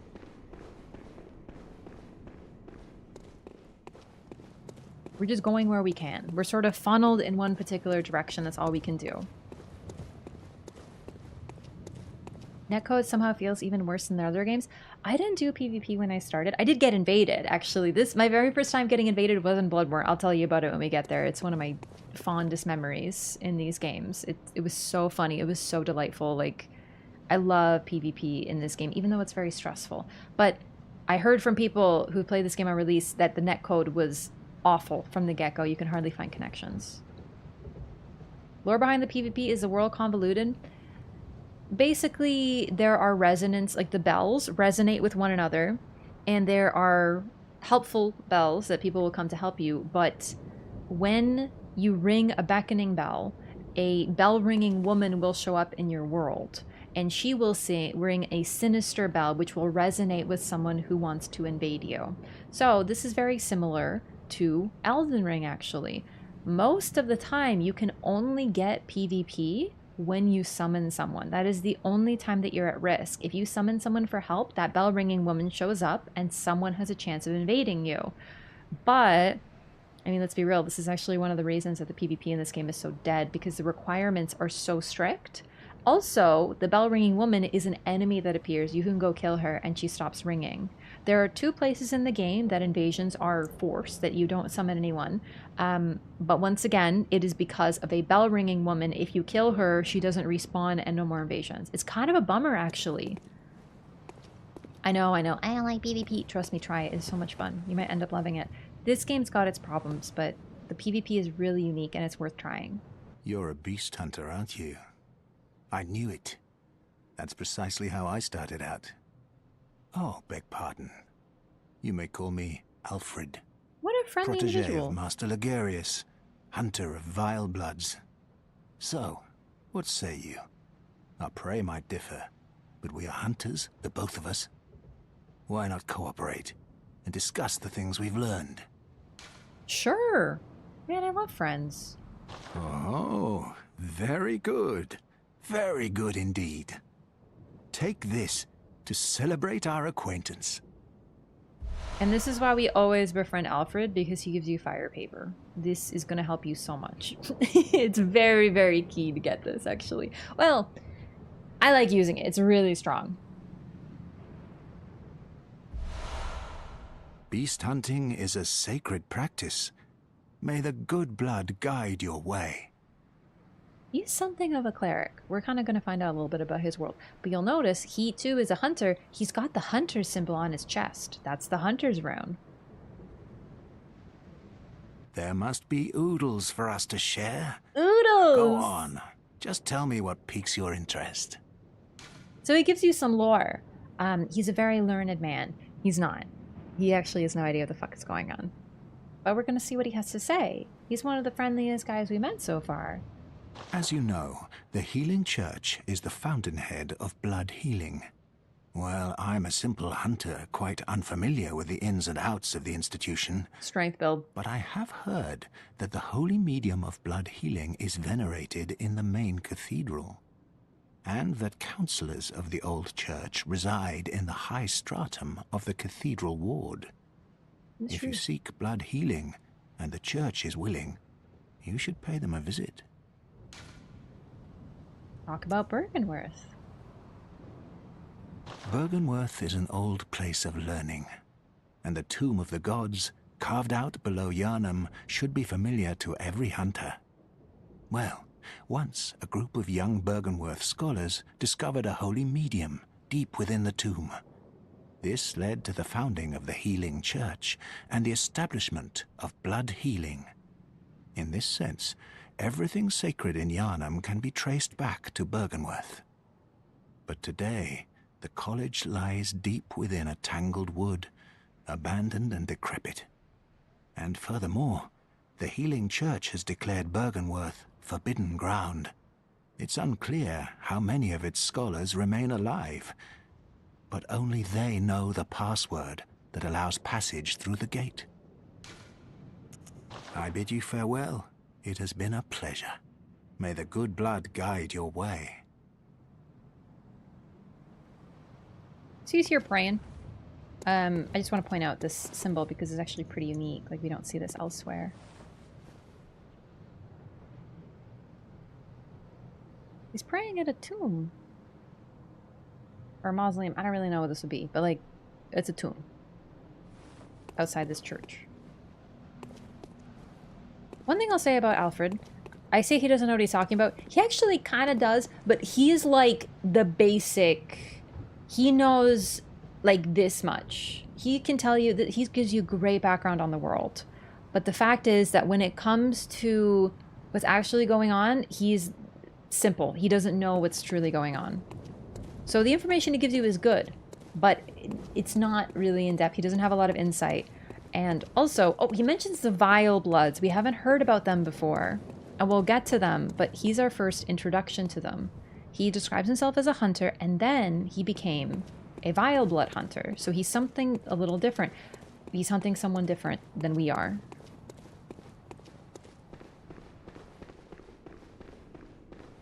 Ooh, mysterious lever.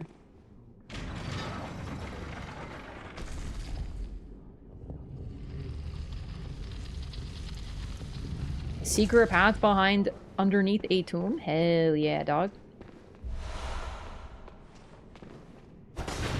I missed. This is one of the most lore-heavy moments. It actually really is. Alfred gives you a really good introduction to what the world looks like and basically what an average person would know. And he talks about the good blood. May the good blood guide your way. Basically, the healing church, they are named so because they heal people. And they're the source of blood. So people acquire blood that heals them from the healing church.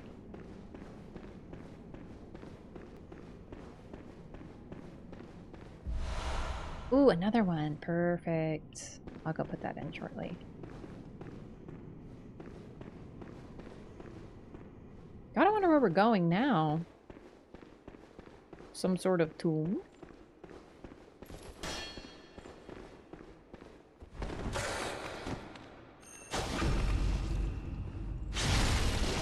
Did we talk to Gilbert? We sure did.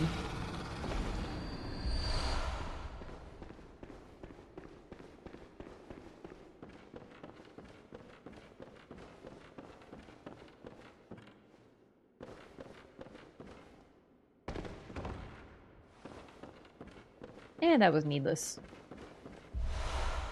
Antidote, we're gonna need that.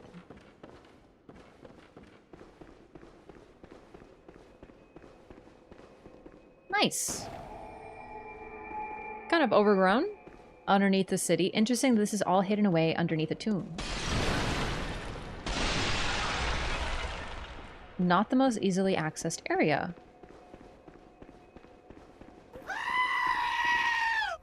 Thanks for the sheep scream. Speedrun? Yeah, a little bit. There's not too much to talk about here, but we're about to have something to talk about. Inspect. This town is long abandoned. Hunters not wanted here.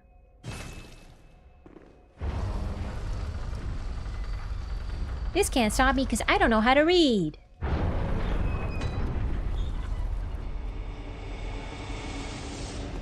You there? Hunter! Didn't you see the warning? Turn back at once.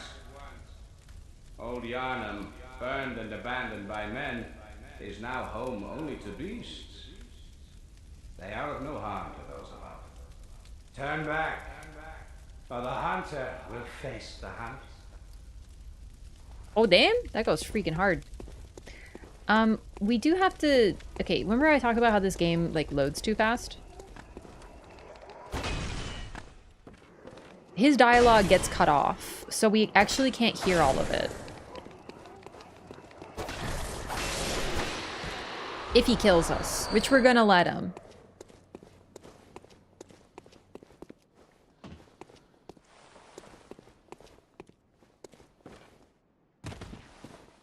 Try to die carefully so we don't lose our blood echoes, though. Oh, nice.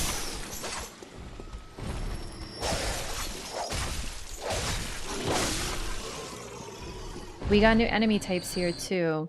So this is a place that has been burned and abandoned. No one is here anymore. Hunter's torch. It's basically the torch, but like better, I think. I don't really remember. I just use it for light.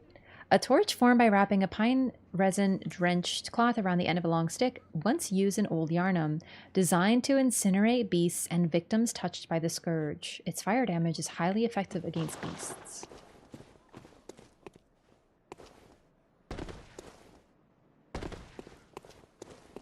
Oh, right. There's something really important here, actually, I gotta show off. Can a shell block the machine gun? I don't know. He kind of shoots you from above, though. I think no, but I ain't gonna find out.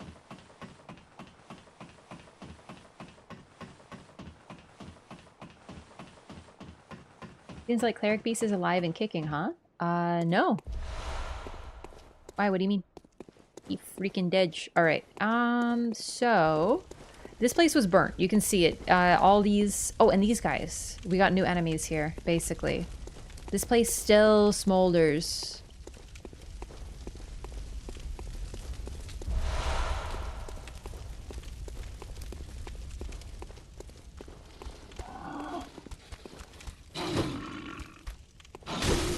Really?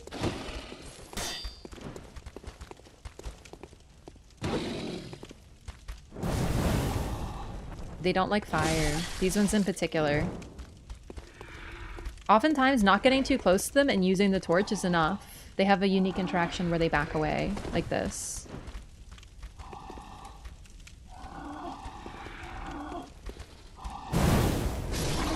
Also, yeah, they are really weak to fire. So it makes sense they're scared of it.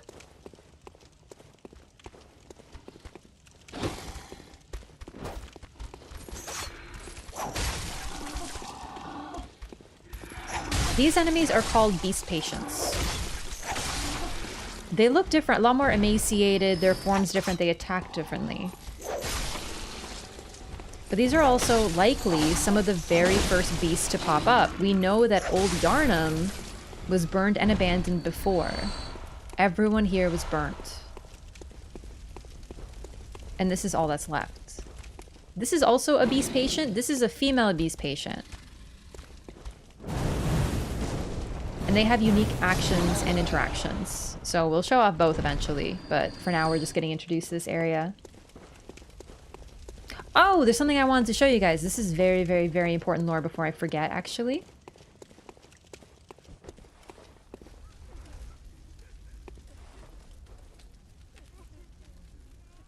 They put a statue up there.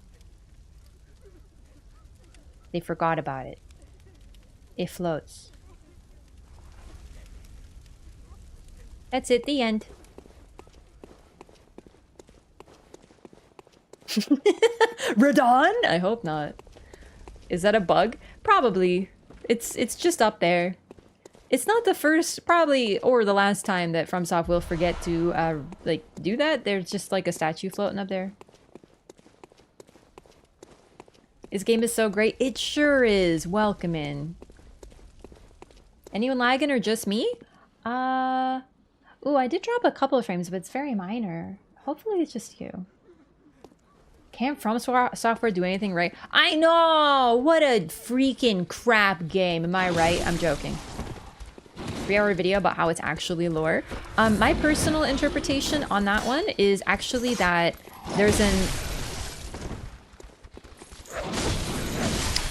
a spoiler type individual up there who's just holding on to it. You just can't see him. You just can't see him. You wouldn't understand. You don't have enough insight.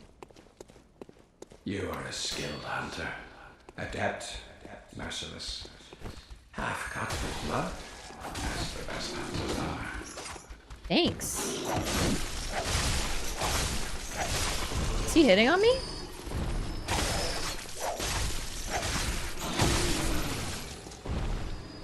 That's poison, by the way, if you're wondering what that status effect is. Which is why I must stop you.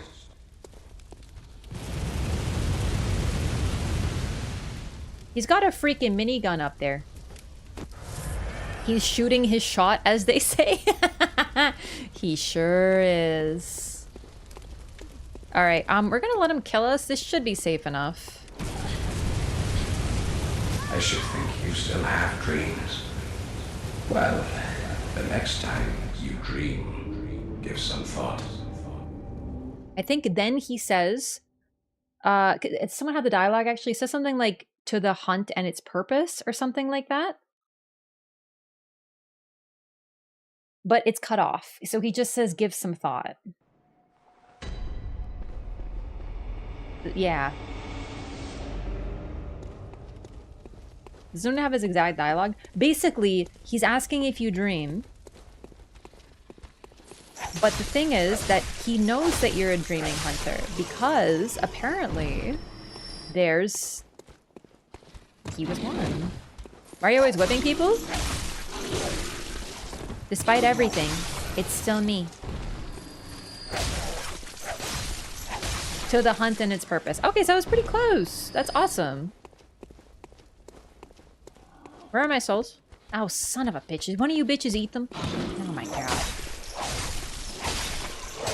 The problem with Bloodborne, and by problem I mean like threat, is that sometimes the dinguses will eat your souls. So they're on...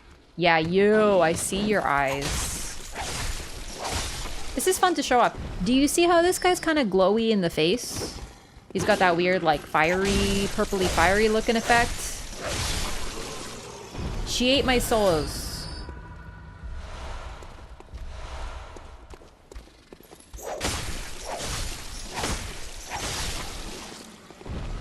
It's pretty fun because a nearby enemy will often pick up your souls and it can be quite a threat because, you know, sometimes you die to the enemy, but it isn't always who you died to because they are hungry for blood, so they ate it. It's pretty cool.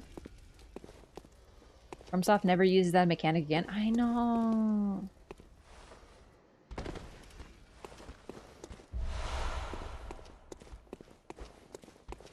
Jura was a dreaming hunter, is what I'm trying to say, though. Oh my fucking god. Nah, you need to get width, sorry. That was so much buildup. This one has red eyes. This is a red-eyed female beast patient. They are scary. Certainly not in Sekiro. Oh, right. Sekiro does do that. Jura? I thought you were trying not to kill the beast. You just did. You freaking nerd. Oh, don't kill the beast. Don't kill the beast. Yeah, whatever. Oh!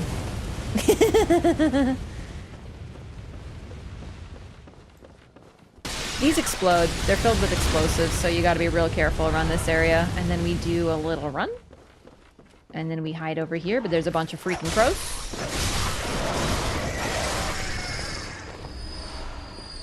Okay, and then there's an item I like to pick up, but it's a little risky. So we're gonna pause. Oh, okay, yeah. See? You still get hit. Ah! Ah! Jura! Fuck! Well, the next time you dream, give some thought. I'm gonna give some thought to smacking your little ass. Just kidding. We're actually gonna not kill Jura, but for lore, but I'm tempted.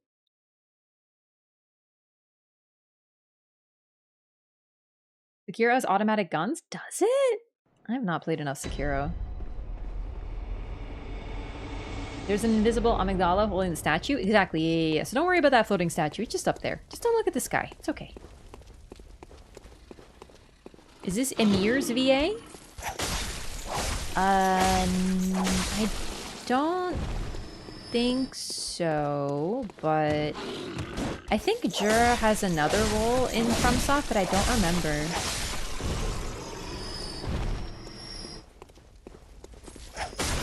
Ooh, I wanted to point this out, but there was a lot of enemies.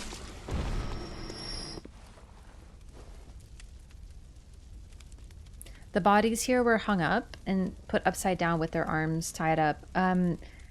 They sort of create, with this shape, the Hunter's Rune. And we'll see this more, but it's pretty interesting. There's a lot of bodies hung upside down that have the Hunter's Rune. And the Hunter's Rune is specifically depicted as being upside down.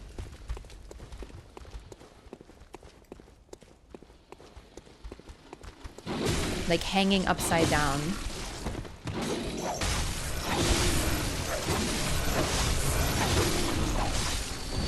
This area can actually be pretty tough. The enemies aren't too bad on their own, but there are a lot of them, as you can probably tell.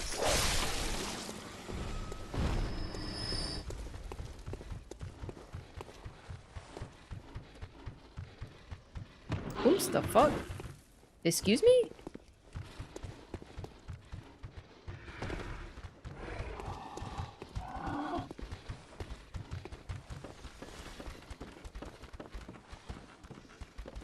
Dude, all that running is scaring the shit out of me.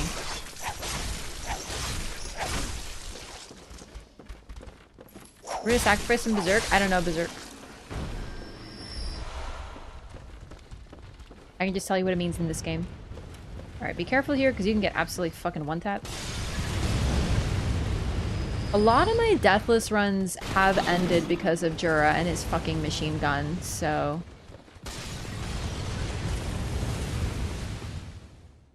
Come. I need to get my souls back.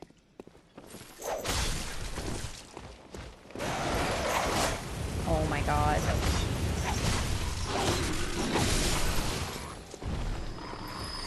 Reinstall Bloodborne again? Let's go! That's right, I'm an influencer. Influence people to play Bloodborne.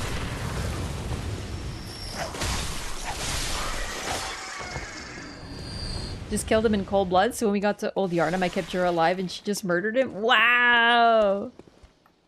Okay, it's not here, it's not here. Ah, okay, so it's gotta be nearby. One of you? It would be pretty bad to lose my blood echoes at this time, so... It's you, I freaking knew it. I never uninstalled mine? Based. Yeah, I mean, honestly, if the Bloodborne remake gets announced, I'm definitely gonna take credit, and I won't say that it's because of Kaisa not actually playing it, and, you know, putting a lot of eyes on it, building a lot of hype. I don't know, I doubt it's gonna be a thing. It'd be great if it was for some people. I'm very happy with this game. I'm happy with it as is. I always have this one to play, so...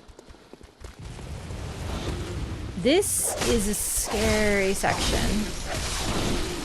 Oh, fuck. I hesitated. Just run. Just fucking run. Just run. Don't worry about it. You're fine. You're fine. You're fine. You're fine. You're fine. Everything's fine. Holy shit. This game is still so stressful. I should think you still have dreams. Well, the next time you dream, give some thought. Oh, Katie Marie, hello! Oh man, that was not the best timing. I didn't die at all. I'm living. I'm out here living. Welcome in, Raiders! Holy crap! Welcome everyone. Highest playthrough is a disgrace. What do you mean? What you talking about? Old Yharnam? I love it here. I do. I really do. But like, I don't think they do. I don't think they love me very much. Welcome in, Raiders. How's it going? We're playing some Bloodborne today. I love Bloodborne. Nice! What are you up to today? Thank you so much for sending your community over. Goodness. Great to meet everyone. Hello, I'm Raph. I do a lot of lore. I play a lot of FromSoft games. And today, I'm doing a lore run of Bloodborne. I have a lot of time in this game. This is not a first playthrough. I'm a little rusty, though. So, yeah, they're not really a fan. It turns out when they said, we don't want you here, they didn't really tell you that we're gonna freaking machine gun down you if you enter. Like, level 1 Elden Ring run? Oh, nice! Oh, God, don't walk into the fire. It hurts. Pointed laugh at Raph for dying? Yeah. I got freaking smoked. I don't even know what hit me. It was one of the 80 boys, maybe. Yo, take it easy freestyling. Welcome in, everyone. I know you probably want to, you know, do your thing, get a snack after stream. I'm always, like, so fatigued, but thank you so much for sending your community over here. I'll take good care of them. We'll do some lore. If you're not familiar with Bloodborne, this is a good run for you because I'm sort of taking my time and talking about everything. I'm hoping that maybe some folks will get into Bloodborne, but I also know that it's an exclusive that a lot of people don't have access to, and I totally understand. So this is sort of a way to get to experience it if you don't want to play it yourself, and maybe one day you will. So I'm using a whip because I'm the whip gamer. And I have a PlayStation. Does it look like I care? Sorry. What's up, Rob?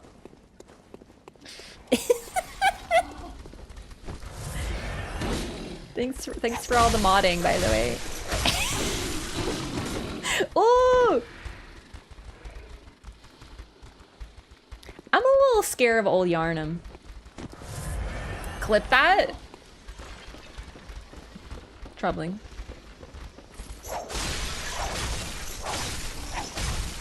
You're still teaching me new things? That's the other thing too. If you have played Bloodborne, this is also the run for you. Because I might be the largest nerd on the fucking planet about this game, except for Lance McDonald, who does all the cut content stuff, because I don't have the technological knowledge like he does. Ugh. Game C's cool. It is the coolest thing that FromSoft's ever done, bar none. Elden Ring wishes it were this game, and I mean that respectfully. Elden Ring is an amazing game, but it wishes it were Bloodborne. Ugh. Ugh.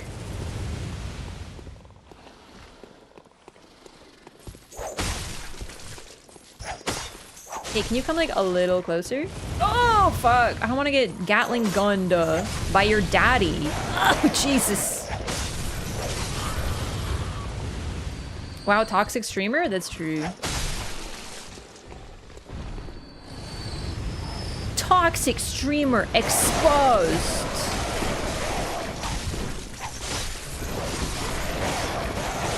I'm in crisis right now? Holy freaking. Elden Ring had many Bloodborne-ish themes in it. Bloodborne, there was Matir, which is basically... There's a character in this game who is basically better Matir. And we'll get to her. Don't kill me, please. I'm innocent. Freaking die. For real, though. Oh my god.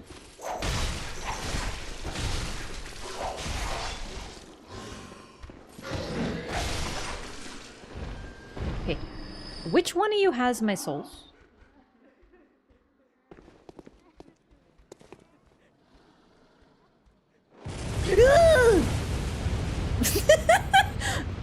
Horror game, by the way. People run, people run, people run. Oh fuck, oh fuck, oh fuck, oh. My souls! I lived, bitch. Alright, let's go up here real quick because, well, there's a lot of individuals.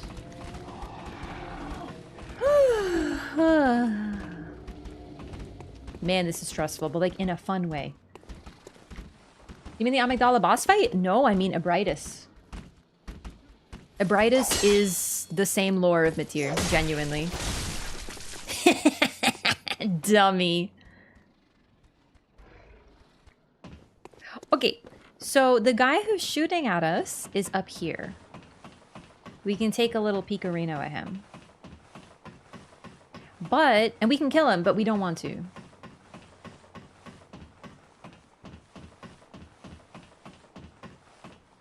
Hey, what up, baby? That's him. He's a pretty cool guy, despite the fact that he shoots at you with a machine gun. But mainly, we actually have a way to befriend him. So we're not going to mess with him right now because I'd like to get his dialogue. It's very unique.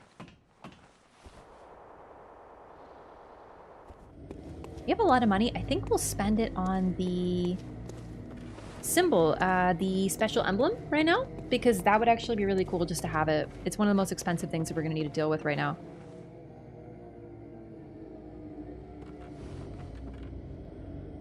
No, we want to go here. This is cooler.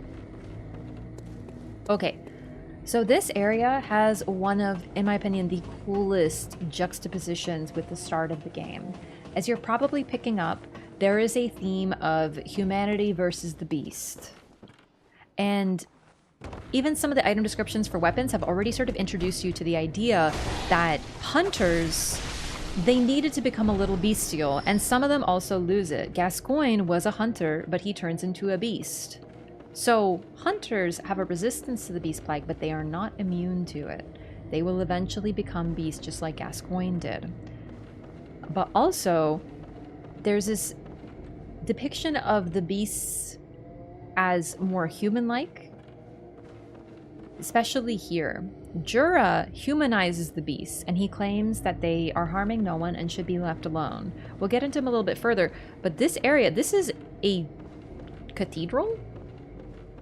Or what's left of one. It's absolutely destroyed by the flames, but you'll notice it's a little hard to show this off, admittedly, but I'm trying to, you know. This figure right here has been crucified. It's hard to tell, mainly because it's also been flayed and its skin has been pulled off. We'll get another look at it later.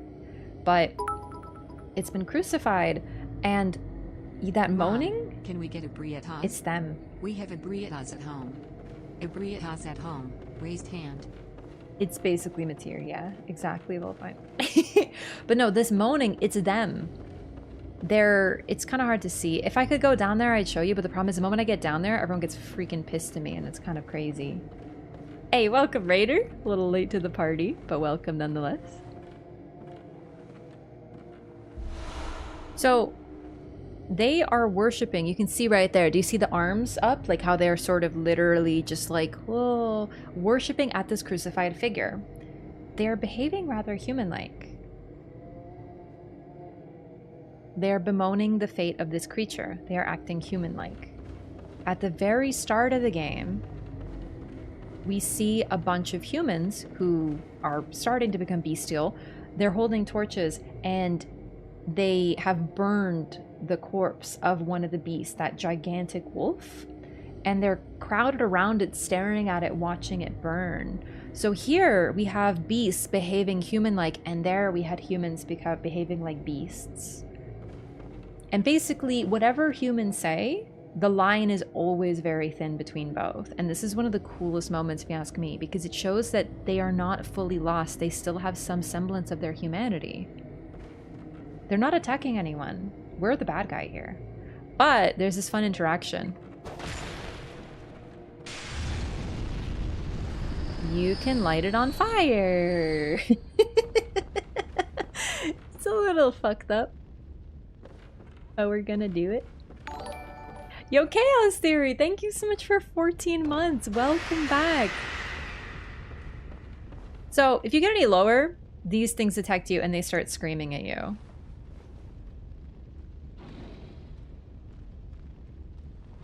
And they buff the rest of the enemies. And they also sound freaking horrifying. Alright, this is kind of a tough jump. I don't know if I want to risk this right now, I'm gonna be honest with you. But I think I kind of have to commit to it now. Fuck. I may have made a mistake.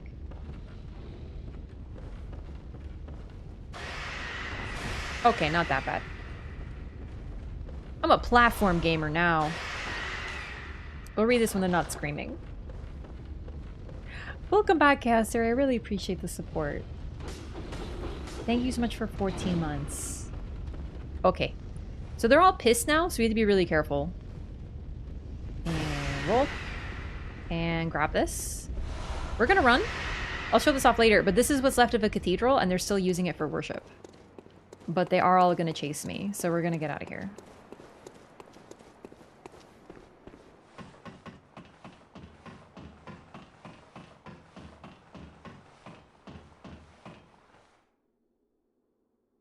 Okay, maybe they're not. I think it's because I dropped the thing on them. Well, now I just look like a dingus. Yep, there's none of them. Shortcut! Whee! Alright, so I'm gonna just try to make it back right now. Hang on. There is this guy up here, by the way. This guy? We do want to take care of him. He's Jura's friend, but I don't care. It's gonna be tough though, because Jura's in the vicinity, and also he's using a fucking saw spear. That weapon hits like a truck.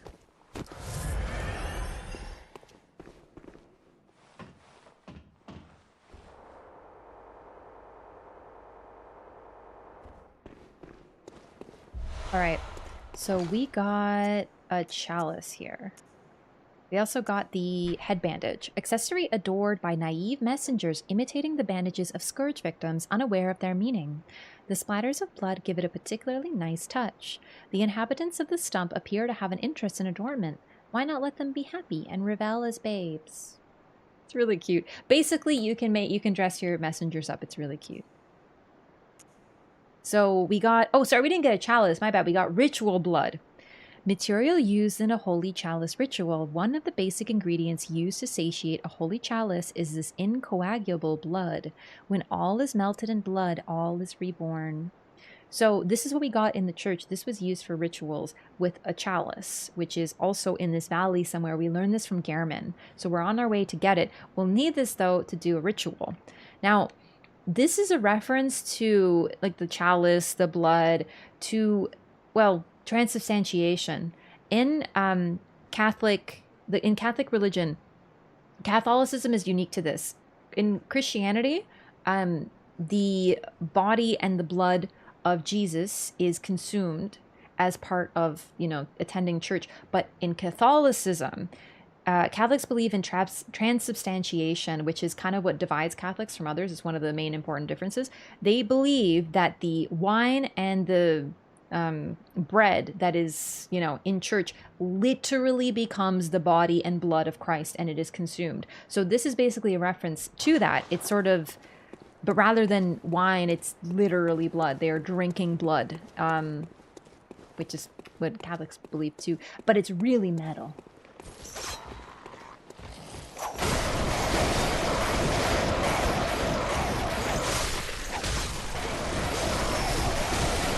A little sippy? Mm-hmm. Mm-hmm.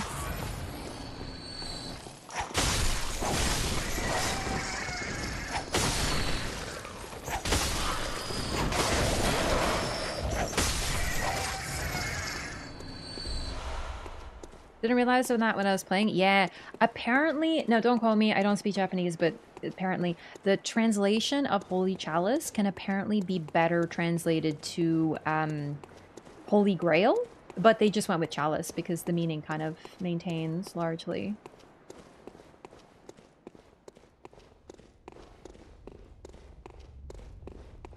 Alright, so I'm kind of speedrunning to a couple more shortcuts, but it's a little risky.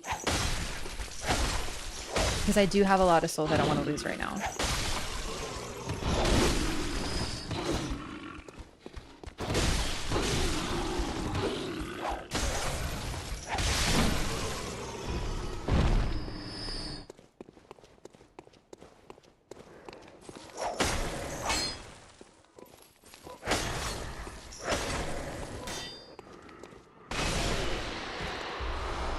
Okay. Careful. Careful.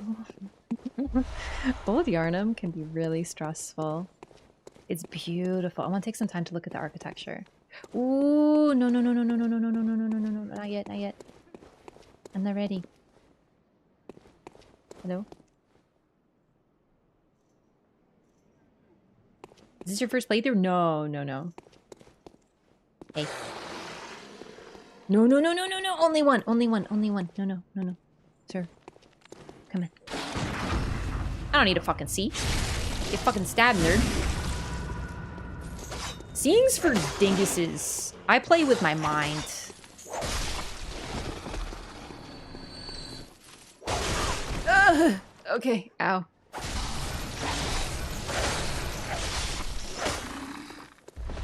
Vision's a crotch, exactly. Probably more like 50th? Maybe more than that, I don't know.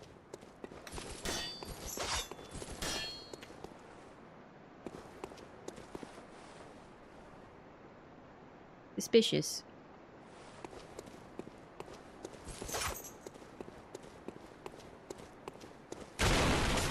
It still gets me sometimes when I forget about it. I love that jump. Okay. Help. I'm nervous. God, I love Bloodborne. Even after all this time, it's still so stressful. Hey, thanks, Bucci. Glad you're enjoying yourself. It means a lot. Finished my first playthrough a month ago, and what did you think?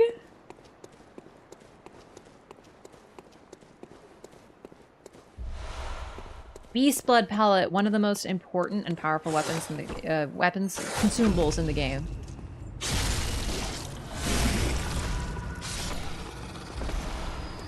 Hunter of Hunters, that's me! What's up, Lord Orpeo? I'm so obsessed. I know, God, the obsession will never end, seriously. Oh my God, I kind of forgot actually. This game just feels so threatening all the time.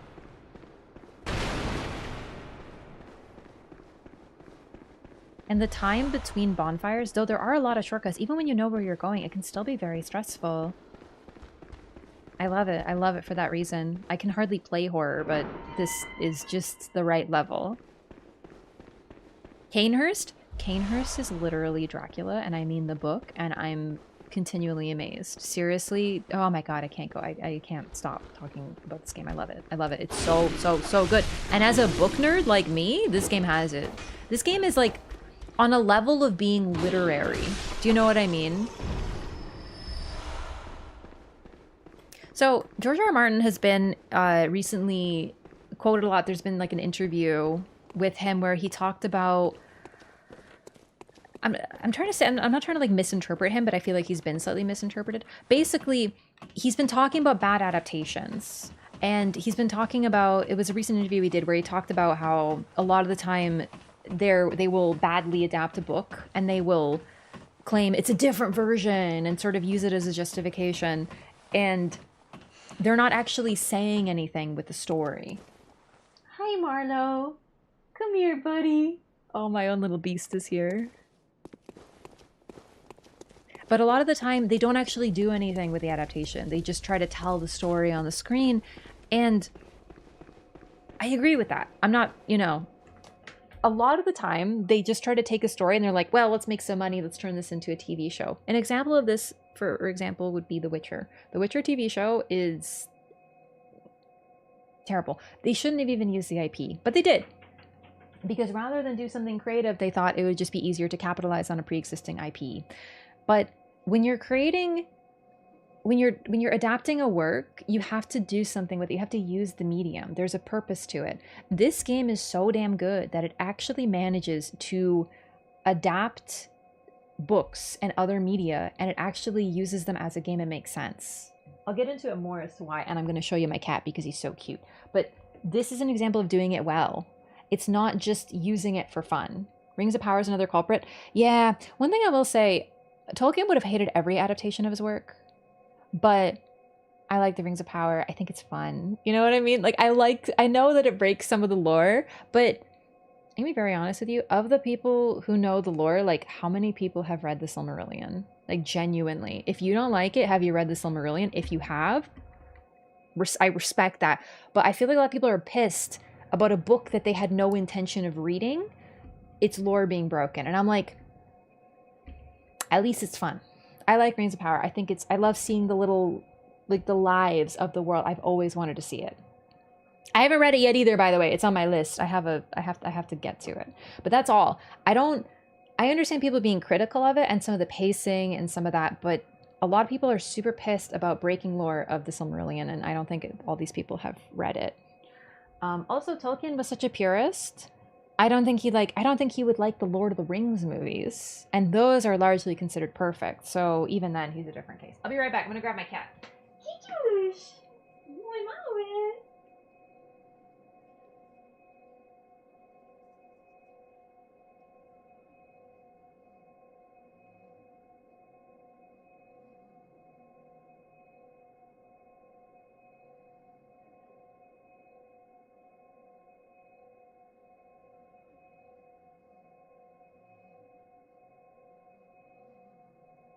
Baby boy. Who is it? It's the baby.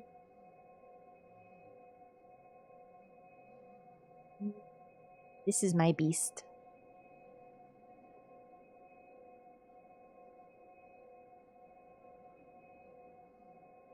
Oops. Hey, baby.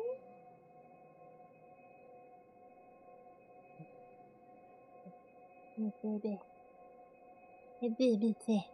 Too fluffy. Oh, my little shoulder boy. Oh, I love him. Look at him.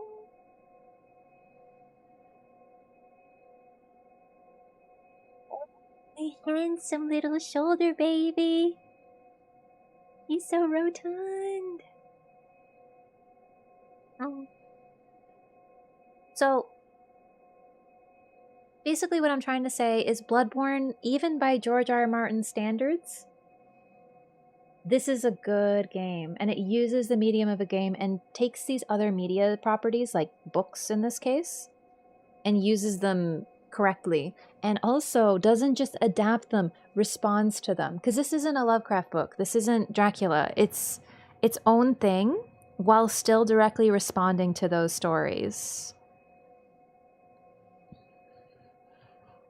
He's not angry. He's just got resting cat face. Right? We are one now. He's my baby. My baby.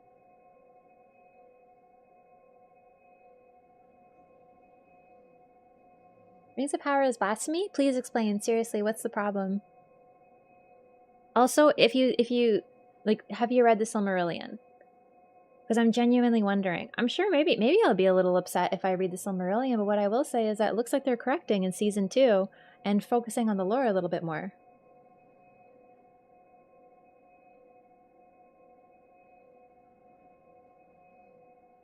I'm just really wondering. Because, like... Oh no, the fluff.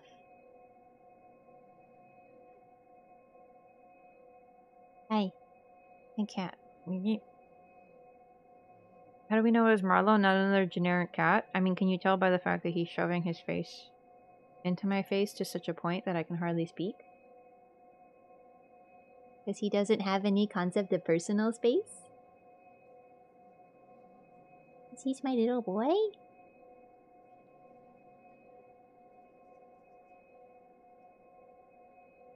So true, Volpine.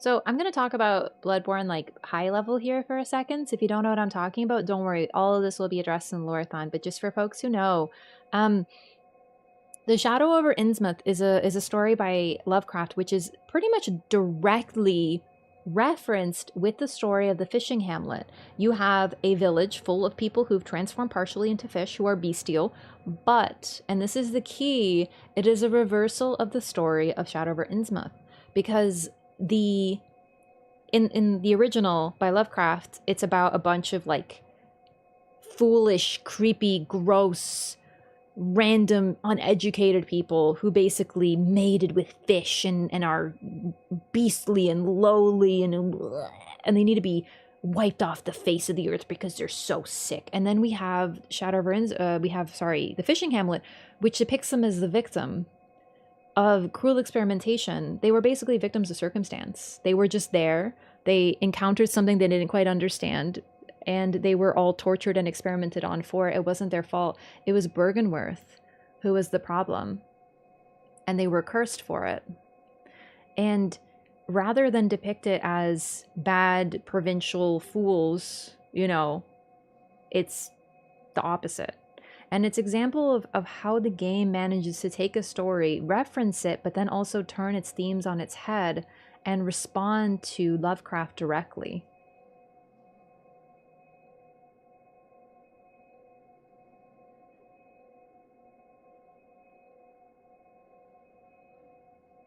Characters, the acting, the storytelling, absolutely not for me. I'm bummed to hear that because I really enjoyed it. I love Nori and the Hobbits. The Hobbits are so fun. Like, they have their problems, but I loved getting a peek into the day-to-day world in Rings of Power. Like, I thought it was a fun ride, and I'm a huge Tolkien fan. It was nice to get like a peek into the world. I understand the lore-breaking parts, that I totally get. I don't necessarily like, because one of the plots of season 1 is like, Sauron's there, spoiler. And Galadriel in the lore is supposed to always be suspicious, and then she turns out to be right, but they did it differently in the show to do a surprise twist. That I don't like. I'm covered in fluff. This cat is so fluffy. Oopsie. Harvard storyline more than the rest of it, though? Yeah, I don't know. Like, I really, also the visuals. Frankly, I am a huge sucker for, like, beauty. And it was amazing to get to see those environments, like Numenor. The island of Numenor, man. Like, seriously, I love it. But to be already very old and wise at that point, it felt a bit like character assassination. That I can understand.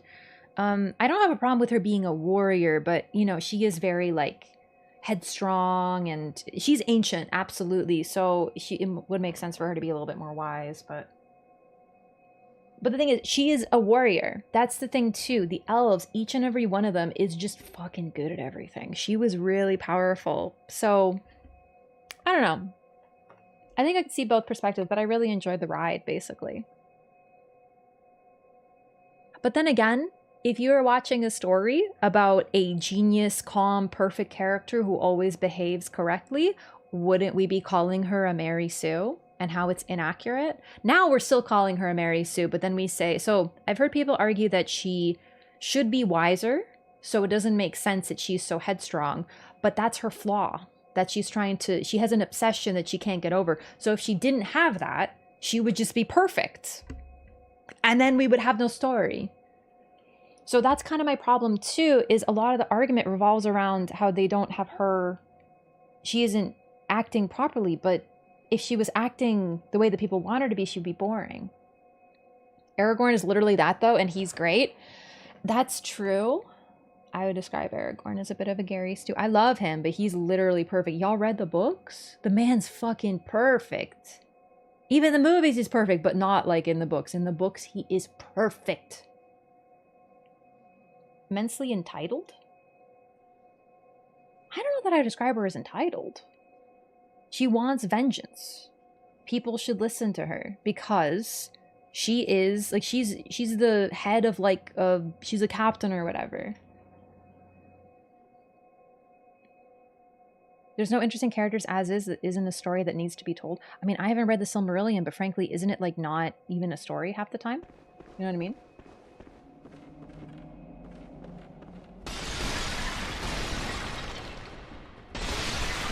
Like, I watched the Hobbit movies, and those were not great.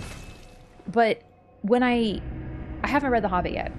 It shouldn't have been 3 movies. But the Hobbit, it pretty much follows a lot of what happened with some minor changes. And I was like...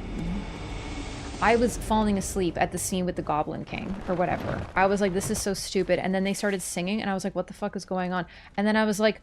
Oh, dude, it's Tolkien. They were definitely singing. It's pretty fucking lore accurate. But it was so boring as a movie. Welcome home. What is But that's what happened. That's exactly what happened. Very well. Let me... So I don't know. I'm personally glad they made it, though. Because I like it. Like, I wanted to see that stuff. I love living in the Tolkien world. It's cool. Farewell. May you find your worth in the waking world.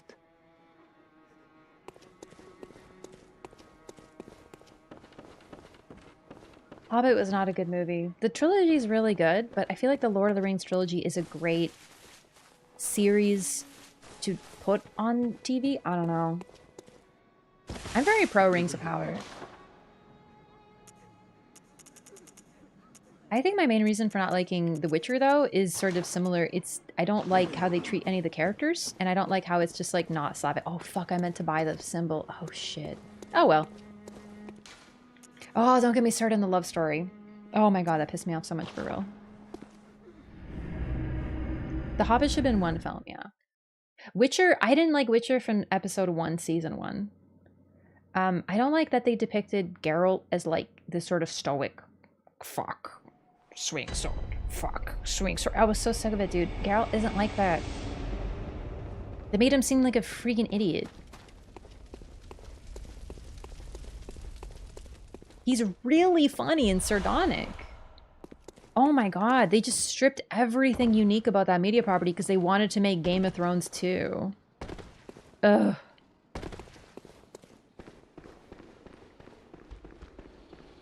Yeah, Geralt is a nerd. He's very funny. He doesn't speak much, but he's witty. And he's funny. And he uses the fact that people think he's a robot against them a lot.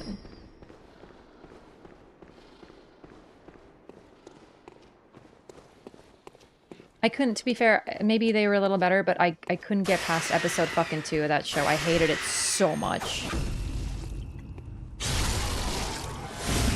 Oh, The Expanse is so good. That is such a good show.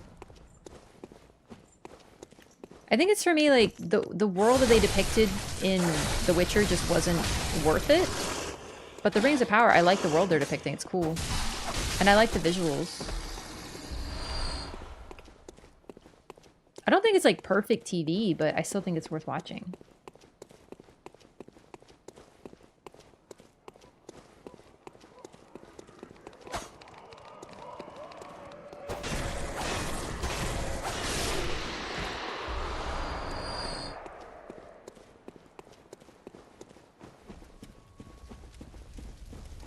I think once I read the Silmarillion, I'll have a better idea on how I would depict it. You know? We'll see.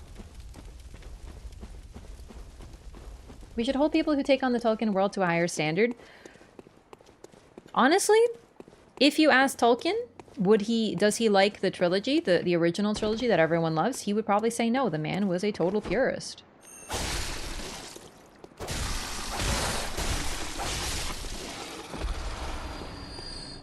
Ooh, I forgot to read the Beast Blood pellet. This is huge. Large medicinal pellets supposedly formed of coagulated beast blood, banned by the Healing Church due to their unclear origin, grants a spurt of beasthood. Ripping apart the flesh of one's enemies and being rained upon by their splattering blood invigorates one's sense of beasthood, feeding strength and euphoric feeling alike.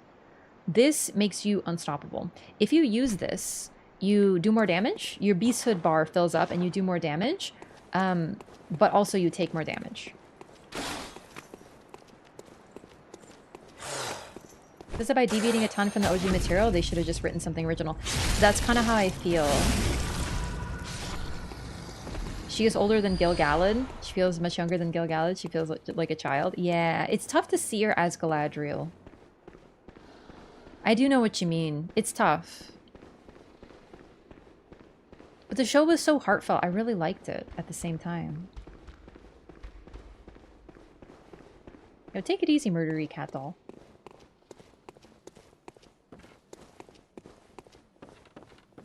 Points out the degradation and quality so well, it's physically painful. Listen, I'm gonna be very honest with you.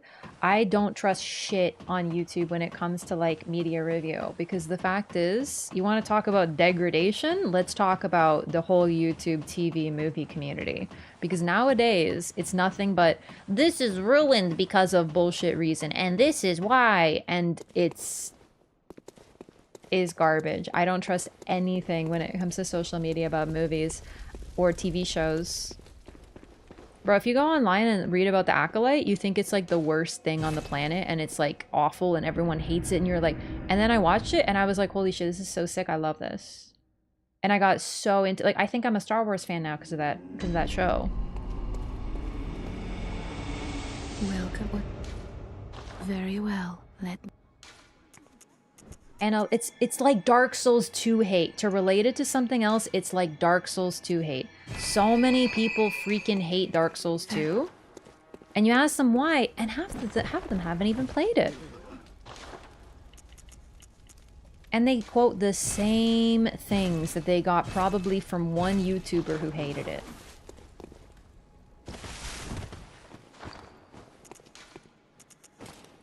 Alright, so we're gonna dress as Gascoigne for this particular boss.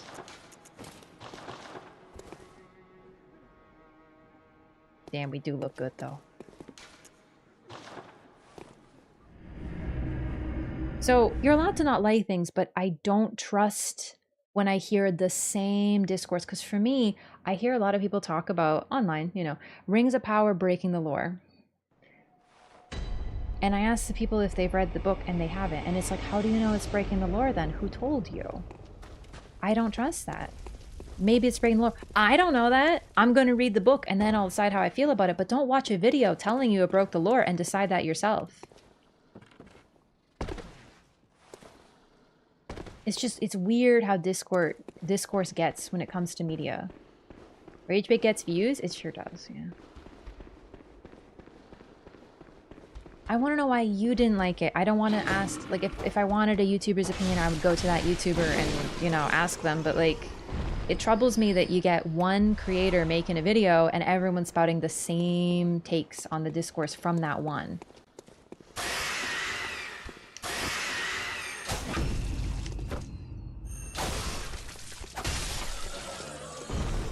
Okay, I'm just gonna run past this one. Did I get the bullets? I didn't. I need these.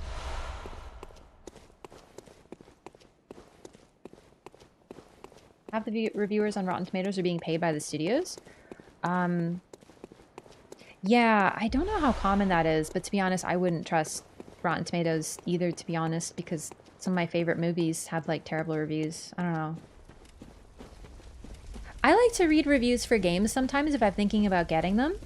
But most of the time, I don't really trust other people's opinions because I gotta decide for myself. Like I said, if I trusted other people for Dark Souls 2, I wouldn't have played it. It's my favorite Dark Souls game. Okay, so this... this is a fun boss. Believe it or not, on my first playthrough, I beat this boss without dying on my first try. I was so proud of myself. It's the only time I've ever done that. That's why I remember. Shit! I forgot. There. There. I'll take this off. Okay. Oof. What up, baby girl? Is Bloodstar Beast. Awkward.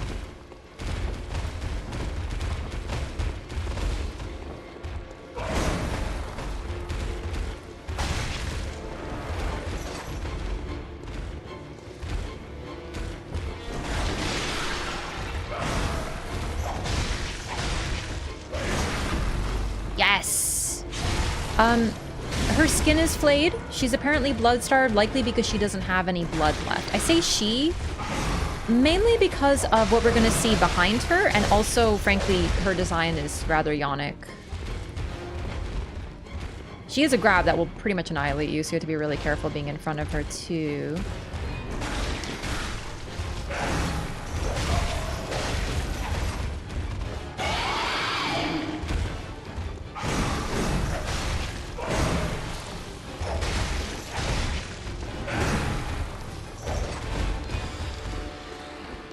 That's the grab. If she just holds still for a second, get the fuck out the way.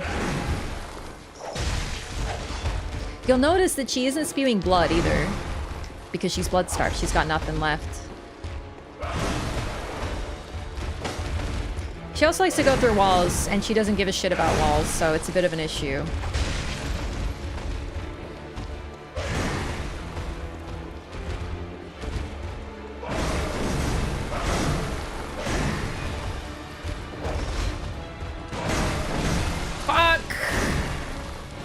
That's okay. That's okay. We got antidotes for this. Oh, baby girl. You freaking thought. Fuck.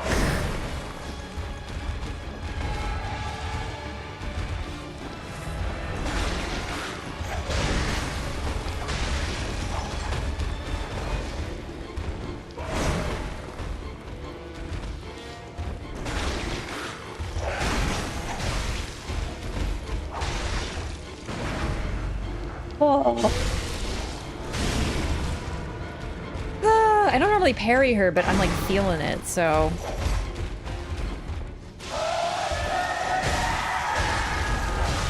And now she poisons you with her presence, so you have to be really careful not to get hit.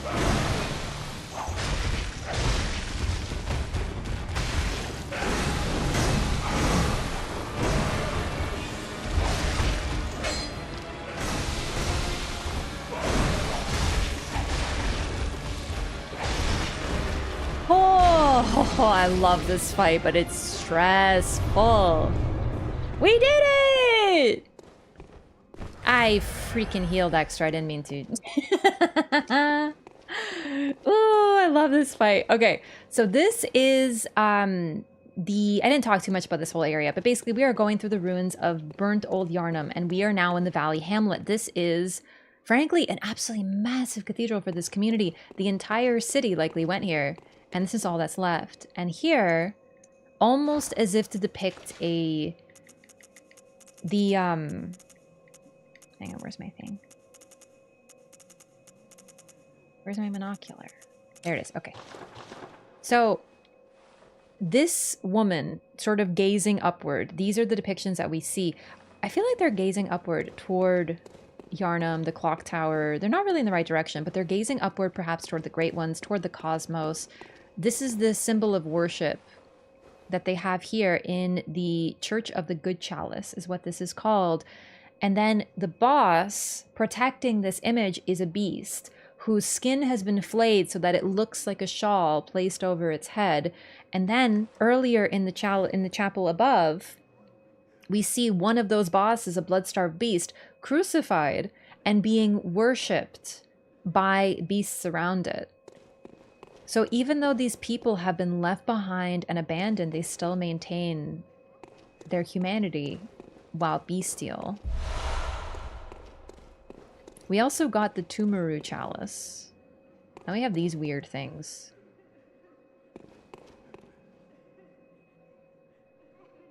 This I don't even know what to start with. Beyonce technique? Right, to the left? Yeah, I guess I do. I don't do it on purpose. Okay, we got... Here we go. Where is it? Where's my Tumaru? Right, they have their own section inventory. Ritual chalice found in the Church of the Good Chalice. Used in a ritual at the tomb altar in the Hunter's Dream to break the seal of the old underground labyrinth. Let the chalice reveal the tomb of the gods. Let blood be the hunter's nourishment. And let ye partake in communion. So we're supposed to try the chalices now. Let's go do it.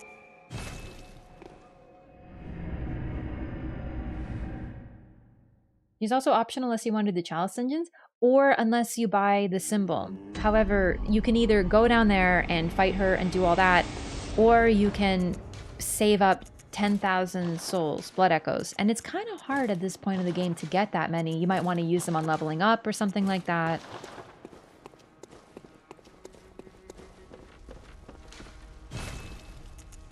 This is our storage. I'm going to store the extra hands.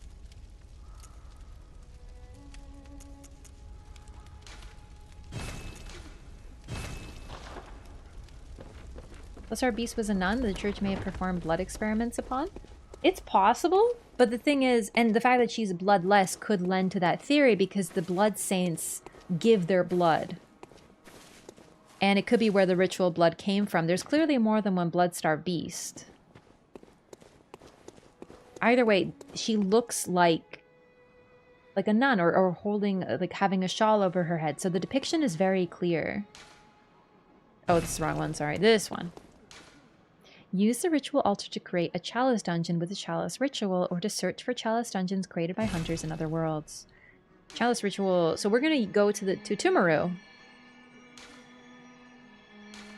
And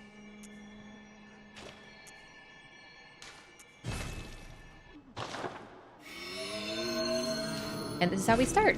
And now we can go to the chalice dungeons. I don't know that I'll do that right now, though. Statues are sniffing the moon. Oh, I didn't actually see that. Hunters and moon have a unique smell. Yeah, especially since, well, considering the other name for the moon presence, right? I love these flowers. It's so beautiful here.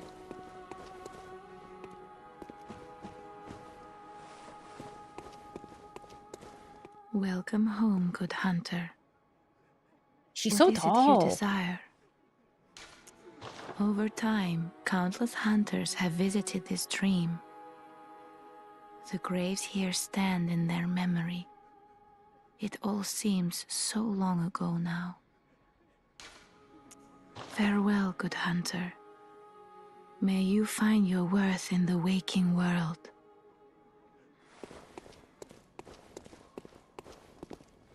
So I mentioned that Jura talks about dreaming. He was one of the hunters who came here at some point. It looks like there is only one hunter at a time, though. That is the chosen hunter. And eventually they all stop dreaming.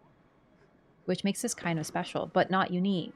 The healing church and the blood ministers who belong to it were once guardians of the hunters in the times of the hunter Ludwig.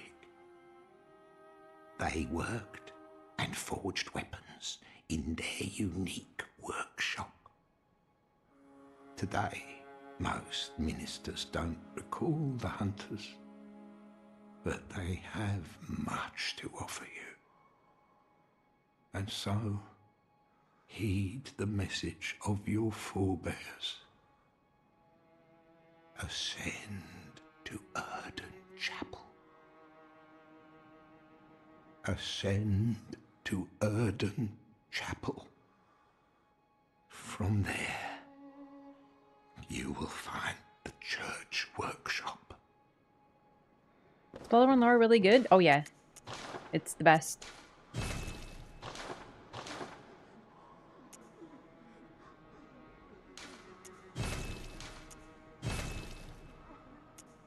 I'll get the saw spear up just in case I want to absolutely freaking clap something.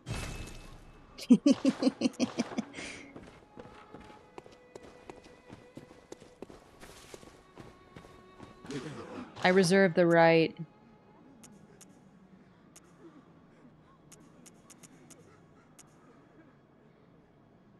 I do want to save up to get the mark, but we're going to wait on that anyway. Yeah, little guy. Church of the Good Chalice. This is a dead end now. We're pretty much ending. Let's take a look at those statues again, though.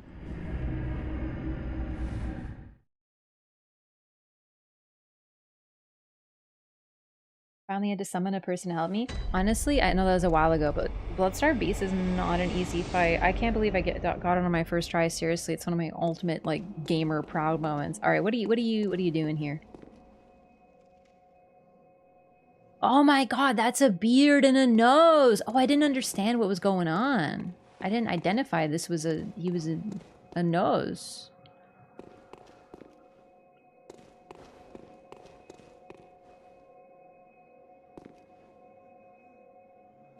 What you crying about, kitty?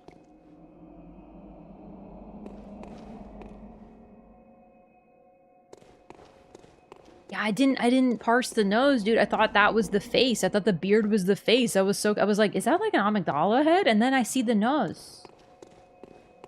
Is it good? Bloodborne's my favorite game. It beats out every other FromSoft title by far. So if you trust my opinion, play it for yourself and decide. Even if you don't try it, it's really good. Oh, I forgot. Alfred is actually available as a summon for a Bloodstarved Beast. I should have summoned him just to show it off, but whatever. Also, there's a lot of guys in this like grass. They don't bother you, but if you stray from the path, Little Red Riding Hood.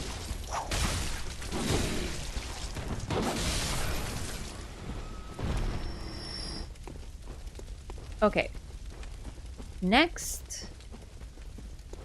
Oh, something's changed. I forgot. This is one of those things that he kind of gives you an idea. I feel like this progression is a little odd, but you're bound to notice it eventually. So it's like I don't remember how I figured this out on my first playthrough. I just did. So, also I haven't forgotten about Jura, but we can't do anything with him yet. We have to wait.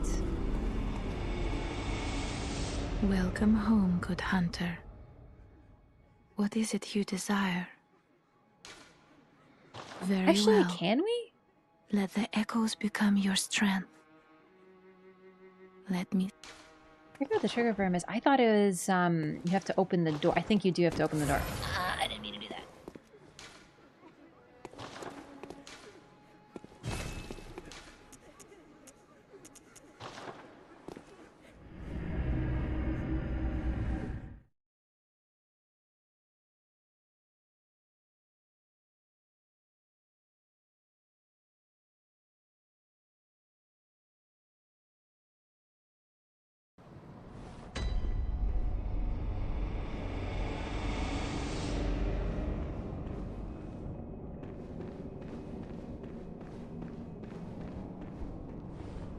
Oh no, I'm starting to forget what I'm doing. Oh right, this door. This door was closed before. I didn't bother interacting with it because I knew it was closed. It opens once you beat Bloodstar Beast. There's not really any mark for this. You're just supposed to kind of notice it. And to be fair, it's not that hard to notice. So even on my first playthrough, I saw that. I was like, wait a second. That's part of this game. It's got some weird progression. This is probably the weirdest, to be honest, but it kind of makes sense because this is, as you might notice, this is your hub now. In a way, this is your hub. In Dark Souls and whatever, normally you tell people a safe place. You just magically tell them and they show up at Sparling Shrine or whatever it is. They show up at your hub, but here, your hub is a hunter's dream. No one can enter it but you. It's very lonely, and your replacement is the Cathedral Ward. So this is sort of where you're going to end up a lot. This area interconnects with a lot of different locations, so you're going to come here more. But the other thing, too, is everyone here sucks, and you kind of regret saving them maybe because they're really mean to you. Stay away from me. I know all your tricks. Does tell you to ascend the chapel? It's true. This is Erden Chapel. So that might be, you know, if you're realizing this is Erden Chapel, it makes sense. God, it's such a pretty location. Ah, the hunter. Alive and well, are ya? This here's a safe place. Stay as long as you like. But next time you're out on a hunt, remember what I asked. If you find any sane survivors, tell them to seek shelter at Erden Chapel. Because there's nothing to fear here. God, he really is suspicious, but it's because of the nervous laugh and stuff, but he really is just a sweetheart. He's one of the greatest NPCs in FromSoft for sure. Gonna go back to the little girl. So little girl is unfortunately not around, but her sister will show up.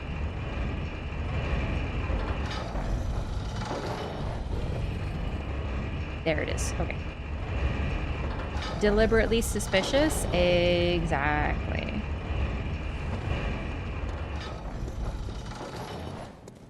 Sweetest boy in the game? Yeah. It's sort of a reversal of the usual trope of... I don't remember if this has like a trope name, to be honest, but you know, normally there's a reason that a lot of Disney villains are ugly. It's like, oh, it's because they're evil. You know, like the beautiful... Griffith is another good example of this. The opposite. Like, he is beautiful, but he is vicious and evil. He's like the worst, irredeemable villain of all time. And then we have the suspicious beggar. Sorry, he's not the suspicious beggar. He's just like a beggar.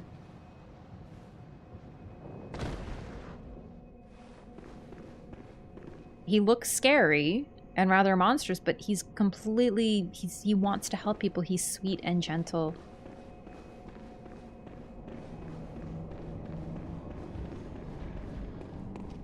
There is one other thing that may have changed here that... Oh, God. Wait. Not yet. Oh, it's Amelia, isn't it? Not yet. Okay, I need some souls. What would be a good place to get them? This game comes on PC soon? Yeah, that'd be nice, but for now. For now, maybe... I think if there's a remake, it might. But we'll see. Visions of Bag? Yeah. I'm already thinking of that guy. These guys drop a fair number. 15 insight for what I think you were talking about? I thought it was like time-based. Wait. Wait. Oh, shit. I gotta worry about Eileen. I don't remember what Eileen's trigger is. Bloodborne remake for PS6 launch? That would make sense because, I think PlayStation 6 will likely not be backwards compatible with, like, PlayStation 4 games. So if you have, like, PlayStation 4, you know, there's going to be, like, a level, so it's going to be harder to play Bloodborne, because, like, my Bloodborne is a physical copy.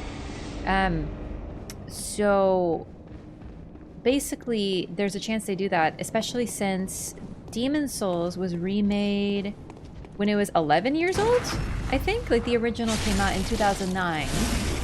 And the new one came out... Oh, shit. Bitch is here. Oh, that's my bad. For some reason, I thought if this guy's here, he doesn't show up.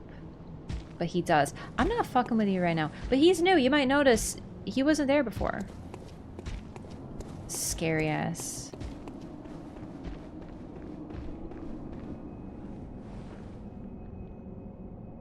How close do you get? He's not allowed in here. He's a beast.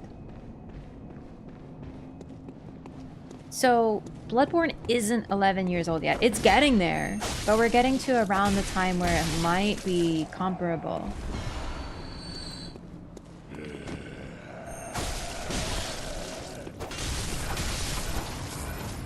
Either way, we have Bloodborne, so... Need a couple more thousand. Getting enough insight is going to be a huge hassle. I might try doing some co-op. That might be fun. Oh, so you might remember last time I actually closed this gate. So this guy won't come out anymore. He's locked. He can't come in.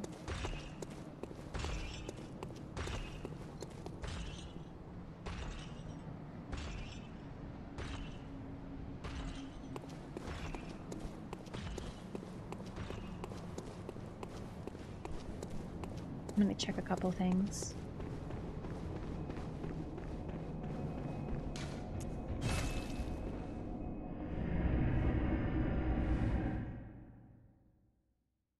I think Eileen is after Amelia, but I seriously don't remember now. Ugh. I'm forgetting some of the flags over time. Okay, we're fine. Whew. But I don't remember when she appears outside of the chapel. She gives you a gesture. And it's the cute one that I like. It's the shh. But I think it's when she's about to go hunting, so that might be later. Because I remember it being really dark. I think it's got to be nighttime, which means Vicar Amelia.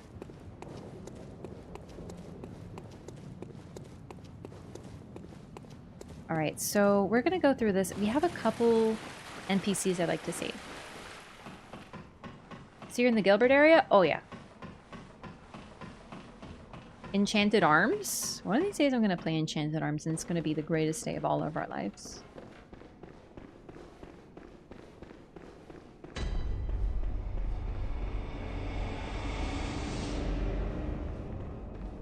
Oh, this way.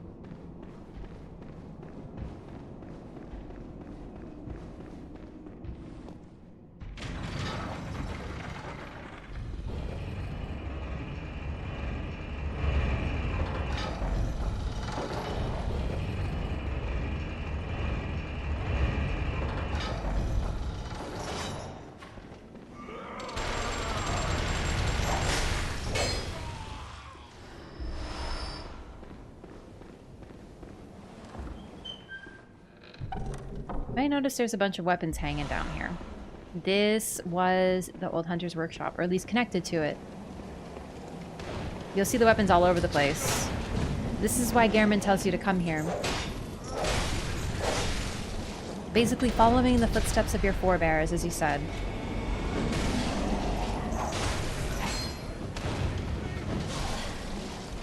And I forget how hard everything in this game hits. It's because you're supposed to heal, but still, my god. Okay. There you are.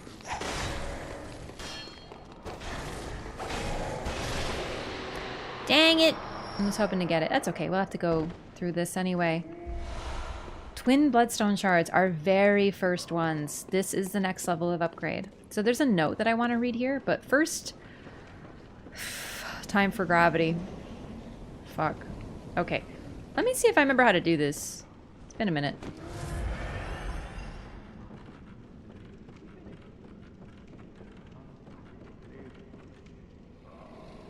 Oh, flawless. So if you're familiar with Elden Ring, Dark Souls 3 does it a little, but this is something that you'll probably recognize from Elden Ring. Ugh, it's not how you open doors.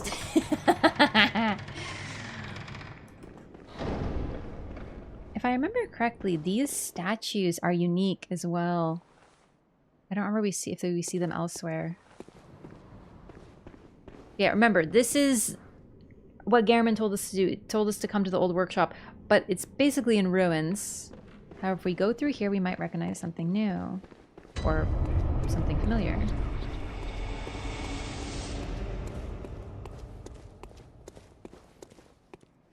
It's the workshop in the world. It's the hunter's dream. This is what it's based upon. We're here. Also, walking in here granted us 2 insight. It deepened our understanding. So this is the actual area that we're in. Normally there's a bath messenger here, but instead we have a chest. The doll outfit.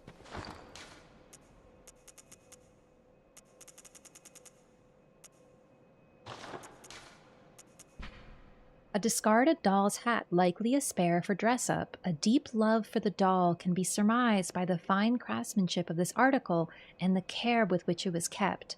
It borderlands on mania and exudes a slight warmth. Same lore. Same lore. Same lore. So we recognize this fit. This is what the doll wears. Door's already open. This is kind of hard to find unless you notice the door on your way down, which you might not, but if you do, this is one of the most lore-heavy sections in the game. It's the doll. And if you look at the hand, it moves. The index finger will move.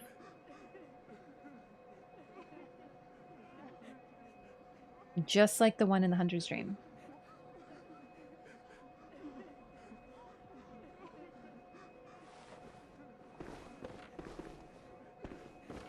Other than, you know, the fact that it's kind of worn down, dusty, discarded, everything's destroyed, the books, everything's been ransacked. There's only a couple things left. A small hair ornament and 1/3 of an umbilical cord.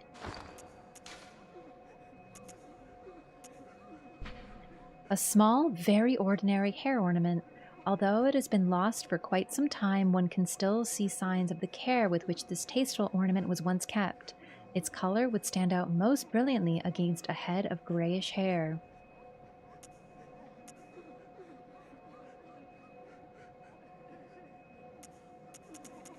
One-third of umbilical cord, a great relic also known as the cord of the eye. Every infant Great One has this precursor to the umbilical cord. Every Great One loses its child and then yearns for a surrogate. The 3rd umbilical cord precipitated the encounter with the pale moon, which beckoned the hunters and conceived the hunter's dream. Used to gain insight, and so they say, eyes on the inside, although no one remembers what that truly entails.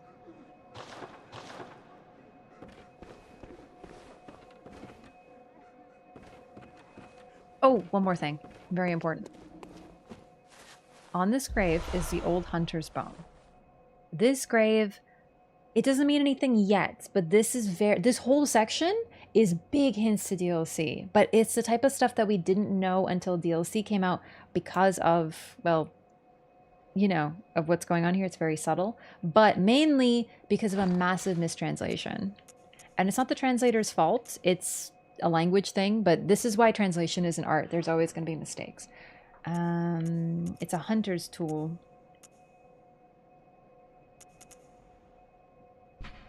The bone of an old hunter whose name is lost. It is said that he was an apprentice to old Garamond and a practitioner of the art of quickening, a technique particular to the first hunters. It is most appropriate that hunters, carriers of the torch who are sustained by the dream, would tease an old art from his remains. It's not he, it's she. We know who this bone belongs to, and we know whose grave this is, but basically Japanese has a gender-neutral pronoun, and FromSoft uses it prodigiously for general just like vagueness. We have they in English, but they is often not used. Most of the time, if there is the Japanese pronoun, the genderless one, he is substituted. He is supposed to be she. She is Maria, a character that we're going to encounter, but we didn't know about until DLC. So the old hunter's bone is her bone. But basically, even before DLC, even if we knew her, this wouldn't have meant anything. We know from this that Gehrman had a student. And we know probably that he was very attached to this area and likely very attached to the doll. That's really all we can figure out. And even then, that's kind of a stretch. There's not really much, you know, to be certain about here. Also, the little garden over here is not a part of it. Everything else is, though. What we do know, though, is that Gehrman, other than the doll, is the only denizen of the hunter's dream and clearly has a strong attachment to it because he indirectly guides you here. He doesn't say find the workshop, but I mean, he tells you about the workshop. He tells you about what they did here, and this item is required for the secret ending. So Gehrman tells you to come here. He is obsessed with this place. This is a place that's close to him. The item description for the third umbilical cord likely makes absolutely zero sense to you right now. But basically, there was a ritual, and Gehrman was involved in it. These are very slight links that we can make, but we're going to tie them together in a more conclusive way eventually. This is yet another sign, if you pay attention to this, that things are fucked up in this land. It's not just beasts and hunters. Also, we're going to give them hats. So these are my messengers. This is what they will look like if I leave a note to other people. So you can dress them up. You can put, you can make them pots. Or you can give them bloody ribbons. That we got from the little girl who was killed because we told her parents were dead. I gotta stop doing that.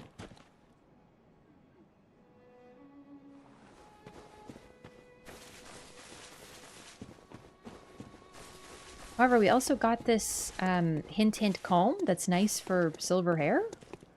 Welcome home, good hunter. What is it you desire? Give small hair ornament. What? What is this? I can't remember. Not a thing, only I feel. A yearning, something I never felt before. What's happening to me? Tell me, hunter. Could this be joy?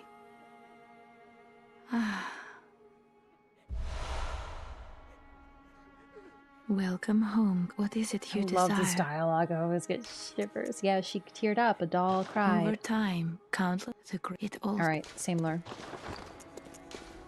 So she gave us the tear stone.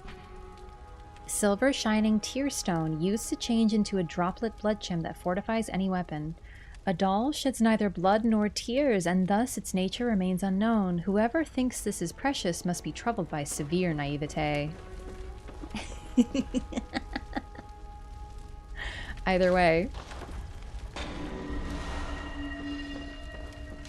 So we crunch it, and now we get this.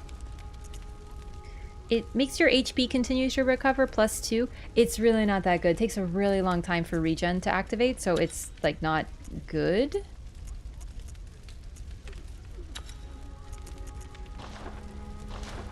But we can put a couple gems in there, so that makes it a little better. We get a little bit of an increase in damage. Are they the same doll? Kind of. So, this is clearly not a real place, but now that we've actually found it in the world again. You strongly hooked yet? Bro, I'm hooked 5 minutes into this game. I love it. But no, now that we've seen this place in the real world, it lets us recontextualize everything. There is a doll that someone made that has somehow come to life in this world. There is a hunter who talks about this place, but is largely just a sort of immaterial guy. We can, if we hit him, he doesn't even mind. He just vanishes and he returns. There's this place that was very dear to someone at some point, sort of frozen in time in the way that it was. Now, when I talk about Hugh and Elden Ring, you probably remember that I talk about how it's like the hunter's dream. This is why. There's a reason that this place takes on this form, and it's likely because of the obsession of the creator of it. I'm not going to get too much further into it, but this place is linked to Gehrman, and Gehrman is linked to it, and it's inextricable. Why is the doll here, and why is he scared of her? We'll get into. But this is going to be later, unfortunately. It's like it's really deep into the game, but it's worth it.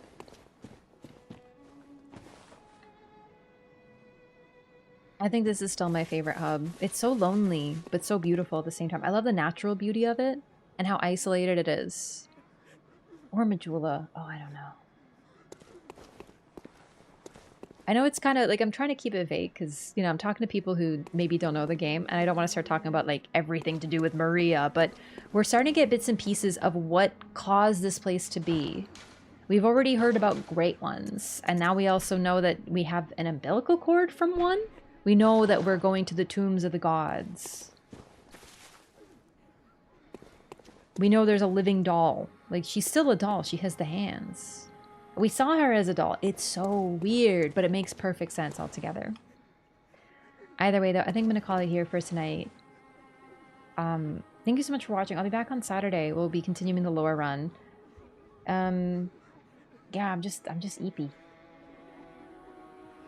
Funny enough, on a good sitting, I can beat this game really quickly. Like, when I'm not rusty, of course. But it's been a little while, and it's nice to get back into it. This is my favorite game. It's very dear, and it holds up. It's not just nostalgia. It's a really, really phenomenal game, and I think it's a great example of what FromSoft does when they focus on a smaller picture, and they just make it really clean. I think it has some of the best facets of every FromSoft game. The transforming weapons are a fantastic gimmick. I say gimmick. You know, the game revolves around them. It's got an interconnected map. The setting is extraordinary. The lore, the gameplay experience of it. I don't think anything else is a game like this. Like, it has this level of mind-bendingness. You know, you see a doll and you fight a boss and all of a sudden the doll is alive. It's so weird. And it's just like Gehrman says, it's easy to just be like, I won't worry about it. I'll just, you know, whatever. I'm just going to hunt some beasts. I'm going to play the game. And then things get weirder and you can't ignore it. I love it. Tomorrow? Saturday. What's the time there? 3 a.m. It's 3. It's mainly my voice is also getting tired. Yeah, so like I said, we'll be back Saturday, continuing this. Thank you everyone so much for watching. Sincerely, it's especially with the raids. We got 2 massive raids today. If you stuck around from the raid, thank you so much. I hope you enjoyed.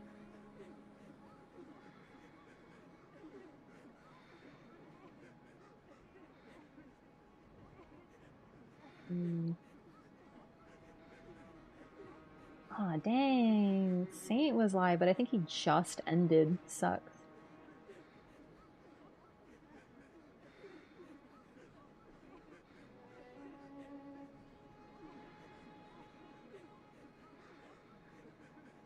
Don't know anyone playing Bloodborne right now, but that would be kind of a stretch anyway.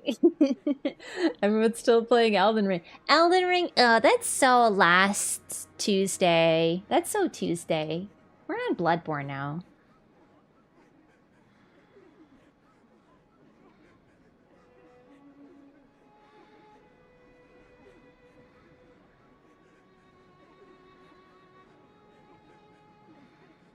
You know what? I'm just gonna end for tonight. I'm very eepy.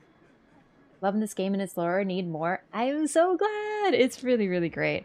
I hope that inspires some people to try to play it if you can. It also is available on PlayStation now, so you can play it on PC. It's just like a little laggy, and I think there's no DLC, so it's not perfect, but at least it gives you an option. Yeah, I don't know any Bloodborne gamers right now. I'm just gonna end. I'm eepy. Good night, everyone. Thank you so much for watching. I'll see you next time. Hope you enjoyed my favorite game. Ah, it's so good to be back. I think we are going to do Chalice Dungeons too. Oh man, I love Chalice Dungeons, but you guys are going to laugh so hard at how lost I get, man. We're just getting warmed up. Shit isn't even getting freaking wacky yet. We're not even getting started. See you next time for more. Bye-bye.